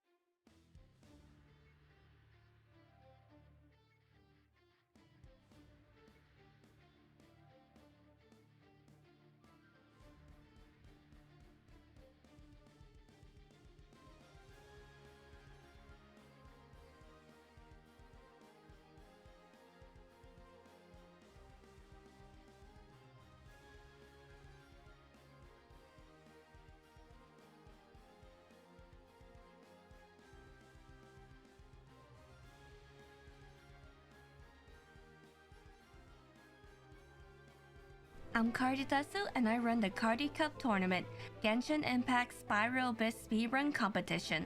Player versus player with a shared character pool, character bans, and constellation restrictions. The Cardy Cup welcomes all players from around the world to compete against each other in the Spiral Abyss. Challenge your knowledge in team compositions, artifact bonuses, and character synergies. Do you have what it takes to be a speedrun champion? That's cool. All right, and we're gonna be starting now. Welcome back, everyone. Oh, we forgot to change that. Welcome back, everyone. We have our second guest of the day, Sevi Plays, joining us. Please don't mind the name. We're gonna be fixing that real fast. I'm Milk Impact. Hi. Where's the little milk carton? No, I'm kidding. Milk Impact face reveal. It's actually Sevi all along. No, I'm kidding. Yeah, But exactly. It's me. But thank you so much for joining us today, Sevi. We originally started off with 7 matches to go through, but we have 2 more left, which are going to be very close as well. I'm very excited to see you joining in. And as I mentioned it before, but it's not often that we get to see different type of characters being selected or being showcased. And I believe Abyss is the best place to see any type of DPS challenges as well. Oh, yes. What is your experience with Abyss? Well, my experience with Abyss is as important as it is to know your team reactions and your team synergies. What I find really fun watching is manipulating the enemy AI because it's like speedrunning it, especially this Abyss. I do have like difficulty getting good runs sometimes just because the enemy AI can be a bit screwy, you know? Like, Oh, so I know those for a can fact. sometimes be make or break it if you don't get into the right positioning, if the enemies Mhm. don't behave how you want. But once they do and you have your team synergy down, then usually it's like all in the bag. Especially Chamber 3, right? Since this Abyss, Yes. all the bosses are put in the second half, but all the mobs are on the first half. And Chamber 3 with Yes. the 2 pyro gunners and the samurais Yes. that you have to kill at the same time. And then not only that, the 2 pyro lectors as well. Yes. I mean, I've been It's watching Chamber 3. I've been watching these gameplays for like the past 3 weekends, right? But Yeah. I'm still always amazed how they're able to get the grouping well enough, manipulating the AI. And whereas the Chamber 3 is just all, the second chamber, it's all DPS. Yes. Exactly. Mhm. Exactly. So in these speed runs, like the second half is gonna be your time saver. It's gonna be where Yeah. you can like make up for whatever the first half did to you. Yep. And with our rules too, they're also allowed to use 1 reset. But if they use 1 reset in, for example, chamber 1, they're not allowed to use it in chamber 2. Sometimes technical resets are used where they could try to get a better grouping as well. But if they end up killing a character in their second reset, that's it. Game over for them. They have to still play it through. And if they kill one character and accidentally kill them all, that just might be it for their tournament placing. Oh no. All right. And that unfortunately happened twice today. Let's hope that that doesn't happen again. Commentator curse is a thing. Did it? Oh my Yeah. goodness. Okay. But how about any certain characters you're interested to see matched up? Because I'll let you know right now we are seeing a lot of Novelette bans today. You know, a Nuvolette ban makes sense. Yep. He's too strong for this one. He's too strong for this one. I'm not sure. I do anticipate like a lot of hydro characters, Yeah. like hydrocentric teams, definitely. So there's probably gonna be Farinas in there. Yep. Lots of Farinas perhaps. I am interested in how people are going to be using maybe Electro and Dendro, if there's going to be a lot of Electro and Dendro Oh, there usage in the are. first half. Yeah, because you told me that like the previous player did a Burgeon team with Beidou, Yes. which I think is pretty good. It's a good team to go in there. So we'll see. Like, yeah, definitely the Hydros, but then let's see how the other elements can be exploited here too. From my history with watching the plays from this weekend and last weekend, we Yeah. have seen a lot of Hu Taos selected as well. Mono Pyro Hu Tao. A lot of Yalon, Farina, of course. Kazuha's either banned or picked. A national team, Venet, Shincho, Janling, Sucrose, Fish Show. How can you forget them? But the main but the main is just like the DPS, where we did see a Zhao gameplay, which I loved. Did we? Yes, and there was also what was another one? We did see a Yang Fei getting selected and your Mia. Okay. For Mhm. the second half? Yes, your Mia for the second half. Okay. Xiao was the first half. Double Xiao Anemo, was double first Hydro. half. Yes. But Oh, I see. That's fun. But we'll never know. We have a lot of 2 more matches to go through. Everyone's account is always different, depending on their teams, what they roll for in weapon, constellations, and characters as well. And with this current rule set, so before when I had you on, our current rule set was 5-star characters are limited to constellation 2, right? Yes. This time we changed it up where it's more of a point system. We base it off of a 7-point system where 5-star limited characters, for example, like Ayaka, Raiden, if they're C0, they're worth 1 point. But if they Okay. have constellation like C2 Kazuha, that's worth 3 points. They have to know their own account and see and pick and bans whatever they is more suited for their roster. So Yeah. we have seen a C6 Nahida gameplay today, but that means all of their other characters have to be 4 stars Yeah. and no 5-star weapons. There's also That's kind of funny. Okay. Right? There's also a restriction on weapons where 5-star weapons you're only allowed to use 2 only if you have leftover points from your draft. And we're limited to refinement rank 1. So this is the best we can do with balancing the issues with all the constellations artifacts. It is Yeah. I believe it's a little confusing in the beginning, but once you get through it, you kind of have an idea. It's like, oh, okay, so this is how the points added up, and it's all dependent or very dependent on your 4-star carries too. Yes, yeah, I definitely see how that's a lot more flexible because if you just straight up ban C2, then like you can't use your C3 characters, you can't use your C4 characters, but at least here you have the option to do C3, C4, C5, even C6, as C6. long as you compensate and balance the rest of your team. Yes. Oh, and I forgot. And the standard character, since we've been playing the game, for 3 years now, there is a chance, there's a high chance that people lose their 50/50s before. So for the standard characters like Mona, Jean, Kachin, Diluc, Chichi, all that, C0 to C3, they're only costing 1 point, whereas C4 to C6, they cost 2 points. So that kind of helps them if they get high constellations on certain characters, but still want to use them, like Mona Jean at the moment. Okay. And Nari. Yeah, okay. Have we been seeing a lot of usage from the standard characters here? We saw a Kachin today, C0, which unfortunately did not make it through, but they have one of the strongest Kachins I've seen built. But Tanari C3 has a high damage potential with Aggravate. Really? We Yes. got it. Okay.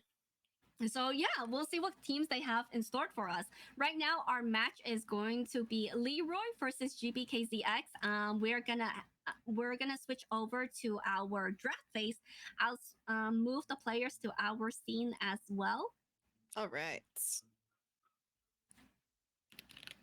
And now with both of them here, please choose heads or tails. So how we are doing this is that both of the players will get to choose heads or tails. We flip a coin, and the winner of the coin toss will decide if they want to be player A or player B. They do have a draft selection here where they could, ban characters first and then selecting characters. And this time they have 6 global bans and 2 weapon bans. So we added in an extra weapon ban to the tournament. Interesting. What have we been seeing banned? Some Favonius. A Favonius sword has been banned. That is so true. It's painful. But from what I've seen, a lot of them tend to ban 5-star weapons to prevent a certain carry. Okay. Well, I think banning Favonius is such a funny move. Like it's such a funny but like right move. That's hilarious. I would do that too. Yeah. Luckily they're only banning like 1 weapon one weapon type, so not a so like a weapon sword, Favonius sword, and not Favonius bow. But imagine banning the whole type. That would be so painful. Yeah, that would be hilarious. Oh my goodness. No Favonius particles for anyone. No Nope. energy for anyone. All right, let us start with this. So they have 30 seconds to select their characters, each character ban or phase. So starting off with GB. Okay, GBKC, choose your first ban. Oh my gosh, these screens and overlays are so cool. Oh yes, so this is I just want to give another shout out to our draft order. That is actually made by our Brazilian member of the community, Flake Luna. This is actually free for people to use. It's a whole app that they coded my as well, where it has goodness. all the animation setting in. They put in the flags because I requested it as well. And they also have adjustable background too if you want to use a certain backgrounds, an animated background on your side. The Discord is completely free to join if you guys are curious and want to try it out for yourself. That is so cool. That is so, and these animations are so good as well. Right? Like it's all official animation too. And they also added in the constellations for our 5 stars. So already immediately first half, GB, KZ, and Leroy are banning Hu Tao, Bennett, Neuvillette, and Nahida. GB, choose one character. These are solid bans. Yep. And when they select their 5-star characters, they have to let me know what constellation they are. So we have to make sure that it's within the rules and regulations so they don't go over the points. So GB is selecting C0 Yalan first, whereas Leroy is going to be immediately picking the Hydro C2 Farina and also Ooh. Shincho. All right. Okay. Let's double hydro right away. GB choose 2. And with the 8 characters selected, they can actually rearrange them however they want in the abyss afterwards. So it's not like the first 4 characters have to be on team 1, and they could rearrange them. I see. Okay. Right, GB is picking Fischl and Sucrose. Interesting picks. I feel like, well, Fischl is probably going to be like a common pick here, honestly. Yeah. Fischl has been known as our secret 6-star as well. Yeah, definitely. So we're getting a lot of hydros right away from both sides. We'll see. Especially for the first chamber, double hydro is very important. Yes, it helps a lot. It's a time saver. Okay, GB choose 1. So far, right now, Leroy is selecting C2 Farina, Shincho, Shanling, and C0 Kazuha. So right now, they have 4 points. They still have 3 points to use either on their 5-star characters or saving some for their weapons. Okay. So the weapons are going to be selected after, or they tell you as we go? Okay. They have 7 minutes to prepare their weapon and artifacts after they choose their characters. So then we will have to make sure that everyone is following the rules for it. Leroy choose 1 character and 1 weapon to ban. And he's going to be banning Nilo. Bloom is honestly really fast in the first chamber too. And the Aqua Simulacra. GB choose 1 character and 1 weapon to ban. A Nilu ban. That's cool. I feel like if they are serious in the competition, they have watched their opponent play previously before, kind of study their roster, their teams, and be very targeted in their bans. Yeah, that's true. So Raiden Shogun and Festering Desire is also banned now. Because it's one of, Farina. It's for Farina. Yeah, best in song. We have Stringless banned before too. Oh. Is that like for Fischl? Yeah. Okay. I feel like almost every Fischl is using Stringless, and if not, then it's either like a 5-star weapon, Aqua Simulacra. Leroy's gonna be picking Alhaitham C0. Yes. And yes, Alhaitham players, let's go. This is our second Alhaitham gameplay as well. Okay.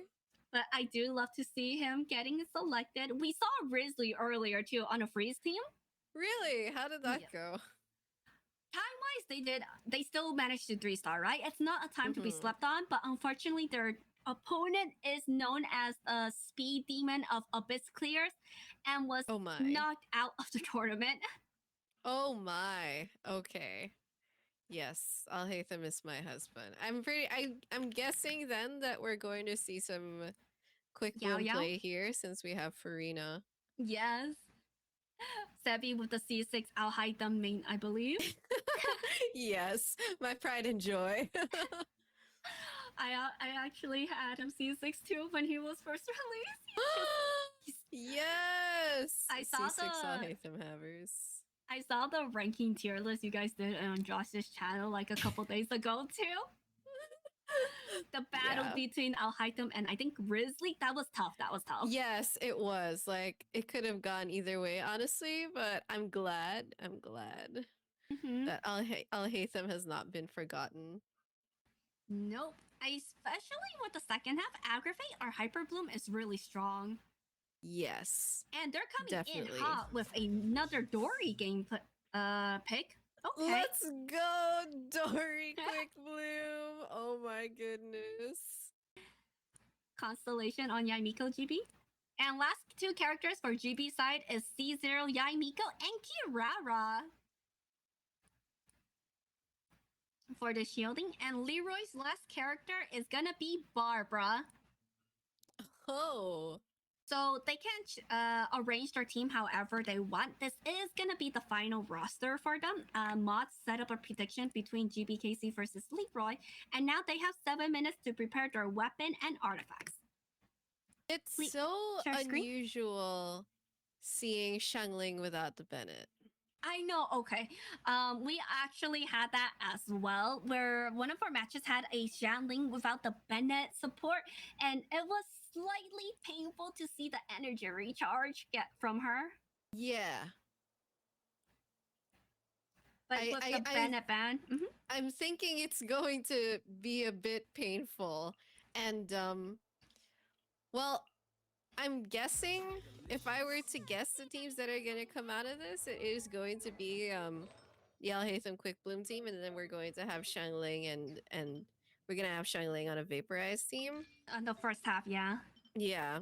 So I don't know. That's kind of I'm a bit concerned to see how they're going to deal with the Shangling energy recharge there. Well, it's either going to be a lot of Favonius or yeah. I have high hopes for both of these players because they are known to be really fast in the community. Taking Okay. a look at it as well. So we had during our preliminaries, we had 69 people sign up. We had to go through 66 players of their matches because some people didn't show up. And these two players made it to the top 32 ranking, meaning that they were the fastest clear time. GBKC was ranked number 8 out of 66.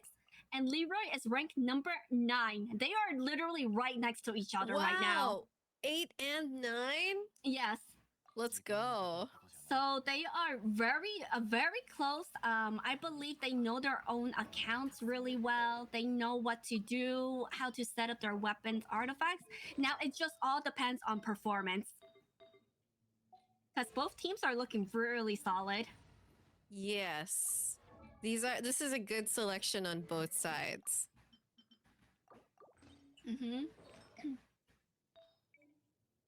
I'm just so curious to see how they're going to set this up because Dory is an unusual pick. I was pretty surprised about that. I was pretty surprised about that. I was too until I saw a Dory pick last match, and I was like, oh, okay, they're making this work. they know what they're doing. I do have high praise to sing for the Brazilian community because they are one of the strongest 1v1 tournament speedrun players out there. And out of our 32 players, 16 of them were from Brazil. So, and they've been consistently supportive of the channel, supportive of the 1v1s. They do almost every week, every month, their own tournaments, just for the fun of it, just for the joy. So I believe that you'll be surprised to see how they are, playing their knowledge on the game, the characters, and their skills. That is so intense. It is. I love it though. Okay, so but Okay. point-wise, GBKZX is using C0, Yalan, Kokomi, Venti, and Yaimiko. That is 4 points out of their 7-point system. So but with the 2 5-star limit for the weapons, they could only use that. Whereas Leroy has C2 Farina, so that's 3 points, with C0 Kaso and Alhaitam. So they're allowed to use up to 2 5-star weapons as well. So right now they are just, gearing whatever they need.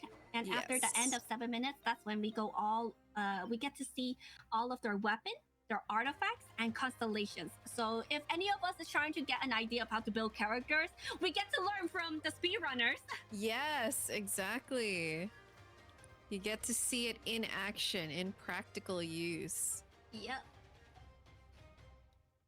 I'm also interested in what setups they're going to use exactly, because when you look for general build advice, like it's kind of a toss-up depending on who you're watching, whether the builds are going to be like for general use, or if there will be like certain exceptions if you're trying to speedrun things and things like that. So it's going to be depends interesting. on the teams. Yeah. Yes, exactly. Because, like, for example, Cookie, you could build her EM or HP, but it all depends on what team you are running her as, too. Yes. So it's all very situational. It needs to know specific knowledge on your characters as well. And they have less than 3 minutes to prepare, but GBKC is giving us a slight preview, which they are allowed to do. They could do some practice runs on their setup. Okay. Let's see it. Leroy too. So they are going to be using the Venti, Cookie, Yalan, and Kokomi double hydro on the first half.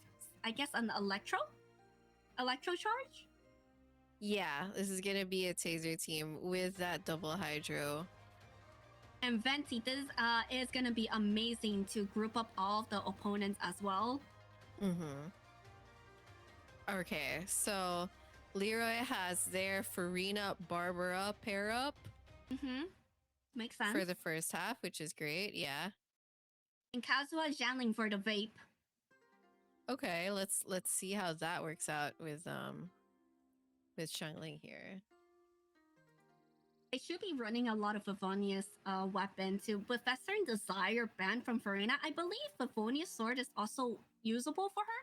I think Favonia's sword will be good for her here, especially because when you need to feed Xiangling, you also need to feed Farina herself. And Barbara, I don't know if Barbara is going to be making any particles unless she's also in Favonia's. C6 Barbara is also for, the emergency revive and also for the heals too. Yeah, it's a good scenario to use here. But wow, I know this is just practice right now with 1 minute remaining, but the times that they are giving us are already stellar. They are side to side on their ranking for their preliminaries. Yeah. Dang. And whoever's the winner of this will be playing against Odin Zada tomorrow. And Odin Zada is known as one of the fastest Abyss speedrunners in the Brazilian community. Oh my. Okay, that Al-Haytham team is just following through with the Dory. Let's go Dory gameplay. Dory applies Electro to your own characters, right? Yes, she does. So that you can do some fun things with that. Yeah, so even if Cookie was not usable for them or, taken from other side, Dory is able to provide Electro for the blooms and also heal too for the second half. Yes. 4 seconds remaining. 3, 2, 1. Okay, let me tell them. Time is up for the setup. Please exit Abyss and let's go over your character, weapon, artifacts, constellations. GBKZ, since you are player A, please show us what you have first. Okay, Yelan on Fav. Oh, and if you could quickly go over the artifact too, just for us to see, that'd be great. Thank you. Okay, and 4-piece emblem. All right, next. Official. Fischl got a huge upgrade. Ooh, Thundering Pulse. Let's go, Thundering Pulse. Hi, Joshua. Hakushin Ring, 4-piece VV, and C6. Ooh, I see. Hakushin Ring. It's another common weapon used for Sucrose too, from what I've seen. I don't have it upgraded though. Oh, Okay. and Everlasting Moonglow Moonglow. Kokomi with the donuts. And Moonlight Cookie. Alright, C6. alright. Definitely out to Hyper Bloom. Mm-hmm. Although it was a taser team that time. Okay. Stringless. And Nico. with Sif. Two-piece combo. C0. Okay. And last one is Kirara. Nice. On instructors. Very nice. And Dockhand. That's a new weapon from the last banner, I believe. Yes. Well, Okay. it was that. Leroy? Yeah, it was the new HP weapon. It was like, what? HP weapon out of nowhere? But, Mhm. you know. I've been seeing that used on Nilo too for the Dockhand. Yeah. I mean, I Oh, guess if they don't Splendor. have key, or if they used up all their points and weren't able to include their key as a 5-star weapon. Yep. He's doing a flex on his artifact for Xiangling.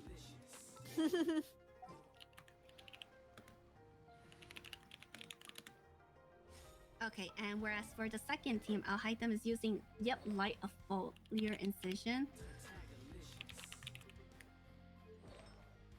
Yeah, the Al-Haytham's gonna get everything.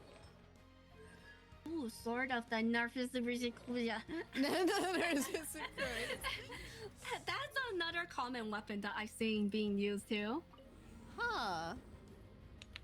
Interesting. Okay, so once again, player A, GBKC, you'll be going through the chamber 1 first. Do not use any attack cards, so any cards with the sword logo. And you are only allowed 1 reset, meaning if you reset in chamber 1, you're not allowed to reset in chamber 2 or 3. Let's switch over our scene to GBKC exercise.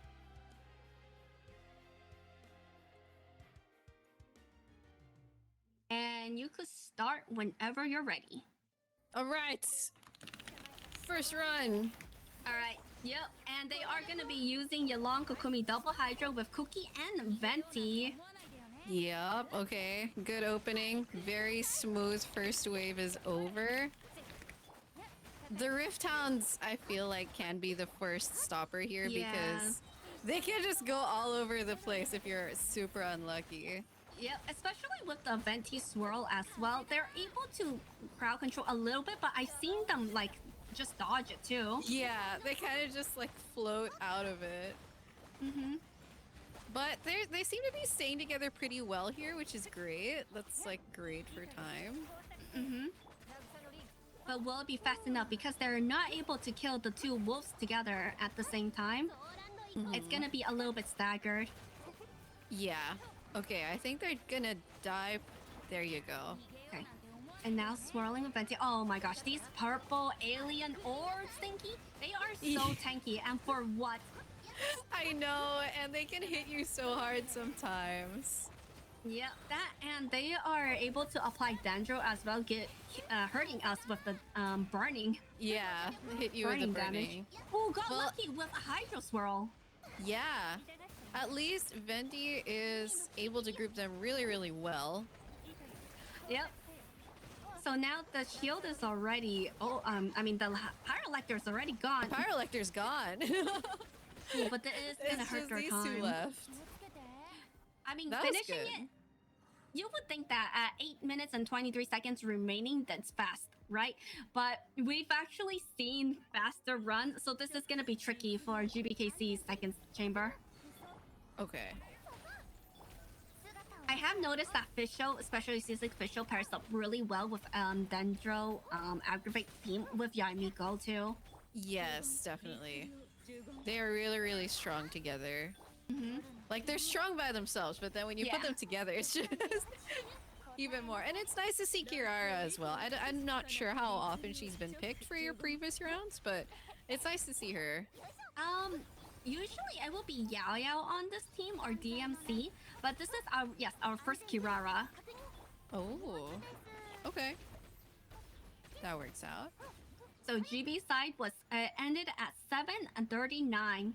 Stellar first clear. Let's switch the scene over to Leroy.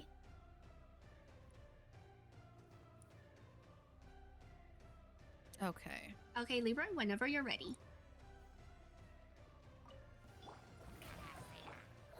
Okay, we get a Farina team here and Barbara gameplay.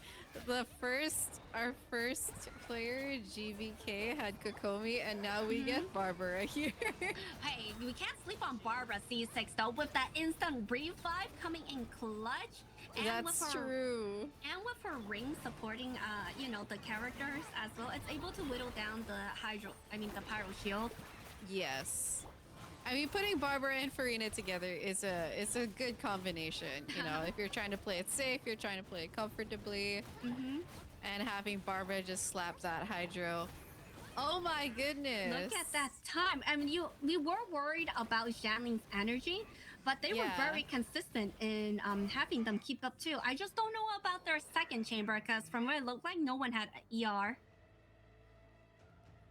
Well, hopefully Dory's energy regenerating thing is gonna kick in. But it should be fine for this half.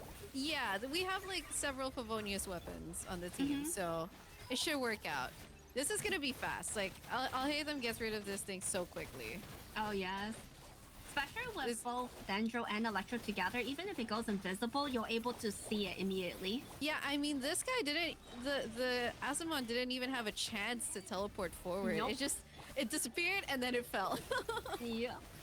And right now, too, I believe just one more rotation should be enough to clear.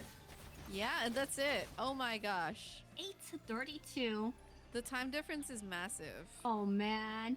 I don't know if GB wanted to reset the first chamber right now as well, but that is going to be rough. Okay. The gap between them. Yeah, that is going to be rough. So for Whenever GBK, you're ready, GB. It might have been like the second wave of the first chamber that delayed it really hard. Yeah. But let's see, maybe they could bring it back. You'll never know with these type of competitions. If a player has an oopsie, accidentally kill off their team, their opponent can advance to the next stage. And oh my gosh, look at that Venti. Swirling all of them together. Yeah. Come on, Venti, do your thing. Do your speedrun thing. Apparently, also for a mention, Leroy is also known to kill off his characters as well in a competition. Oh, really? So let's hope that doesn't, no, I'm kidding. Let's hope that doesn't happen this time. Well, you know, you gotta go hard, play hard. If you're gonna speedrun that fast. Yeah. Especially when I see players pick characters or pick teams without a healer, they need to be very reliant on knowing how to dodge and iframe. Yeah. And that's when you know they're really going for the speedrun. Yep. Okay. So a lot of damage being taken by the mechanics as well. Yeah, I really hate fighting these mechs, honestly. Like, this construction mech is probably one of the most annoying mechs in my opinion, especially when it appears in Abyss. And when it does like the spin too, it will stagger you, prevent you from doing your your skills. It's like the new Ruin Guard spin. Yeah. Okay, Jade Plume Terror Shroom time. So this should be a pretty straightforward battle. It's just you can get bad RNG with the chicken charging you. But so far they're able to kind of just keep it in the center, or even if they get charged, they try to play along the wall so it doesn't take too long to run after it. That's good. That's a good tech. All right, chicken's down. That's very convenient, honestly. Yeah, we're gonna have the Electro Shred coming in from Sucrose, Yamiko Burst, and they should be clearing. Very this nice. Amazing time, 7:59. All right, all right. Well, that was an improvement. For sure. Let's switch over to our opponent. I mean, our second player, Leroy.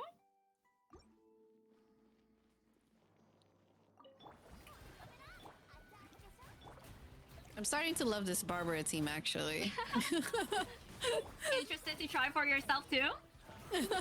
Oh, Barbara and Farina are a great combo. It's the the solo Pyro Xiangling that I am more afraid to try. True, But true. they're making it work. They're making it work, definitely. Oh, they are like that vaporized damage as well with the solo Shanling. Yeah. Oh, that Sack Sword Kazaha is helping as well. Hmm. I mean, I don't think I've seen the Shanling being low on energy so far right now. Yeah, the batterying here is really smooth, like the swapping and the rotations. So this is really good. Oh my goodness! Oh my god, that one punch and a huge chunk of the HP was already taken away from the mechanic.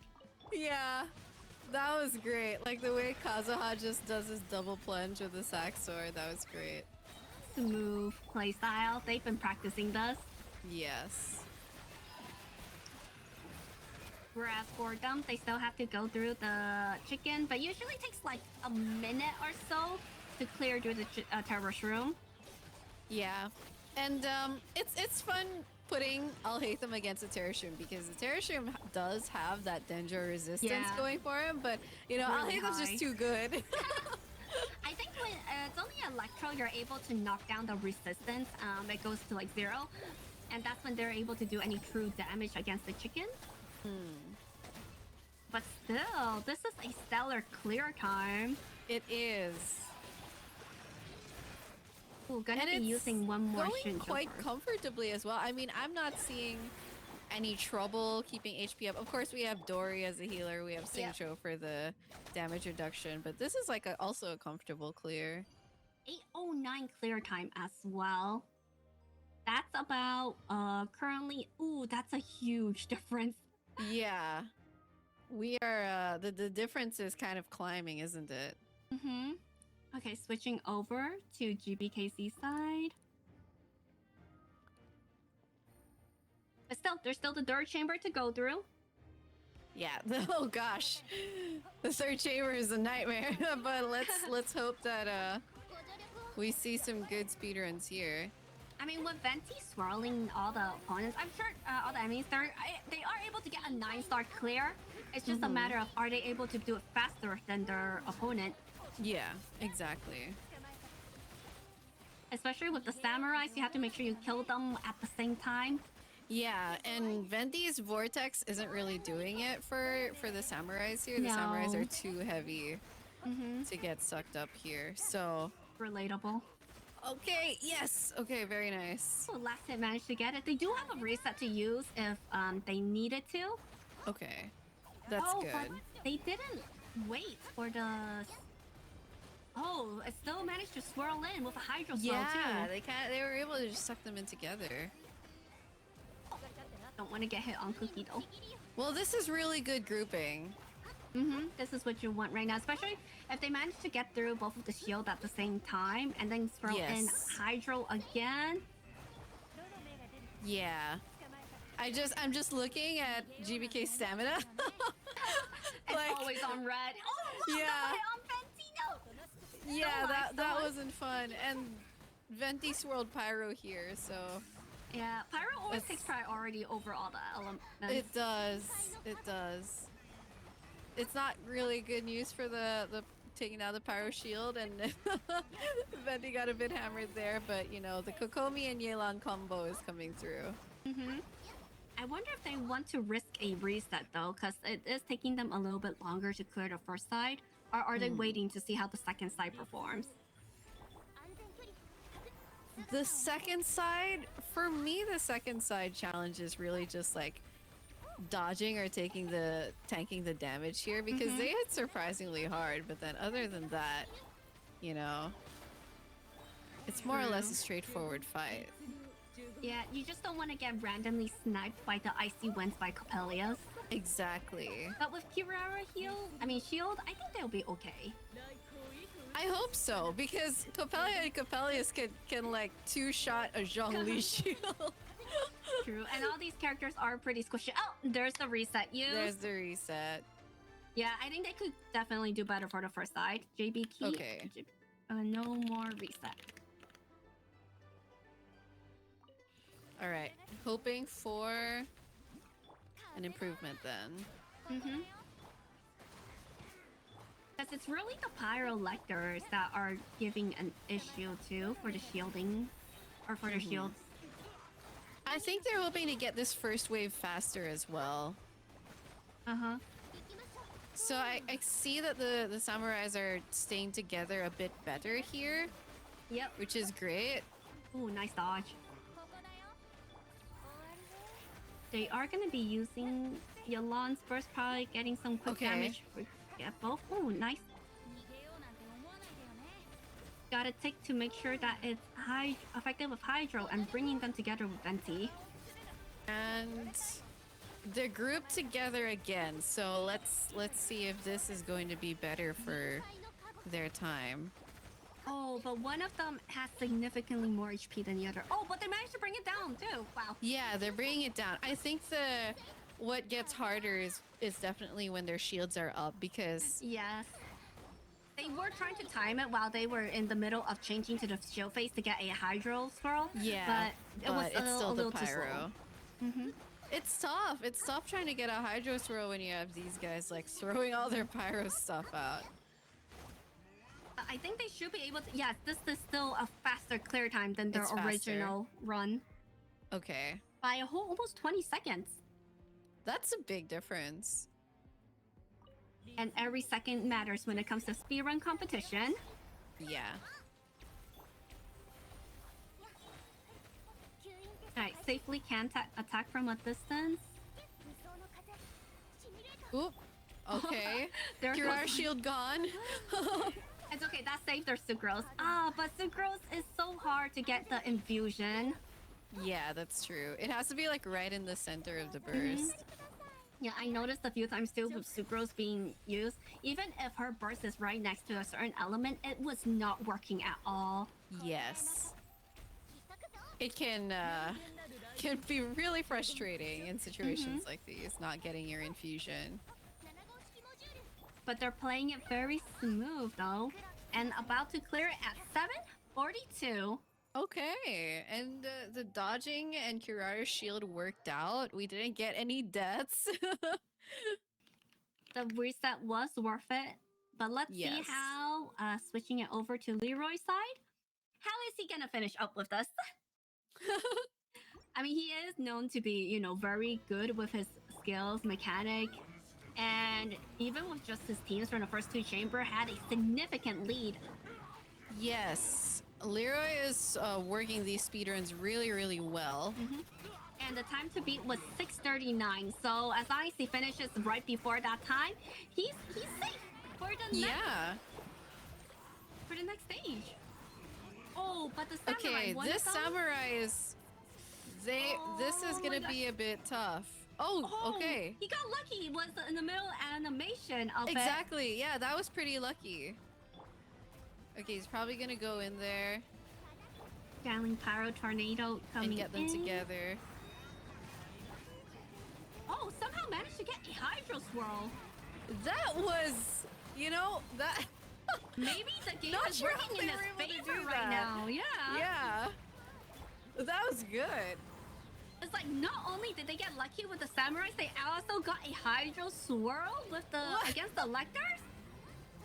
And Is with he- Chun-Li active. Yeah. That is some good timing. Now this time it Okay, it's cannot. Pyro Swirl. Yeah. But oh my goodness, that was so fast. Okay, Al-Haytham, you got this. You got this, man. Starting off with Shincho burst up for everyone as well. And that Al-Haytham damage coming in so clean. I know. Oh, and his dodges against the icy winds too. Yeah. And well, Dory is doing a good job of healing him. Yeah. Healing him when he gets hit, but dodging with Al-Haytham feels so smooth, honestly. Like, Yeah. That I and like you love just it. don't want to get hit in general or else you're gonna get staggered from your combo. yeah. I think that having Xingqiu and Dory on this team is a pretty good like defensive strategy against So- these hard hitting bosses. Yeah, so if you guys don't have a Dory build or if you don't have a cookie, Dory is a good option too. And that final score is going to be 759. So between the two Wow. matches, it took GBKC exactly 400 seconds, 6 minutes and 40 seconds to clear through his chamber. Whereas for Leroy, it took him 320, 5 minutes and 20 seconds. Wow, that was so smooth, Leroy. Congratulations. And lucky for him, he did not kill up any characters from before. Yeah. Like Let's give that a was round such of a smooth run. For sure. Round of applause to both players. They were very tough, close matchup. I mean, rank number 8 and 9 was very scary. But right now, Leroy will be fighting tomorrow against Odin Zada, whereas GBKC is knocked out of the tournament, but he still performed amazing with the game time or with the clear time too. I mean, Congratulations, GBK, for the good run. looking at as well, I know that whenever we do these speedrun competitions, I'm just like, it's not that they were knocked out of the competition, but looking at their final score, this is still a 3-star clear. Yeah, it's 39, 759, 742. exactly. It's still a strong clear. It is. So if there is like, it's definitely not something to be sad about, but unfortunately for competition, one have to be a winner, one have to be the loser, and that's just the nature of it. True. And it makes a great show. So these two gave us a fantastic show. Yep. But don't worry, we still have one more match to go through. So let's run a quick break. Once again, thank you to our sponsor, iBuyPower, for sponsoring this $1,500 prize pool tournament, where all players, the top 32 players, they manage to get a prize no matter where they rank. So, and yes, let's see, I believe for That's our... amazing. Yeah, I feel like for this, I wanted to give a prize for everyone that participated, even though it's not much. I believe even for playing in the tournament, you get $15. Oh, yes, for 6th place, you get $15. 5th place, you get 40. 4th place, you get 75. And the 3rd place winner gets 100. Second place one is 140, and the first place is 300. So we try to balance it out where, of course, the higher you rank, the more you get to win. Yes. But I'm really thankful for the players, because we had 3 weekends, or well, this is going to be our 3rd weekend of playing through our matches. Everyone had to separate their time, coming in from different time zones, from EU, Asia, NA, South America as well, for all the different time zones. I just want to give something back to thank them for their participation. Yeah. And their effort, especially. Like it's great seeing them come into this competition and giving them everything. Like they're giving us a great show. They're showing us their techs and their builds and their account. It's a nice, definitely a nice showcase as well, where after hosting these tournaments here and there, I love seeing their friends or community members coming in and cheering for them, having their little fan club as well. True. So I think that really brings in the Genshin community closer, or just different players together too. Yes. And I think this is something that, both meta players and casual players can enjoy because, even as a casual player, this is so cool. Like, it's just really interesting seeing a competition of something in Genshin that you don't usually get to see, built into the game itself. I do hope that maybe eventually, I feel like toggleable constellations will be very helpful for doing these type of competitions. It would be. If we get maybe one day a best floor dirt team, I feel like if they do some type of trial characters where all the 5 stars that we don't have, we get to kind of test out. Yes. And we get to do different teams, play around. That will really showcase the combat even more for Genshin. Yeah, I think eventually, honestly, instead of a floor 13, I would probably want like one of those infinity wave game modes or something that you can Yeah. play with like waves coming in and then Yeah. see in 2 minutes how many points can you score. And then Mhm. hopefully like over cycles what they change are not just the enemies but also like the trial characters. It would be really nice to have Yeah. like a permanent trial character game mode, as you said. We have seen like the previous events where they do trial characters or some Yeah. certain characters that you're able to use to clear. But if they added that in the game, I feel like that kind of helps players get to decide if they want to roll for future characters as well. You know, help Yeah. them sell the game. Okay, or if they want to get constellations even more for certain characters, because there is a huge difference between, for example, C0 Neuvillette and C1 Neuvillette, but just the Mhm. quality of game or quality of life. Quality of life, yeah, exactly. Yeah, and we recently got like the new pure fiction game mode in Star Rail, which is like an infinity, like just score as many points as you want. So I think that that would be a great mode of competition, like another way to set up a competition in Genshin. It's because Hoyo versus favorite child is Star Rail at the moment. Free 5-star? I know, but we'll see. We'll see what Genshin's cooking. You know, it's maybe a little bit of copium, maybe a little bit of hope, but you gotta love Genshin for what we have currently because we get these cool competitions, I guess.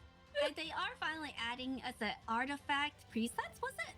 What's the quality of life update for the next patch? In Genshin, we're getting more artifact management. So it's like a few different menu selectors, different ways to sort artifacts. It's like on the way. It's like on the way to getting the presets, I hope. It only took them 3 years, but we're hoping for more in the future. All right, but before we continue on, let's us go over to a quick break. We have one more match to go through, and not only that, we are giving our last welcome giveaway as well. So stay tuned. After we go through our last match, we're gonna have our welcome giveaway. So if you guys are looking forward to refreshing a welcome or needing something to extra funds for maybe Navia coming out soon, stay tuned. We'll be right back.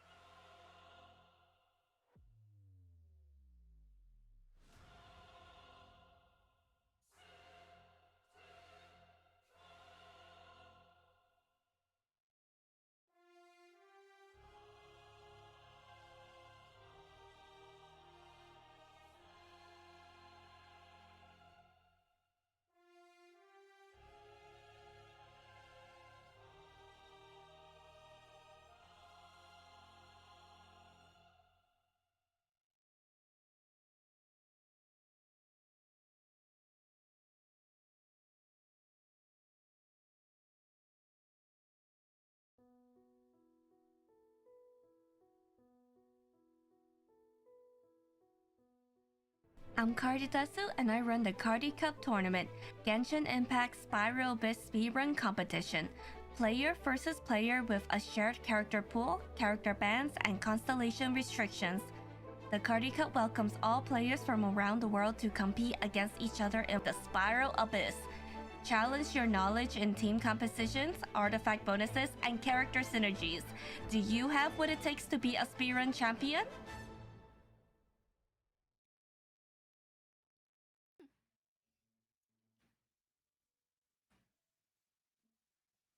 All right. Welcome back, everyone. We have our last match of the day coming up soon. It's gonna be Jester Lin versus Carlos Opinter. So I'm probably saying his last name wrong, but a little background info against these two players. Jester is from Indonesia, Team Indonesia, one of the faster speedrun abyss competitors, I guess, from Indonesia, whereas Carlos apparently won a Brazilian tournament last weekend. And out of all of our 62 players' top times, he was ranked number 2. Ooh. So I don't remember exactly what teams they are going to be using or what, like what their carries are. Oh shoot, I accidentally left something. But I am excited to see what type of characters and teams they are drafting, because if they are paying attention to their opponents, usually it will be very targeted pick and bans. Yeah. I am very interested in that. Okay, I mean, these contestants, I'm sure they prepare contingency plans for their pick and bans, right? Like, yeah, I'm sure. Like usually from what I from what I noticed before, they mentioned that it's better to secure characters for yourself rather than trying to prevent your opponent from picking characters. So, for example, it was like, wait, I'm sorry, I accidentally messed up. Oh, don't worry about it. Yeah, so I accidentally closed one of the programs for the pick and ban phase, so it was not streaming on the site. So I had to fix that real fast. Okay, but oh no, yes. okay. So from what I noticed before too, for example, two very well-known players are versus each other. They purposely picked Faruzan to prevent their opponent from selecting like a Zhao or Wander gameplay. But when they picked Faruzan, they also screwed up their own teams as well. So they weren't able to secure a fast time. So it's not only the pressure of selecting the right characters for yourself or preventing from your opponent, but that could also mess up their own team selection. Ooh, I see. Yeah, but the first battle is always down to our draft pick and ban phase. So let's see what Carlos and Jester is able to do for us. Right now, let's switch over the scene to our last match. And after our last match, we'll have a welcome giveaway soon.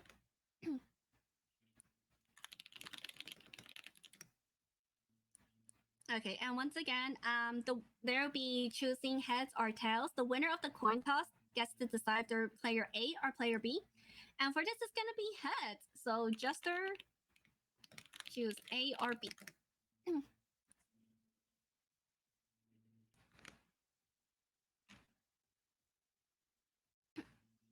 So Jester Lin is gonna be player A from Indonesia. Player B is going to be Carlos from Brazil. Okay, we're gonna start the draft soon. 30 seconds per pick. Very nice. We'll be starting this soon. Jester, player A, you will get have 30 seconds to choose your first ban.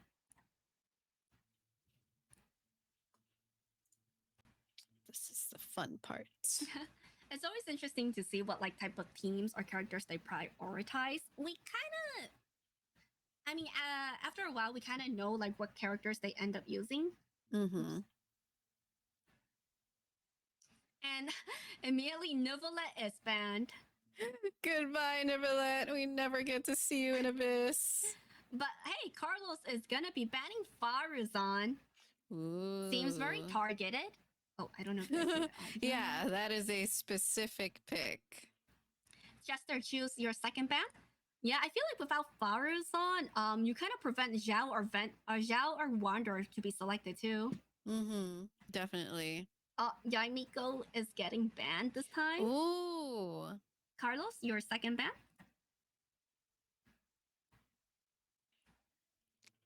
That's a sad one. I like using Yai in this abyss. Yaimiko or Raiden too. I think both of them are very strong, but I feel like Raiden is more towards like you need to build a team around her, whereas Yeah. Yaimiko, you could kind of fit her in almost any team. Yeah. A Ayato ban. Well, Carlos has definitely been studying because Jester does have like a C1 or C2 Ayato from before, and now they're not allowed Yeah. to be played. Okay, Jester, choose one character. Yeah, that seemed like a pretty specific ban also.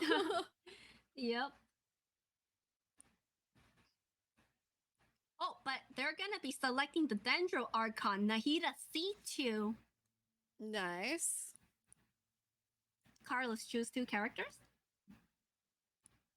And C2 Nahida has one of like the best constellation value as well. Yeah, definitely speedrun worthy. Mm-hmm.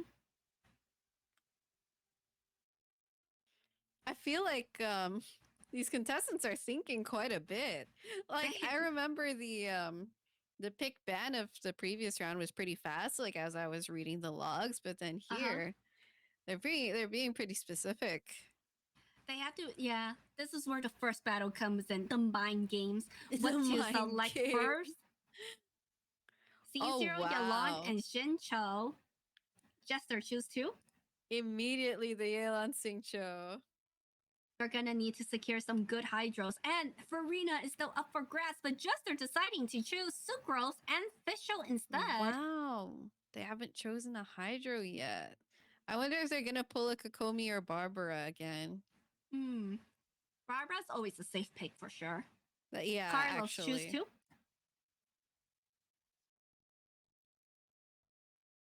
But I think Fischl and Sucrose does have high value, especially on the second chamber. And with Nahida, maybe all they need is just one more Electro character. Kachin would work. Yeah. Or Raiden. Any Lisa gamers here? Lisa where? Oh, and Carlos decided to use Bennett and Shanling together. All right. Potential Vaporize? Shanling finally comes with Bennett this time. Jester, choose one. If I remember correctly, there is a chance that they are going to be using Vaporize on the second half. Oh, Nilo is getting a spot to shine. C0. Oh. All right, Carlos, now choose one character and one weapon to ban. Let's go. Some Nilu gameplay. So I'm wait, excited for that. there's a chance that we're going to see Nilo with Nahida on the first chamber? Yeah. We could get a Kokomi there. That depends if Kokomi's going to be banned now or Carlos is going to be selecting. And they are going to be banning Raiden, Shogun, and Ki of Kishina. Oh. Yep. The key ban. Jester, one character and one weapon ban. That is going to be very targeted on Nilo's side. But Yeah, Nilo does definitely. have a dog hand that they could use too. Okay. I feel like the Nilu, but then without the key, like that does feel like a hard hit. But they have C2 Nahida. That's true. That's true. Yeah, with the constellations balance. Mm-hmm. And Jester is banning Hu Tao and Aqua Simulacra from their Yalon. Okay, Carlos, choose one character.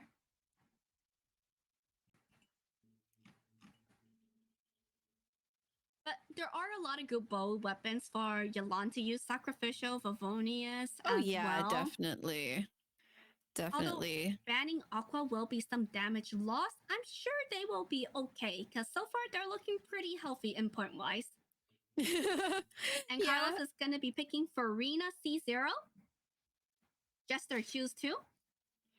I mean, these days I usually keep my Yelan on a Favonius, actually. Oh. Even if I do have R1 Aqua Simulacra, Mm-hmm. just because, like, you know, sometimes I just want her burst up more easily. Yeah, most of her damage comes from her burst too. Mm-hmm.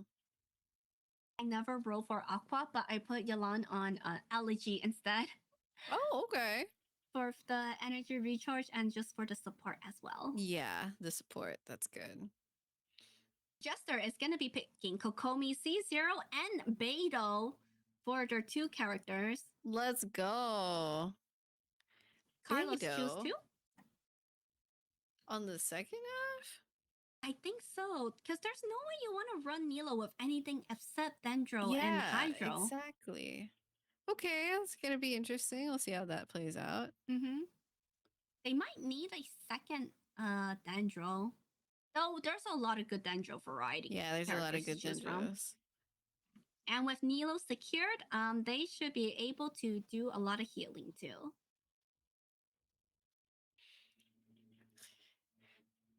I like how Carlos just has Hydro and Pyro units on their side.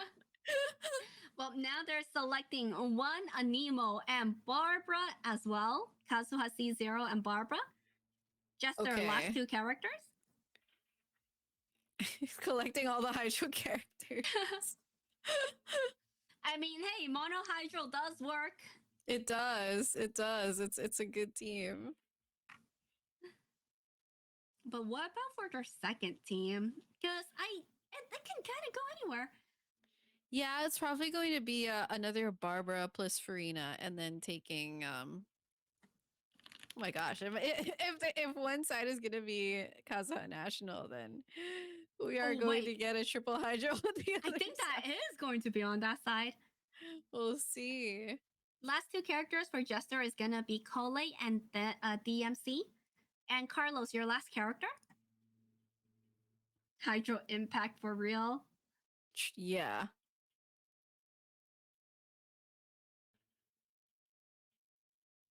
Hazel. Last character is going to be Hazel for Carlos's side. All right, this is going to be That's the final match interesting. for today. We will have mods set up a prediction for Carlos versus Jester. They will share screen. Let me message them. Wait, are they doing? Is Carlos doing a mono Hydro on one team? On one side, actually. I think so. Can Oh, you two share screen right gosh. now? Fascinating. Okay. That would work on the first side. It And would. with like either Kazuha on one half and Keizo on the second. Yeah. Okay, let's take a look at them while they're preparing their artifacts and weapons. We have a prediction set up for Jester Lim versus Carlos. Our last matchup of the day, Gamba, is up. Place your bets, people. Let's see what they are cooking up for us. Whereas we'll do a little analysis on their characters. So Jester with C2, Nahida, Nilo, and Kokomi, that's 5 points. They're allowed to use 2 5-star weapons on their end. Whereas Okay. Carlos's C0, Yalan, Farina, and Kazuha, they only have 3 points, but they could use the 2 5-star weapons as well. Yeah, I wonder if they're going to load up, or I wonder what 5-star weapons they're going to use here. Lots of good options. The only weapon banned is Aqua Simulacra from Yalan and the Key of Catchness from Nilo. Yeah. But depending on what they have on their roster too, any of them could do massive damage. So we do get a Favonius Yelan, Mm-hmm. and we're getting a Dockhands Nilu. I think that should be her second best in slot without the key. Yeah. Oh, Thrilling Tales Hazel. That works. Okay. Thrilling Tales, and then maybe a DPS Shincho with that J Cutter. Oh my god, let's go, J Cutter Shingsho. Whereas for Jester's side, definitely using Nilo. Definitely using Nilo, Kokomi, Nahida most likely on the first half with Cole. Cole or DMC? I was actually surprised because I was seeing Cole being paired up with with the Nilo team, and she Mhm. provides a lot of dendro application. She does, actually. Even though her circle is kind of small, but with her burst, the Cole Amber burst, like it's just so much. I mean, you just need to aim well. That's the thing. Because, like, Aiming. sometimes her abilities can miss. You know, Just like sometimes they land where Fenty you don't swirl, want them yeah. to. Yeah, exactly. And even with her boomerang, it's so funny when that misses the enemy, honestly. Let's hope that they don't have any bad RNG like that. As you mentioned before, all of this is dependent on the player, how well they are able to manipulate AI, and Yeah. also their own playstyle, their own skills. Exactly. Whereas Carlos, depending on what they're using, I think they already finished gearing up, so they're gonna give us a sneak peek of what team they're using. Mono Hydro first half? With with Kazuha. Okay. And there's going to be a Heizo National on the other On the half. second. Very nice. I love that Cole with a 250% ER. That's so true. You gotta make sure that, she always has a burst up. That's Yeah. similar to, was it Farazan's 300 energy recharge? Yeah, exactly. Okay. It is Cole on the Nilu team. So the other team's taking DMC for their Dendro applicator.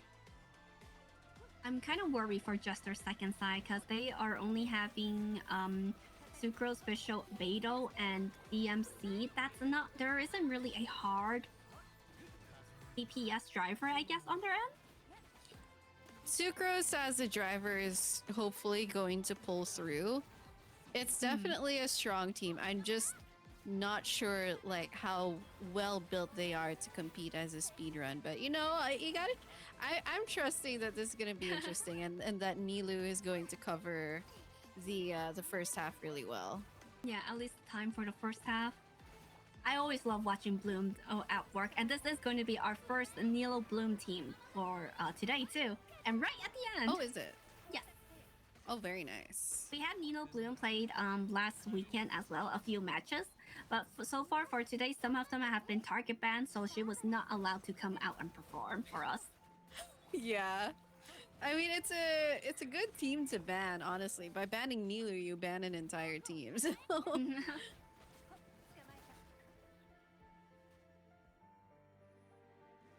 Meanwhile, Carlos is already clearing through the first chamber, or first half for us. I was watching Carlos's run, and that Breacher Primus did some stalling there. It's okay. That's why they're practicing right now, because this time does not count for their official record.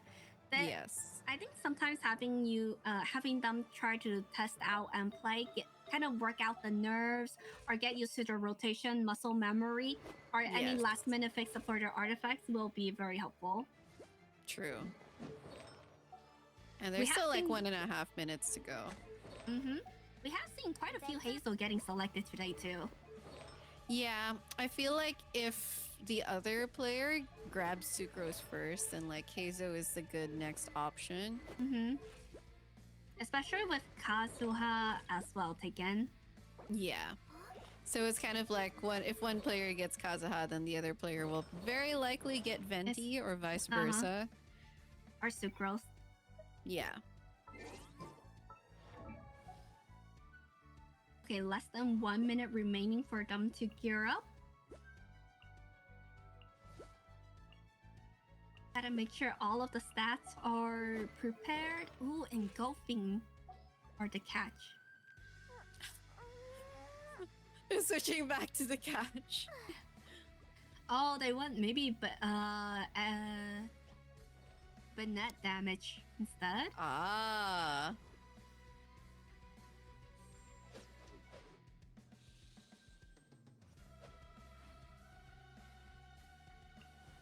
Piece nobly set up as well. I saw Nahida with 1,000 floating dreams. Okay. So we have her signature there. Okay. Time is almost up. Let me make sure that they are prepared. Okay, time is up. 7 minutes has gone by. Let's go through your character weapon artifacts. Player 1, Jester, will go through yours first. Okay, Nahida with the 1,000 floating dreams. C2.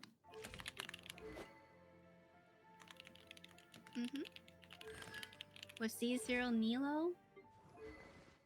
Yay, And donut Moonblow. Kokomi. Oh, if you could briefly go over your artifacts too so we could see the set bonus. Okay, Okay. Ocean Euclid.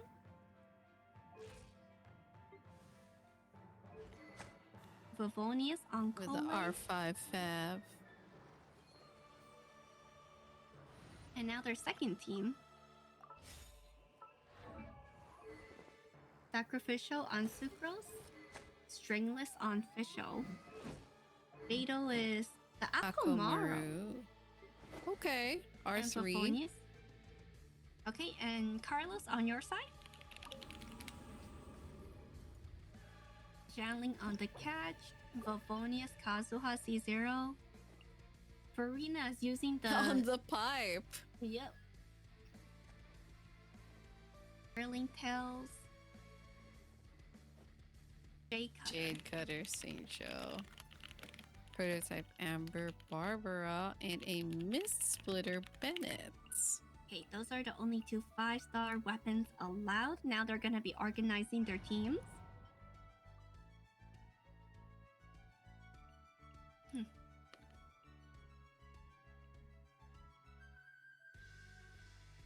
Jester is ready to go. They've been waiting for this. Yeah. Alright, let's see. Okay, we'll switch over the scene to Jester's side. Since Jester's player 1 will be going through your chamber first. As a reminder, don't use any cards with the attack logo, a sword logo on it. Only allowed 1 reset.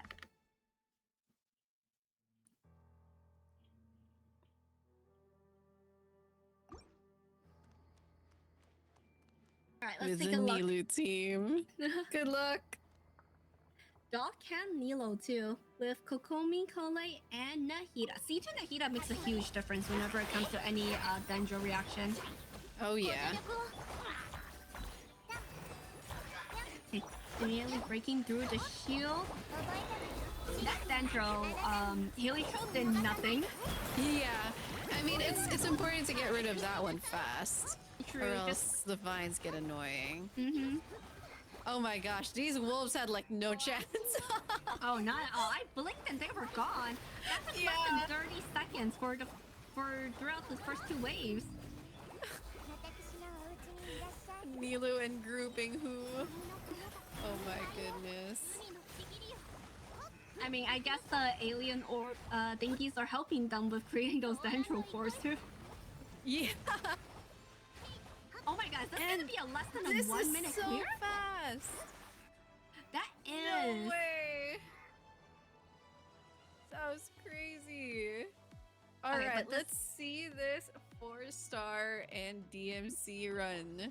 Yeah, this side is the one that I'm worried about to see how they are gonna be clearing it. Well, I saw that they really, they gave their DMC a damage goblet and a crit circlet, so this is going to be an invested DMC, and it's going pretty quickly. I'm still surprised by the selection of Beidou, especially since you don't use, like, she's more of a multi-target unit than a single target, Yeah. but wow, that- it's working out. yeah, a lot of damage is getting taken out from the assignment. Yeah. And with Sucrose helping shredding the Electro too, that is going to be a 8:24 time? Yep, 8:24. That's amazingly fast. Let's switch over to Carlos. Okay. Carlos, whenever you're ready. It's gonna be a tough time to beat. And here we have the Mono Hydro. Our first mono hydro for the tournament as well. Ooh, okay. Yeah, I was wondering actually because we've seen taser, we've probably seen like other combinations of hydro heavy, but not straightforward mono hydro. So this is No, interesting. I believe this is our first time too. Usually it's double hydro, Mhm. working with another, elemental reaction. But Yeah. mono hydro is the first for us. Okay. And with a C0 Yalan too. Normally, we have like C2 Yalans being a carry for one side. Ooh. Is Aqua Simulacra a common ban? Yes, it is. Aqua Simulacra gets banned quite often whenever we see a Yalan being selected. I see. At Barbara, healing all of them back up, getting the max stacks for Verena too. Well, that Pyro Herald is gone. His shield was just shredded down. And that was a 1 minute and 3 second first half too. Okay, so it's kind of close. It's kind of close. It all depends we'll on see this how chamber. They do this one. Yeah. Yeah, they're pretty neck and neck so far. Oh my Yeah, god, that so- damage. This one is not a quicken team, so it's not going to be something that is like an insta reappear. I don't think that matters when like half HP is already taken from the algorithm just while I was preparing to go invisible earlier. True. Like they just stayed in place, just kind of waited it out while damaging the turrets and set up so that once the algorithm reappears, like it's instantly taking damage. And they still managed to clear at 816. Wow. I mean, this is not that far away from each other so far. Yeah. That's close. Yeah, it's like 10, 12 seconds? That's crazy. Oh Okay, my gosh. switching it over to Jester side. Whenever you're ready, Jester. Okay, this Nilu team in action is pretty entertaining. I always love to see how she dance together. That is a great way to group when you like go to the back of the chamber as well. All of the Yes. mechanics will just kind of group towards They you. follow you. You want to edge bait them because otherwise they're just going to spread out all over the arena. And whereas this one, they're focusing more on that figurine. And these two just kind of naturally group towards you because they're going to chase you. So that's good. Oh my god, 40k bloom. Yeah. And it's this construction mech that can get pretty Yeah. annoying, but The big one, yeah, will like run around going across the map where you have to chase after it. But what? Burst from Mila was able to break through.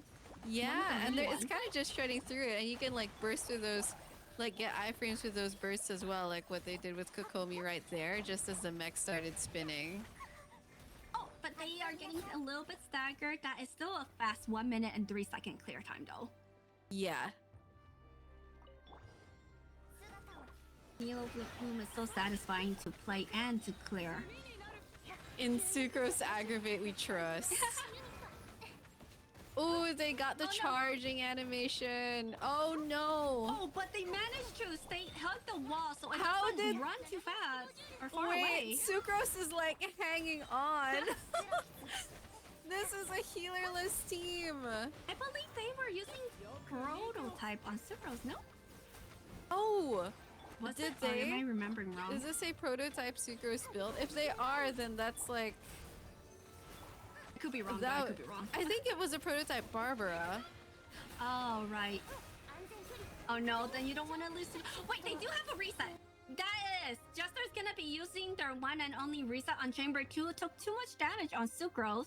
Yeah, that was a pretty unlucky Charge. Dendro yeah. chicken. But I think their first side is very consistently enough. Oh, it was Yes. the sacrificial Sucrose. First side should be consistent enough where they're able to clear, with around 1 minute. It's all dependent on the second side with the healerless run. Exactly. Like generally, boss fights are pretty manageable healerless until. Oh no! How did that happen? Oh no! It's the Oh, no, it's spinning. It's is the this- spinning mechs. Is this where it's all gonna come crumbling down? They end up losing color, but I still this team is doable. Nahida's yeah. solo Dendro is able to work. It just takes, you know, a bit more effort. Oh no. The oh no, the mech spinning is hitting hard, and running out of Back over stamina is time. not good here as well. Even with losing Cole, they're able to clear at 1 minute 8 seconds. That's just 5 seconds slower than their previous run, but it's gonna have a rough time hopping into Chamber 3 with one character less. Yeah. So yeah, like the Dendroshroom is pretty doable without a healer, unless you get that charging, like that running Yeah. animation from it, which We- is like pretty unfortunate. We actually saw a Hu Tao die to the pecking attack from the J Terrorshroom too. So I think the Terrorshroom has taken quite a few targets today. Oh no! Well, But we were while able to get an electro infusion on Sucrose there, which is good, so Yeah. extra aggravates. Yep, Sucrose but is while staying alive. This is the best time for them too, because while the Terrorshroom is, lying down on their side on the ground, they could just dish out any damage. Yeah. Okay, so And- this half, A lot cleaner for sure. yeah. Sucrose is alive. But Cole. 7:59. It was a trade-off. It was. It was. It's like, who would you rather go, Cole or Sucrose? And unfortunately, we probably know the. Had to select Cole, but let's see how Chamber 3 is gonna go for them. But we still have Carlos to go through Chamber 2. Carlos, whenever you're ready.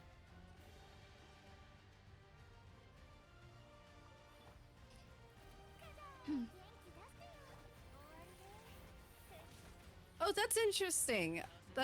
Well, they have Kazuha. I was gonna Yeah. say that that's usually not the positioning to group them, but it at least pulls them into kind of a square, and then Kazuha can pull them closer together. So Yeah. That and Okay. with the second wave summon too, it's Yeah. still within Kazuha's burst. yeah, exactly. So they positioned it so that where the second wave spawns, it's still right there. Yep. It's kind of awkward with mono element though, sometimes. It can be, but Farina and Yelan together is already a powerhouse. So it's just a matter of keeping them as close together as possible, so that like True. even though Yelan and even Farina a bit, they can be a bit single target, like if they just like focus their small AoE. Mhm. If you can group the mechs together very well, then it's not a problem. I think so far they did well. They have the same first clear time as their opponent too right now. Oh, 1 minute and 7 seconds.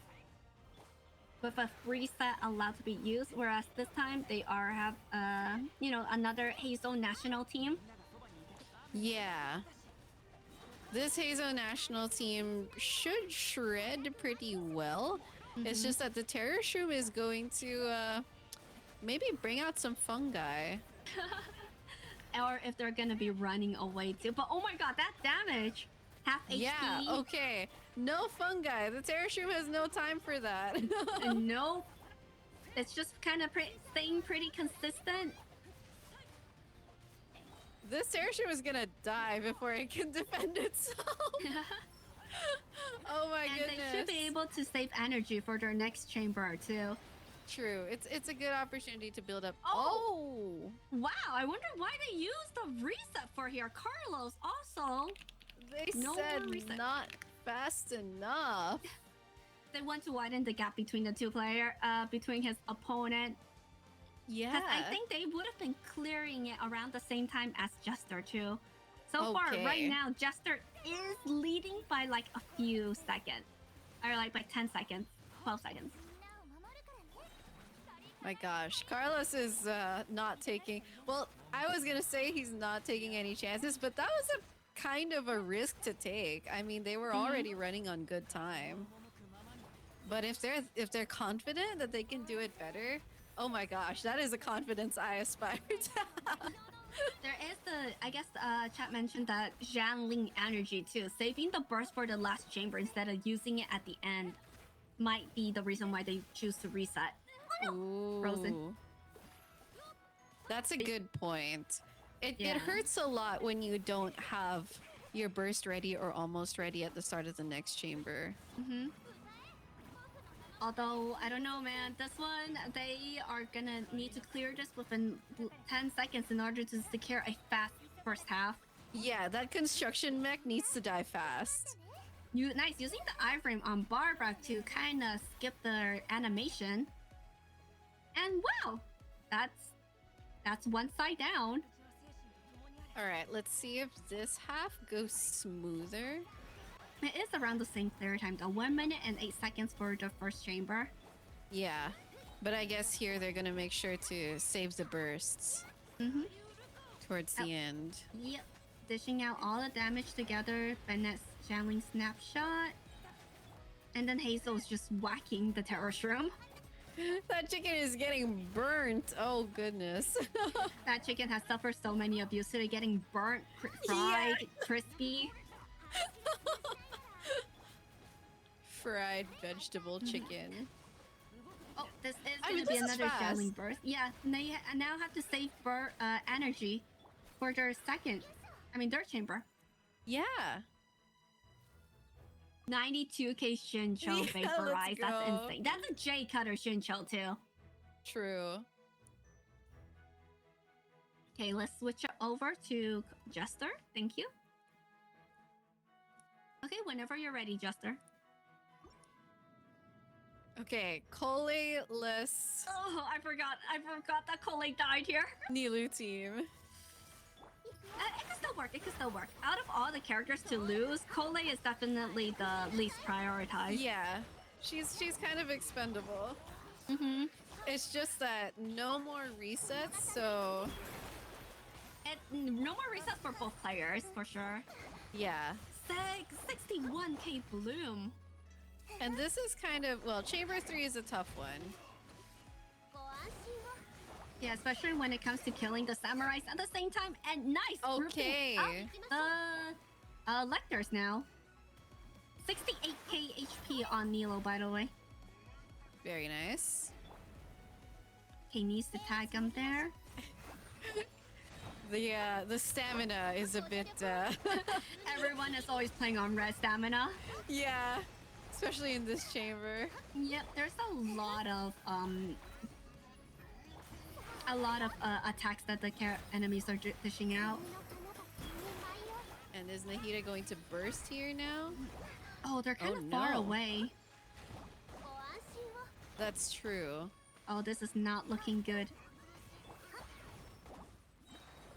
Oh, and their second Lecter was delayed and going to shield phase. Yeah, this grouping hasn't been working out. And- They still have to fight through it. I'm not sure if there's a reason they're kind of not using Nahida's burst as well. Maybe they just think it isn't necessary, but Maybe, because they're not. Maybe they want to save time for the animation on Nahida. okay, so I think they just mostly need the Hydro here to do the Pyro Shield shredding instead of like trying to get those last blooms.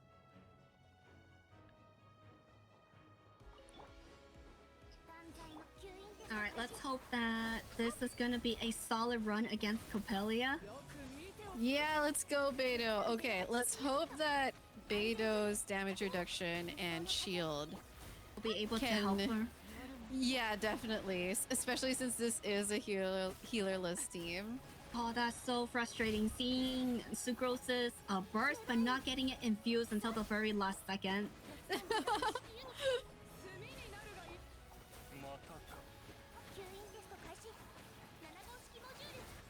Well, we are getting Sucrose targeting them from like a safe distance, so hopefully that helps. Yep. Oh, love to see that counter. True. Okay, so DMC took some of those hits. As long as they're it's not looking too healthy, gross. yeah. Yeah. This last fight was pretty smooth. I think it's just the first half that really that really took some time. 707. Yeah. I mean, losing one character was definitely slowed It them did down not quite help. a bit. No. Even with just Cole. Mm-hmm. Okay, Carlos, whenever you're ready.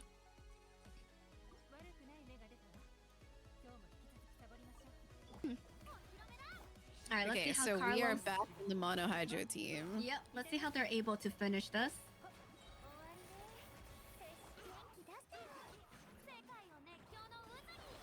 Everyone's kind of grouped up together. Yeah, gotta- Kaza is helping a lot here. Otherwise, this team would have like no grouping whatsoever. It helps with the shredding too, I believe. Yeah. Okay, burst with Yelon. Oh no, one of them looks Ooh, they're- very high in HP. They're kind of far apart. So Wait, I can think they killed it.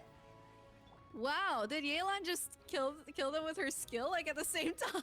Yeah, even though one of them had like a little bit more HP than the other. Yeah.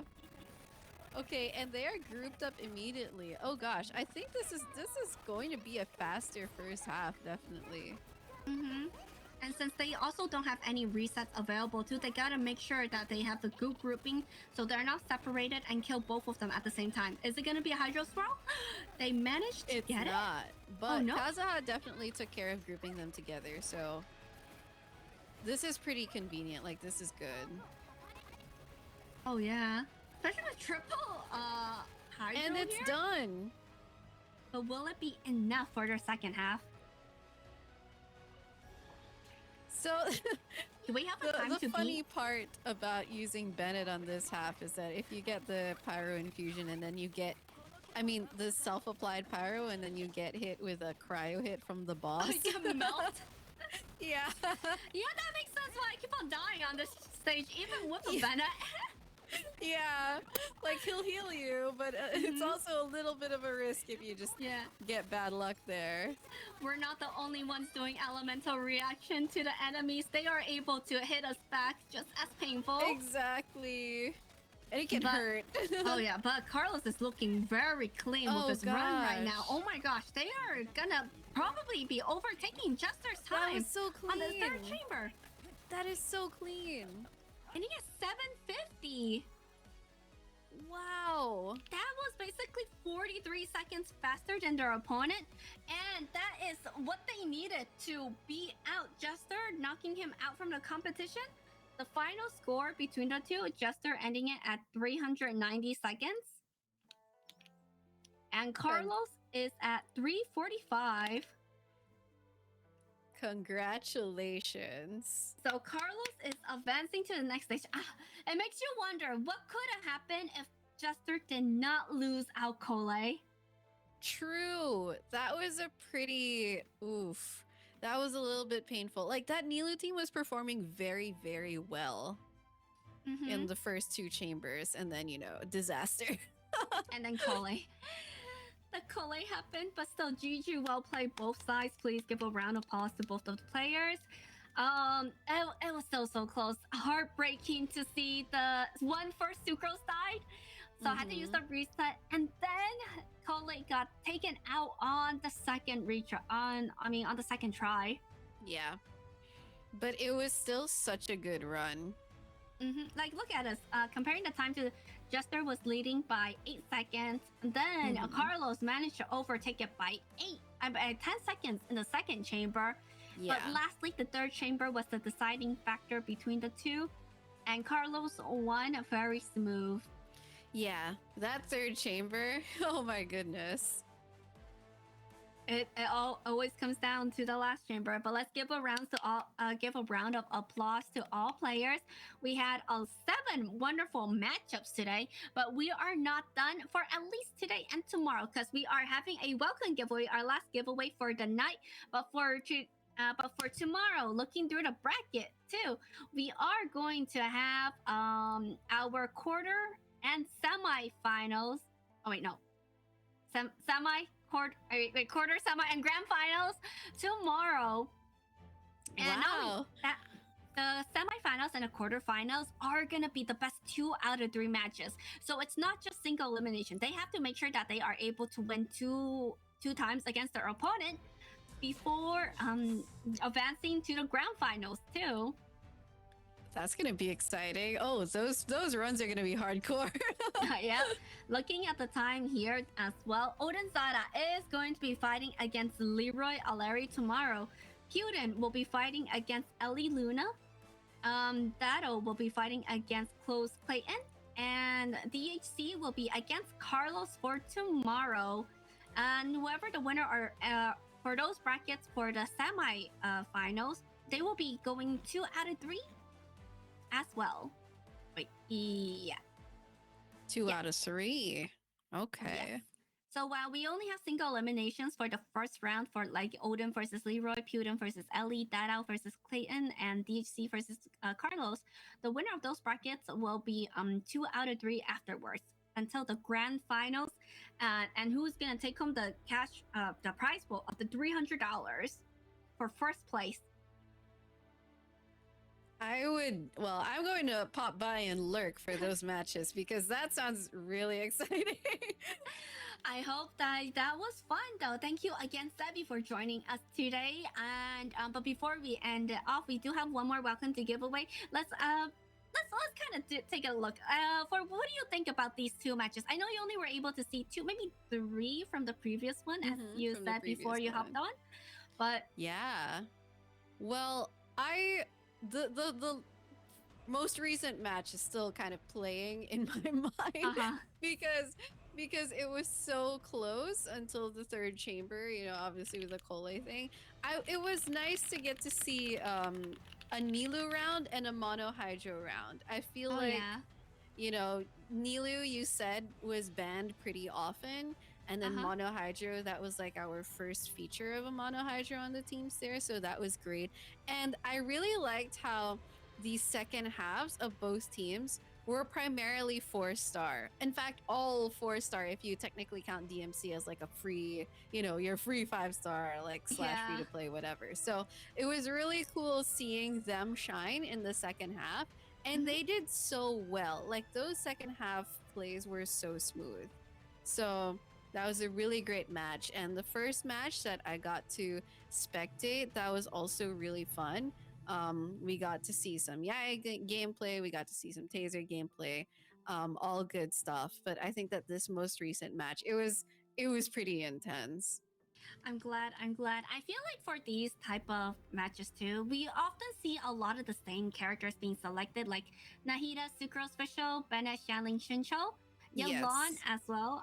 But sometimes whenever they give us like random type of team selections, like the Hazel National doing insane damage just with the difference of the weapons, and getting a Bloom showcase or the Virgin Toma earlier too. It gives people idea on, hey, these characters could play in this style as well, showcasing them that you don't need all the 5 stars. You could clear it just well with 4 stars. Yeah. Oh yeah, and shout out to that Dory Al Haytham team. Oh yeah, that Dory getting selected twice today too. Dory Al Haytham works. You don't need a cookie, even though cookie is really good too. Congratulations, Dory, you're getting some screen time. I honestly forgot Dory was also a character in this game.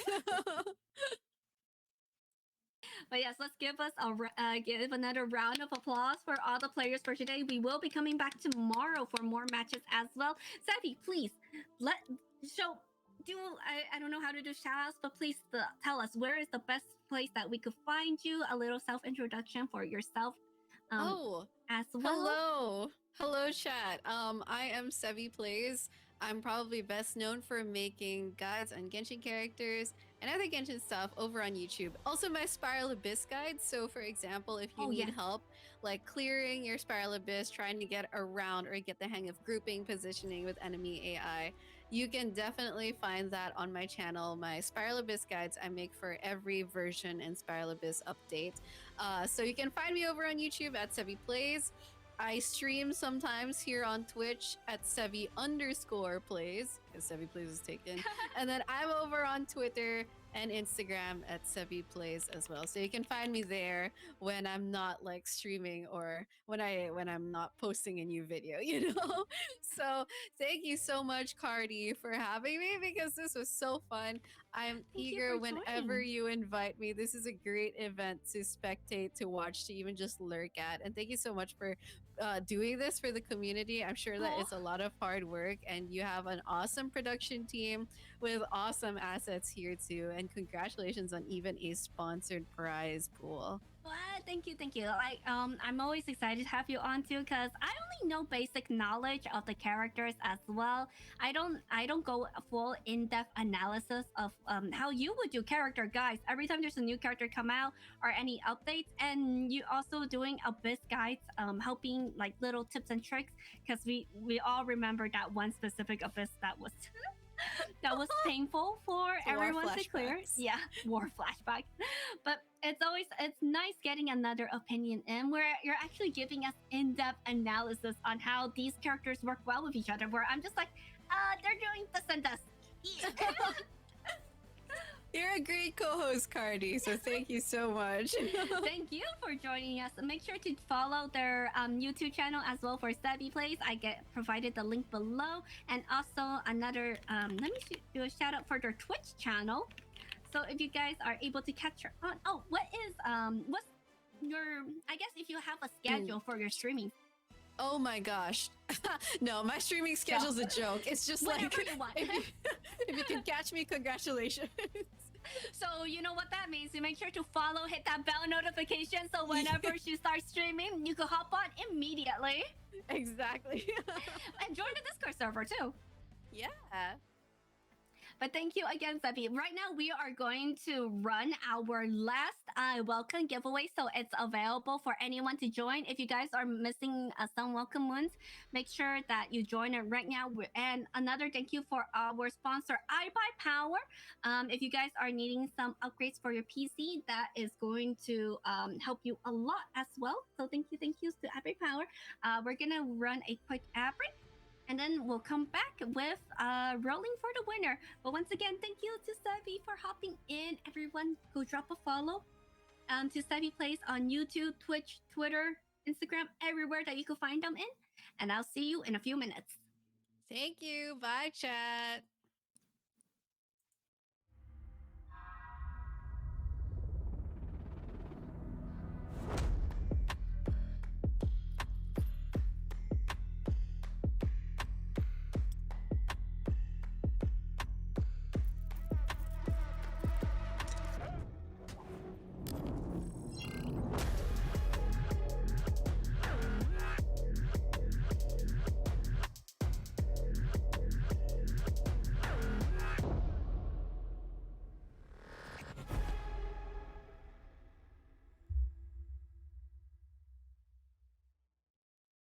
Another case to consider.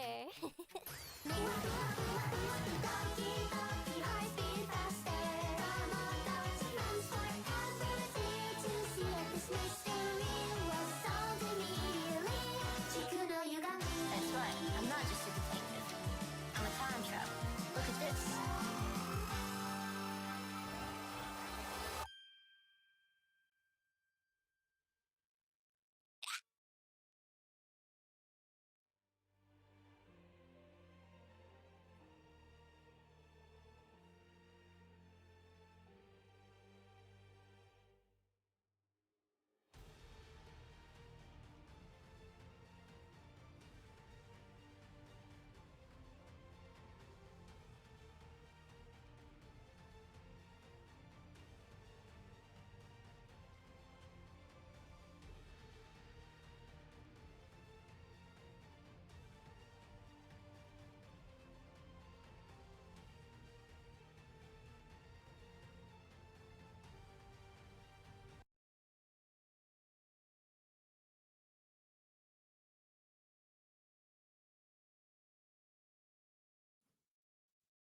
Okay. Hello, welcome back, everyone. We had a very long stream today, almost 7 hours. We still are not done yet. We have one more welcome to give away, so make sure you get your tickets in.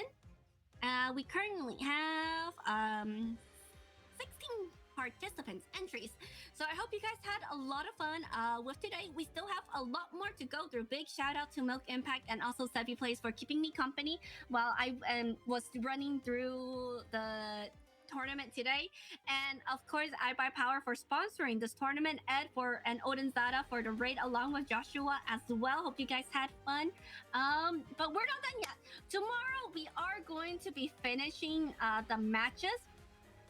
Starting off with Odin Zada versus Leroy Aleri, PutIn versus Ellie Luna, G Dado versus closeClayton, DHC versus Carlos Opinter. So it is going to be another tough matches. Semifinals and grand finals are going to be best 2 out of 3. So make sure you guys are betting for that as well. And we have more welcome giveaways for tomorrow. So thank you guys again for joining us. If there's any questions regarding the rules, feel free to ask in chat. Our mods are usually very helpful, or anyone is able to answer them. And Brazilian. No. Hey, we actually have one USA player. It's not just Brazilian, but it is we have DHC as our one and only America. When Cardy calls Jida, I don't know how to pronounce his name correctly. Okay, please don't make fun of me. I only know English. I am of course American, so all of my pronunciation and language is gonna be bad. What was that one tweet? Don't correct me on my grammar. I have no respect for the American language, for the English language. That's me right now. But let me see. But yes, we're still gonna be having some exciting matches to go through. I'm honestly don't know what to do or who to expect for our grand finals, or who's gonna take home the championship this time around. But it's gonna be fun, hopefully, and we're gonna have some exciting guests, shoutcasters too.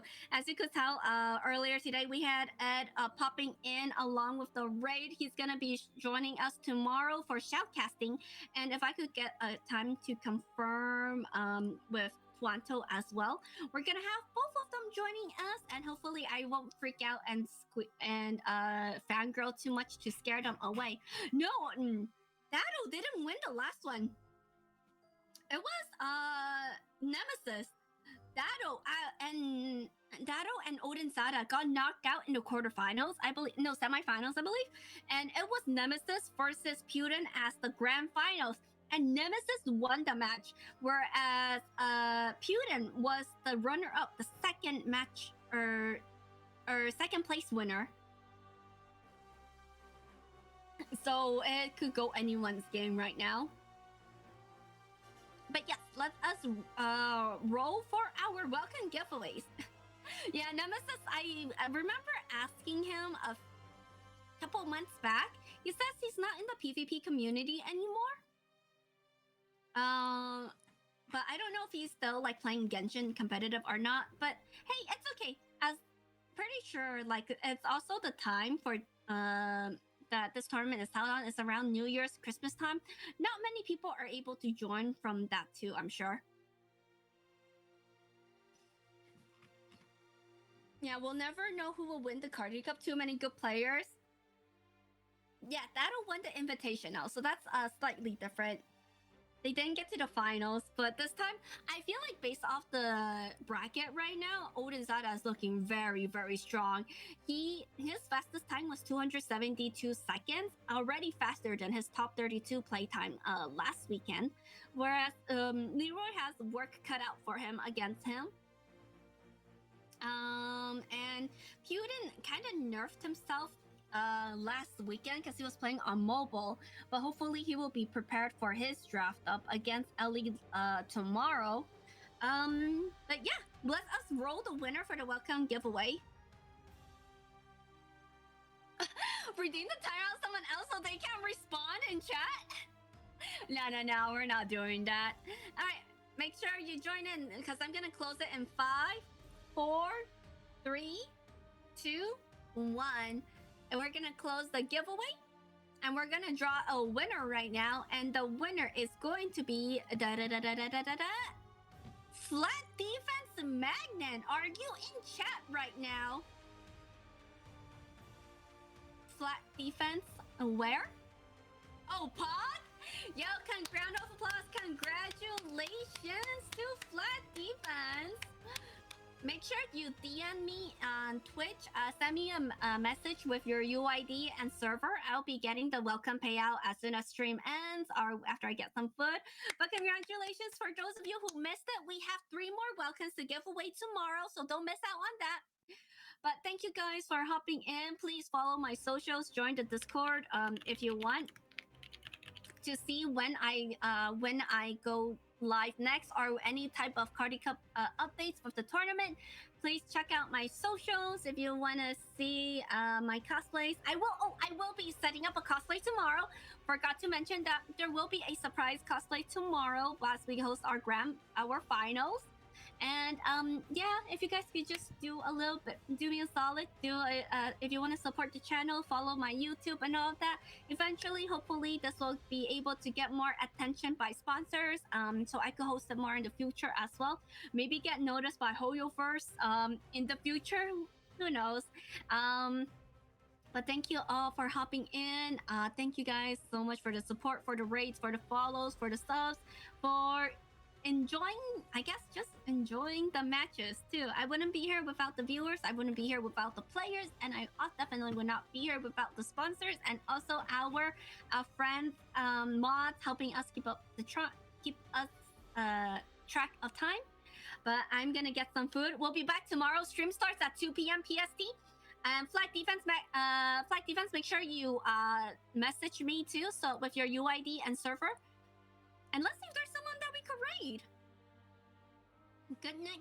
Thank you for hopping in. Let me see if there's someone that we could drop you guys off to.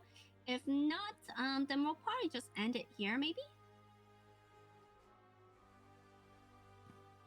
I might just send you guys either to Zen or Chris.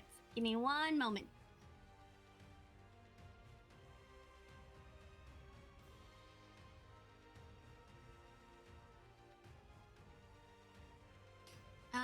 Let us send you guys off to... Yeah, let's send it off to Curtis Kissen.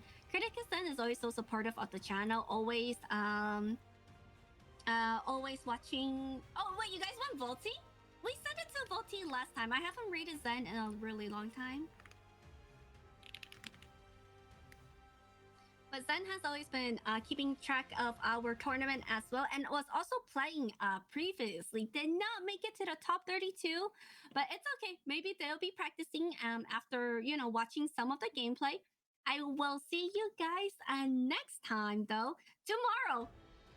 I'll see you guys tomorrow. Stay tuned. Thank you all for hopping in. And once again, thank you to our sponsor. Big shout out to iBuyPower for our lovely Pippin. And I'll see you guys tomorrow. Good night. Bye-bye. I'm gonna get some food.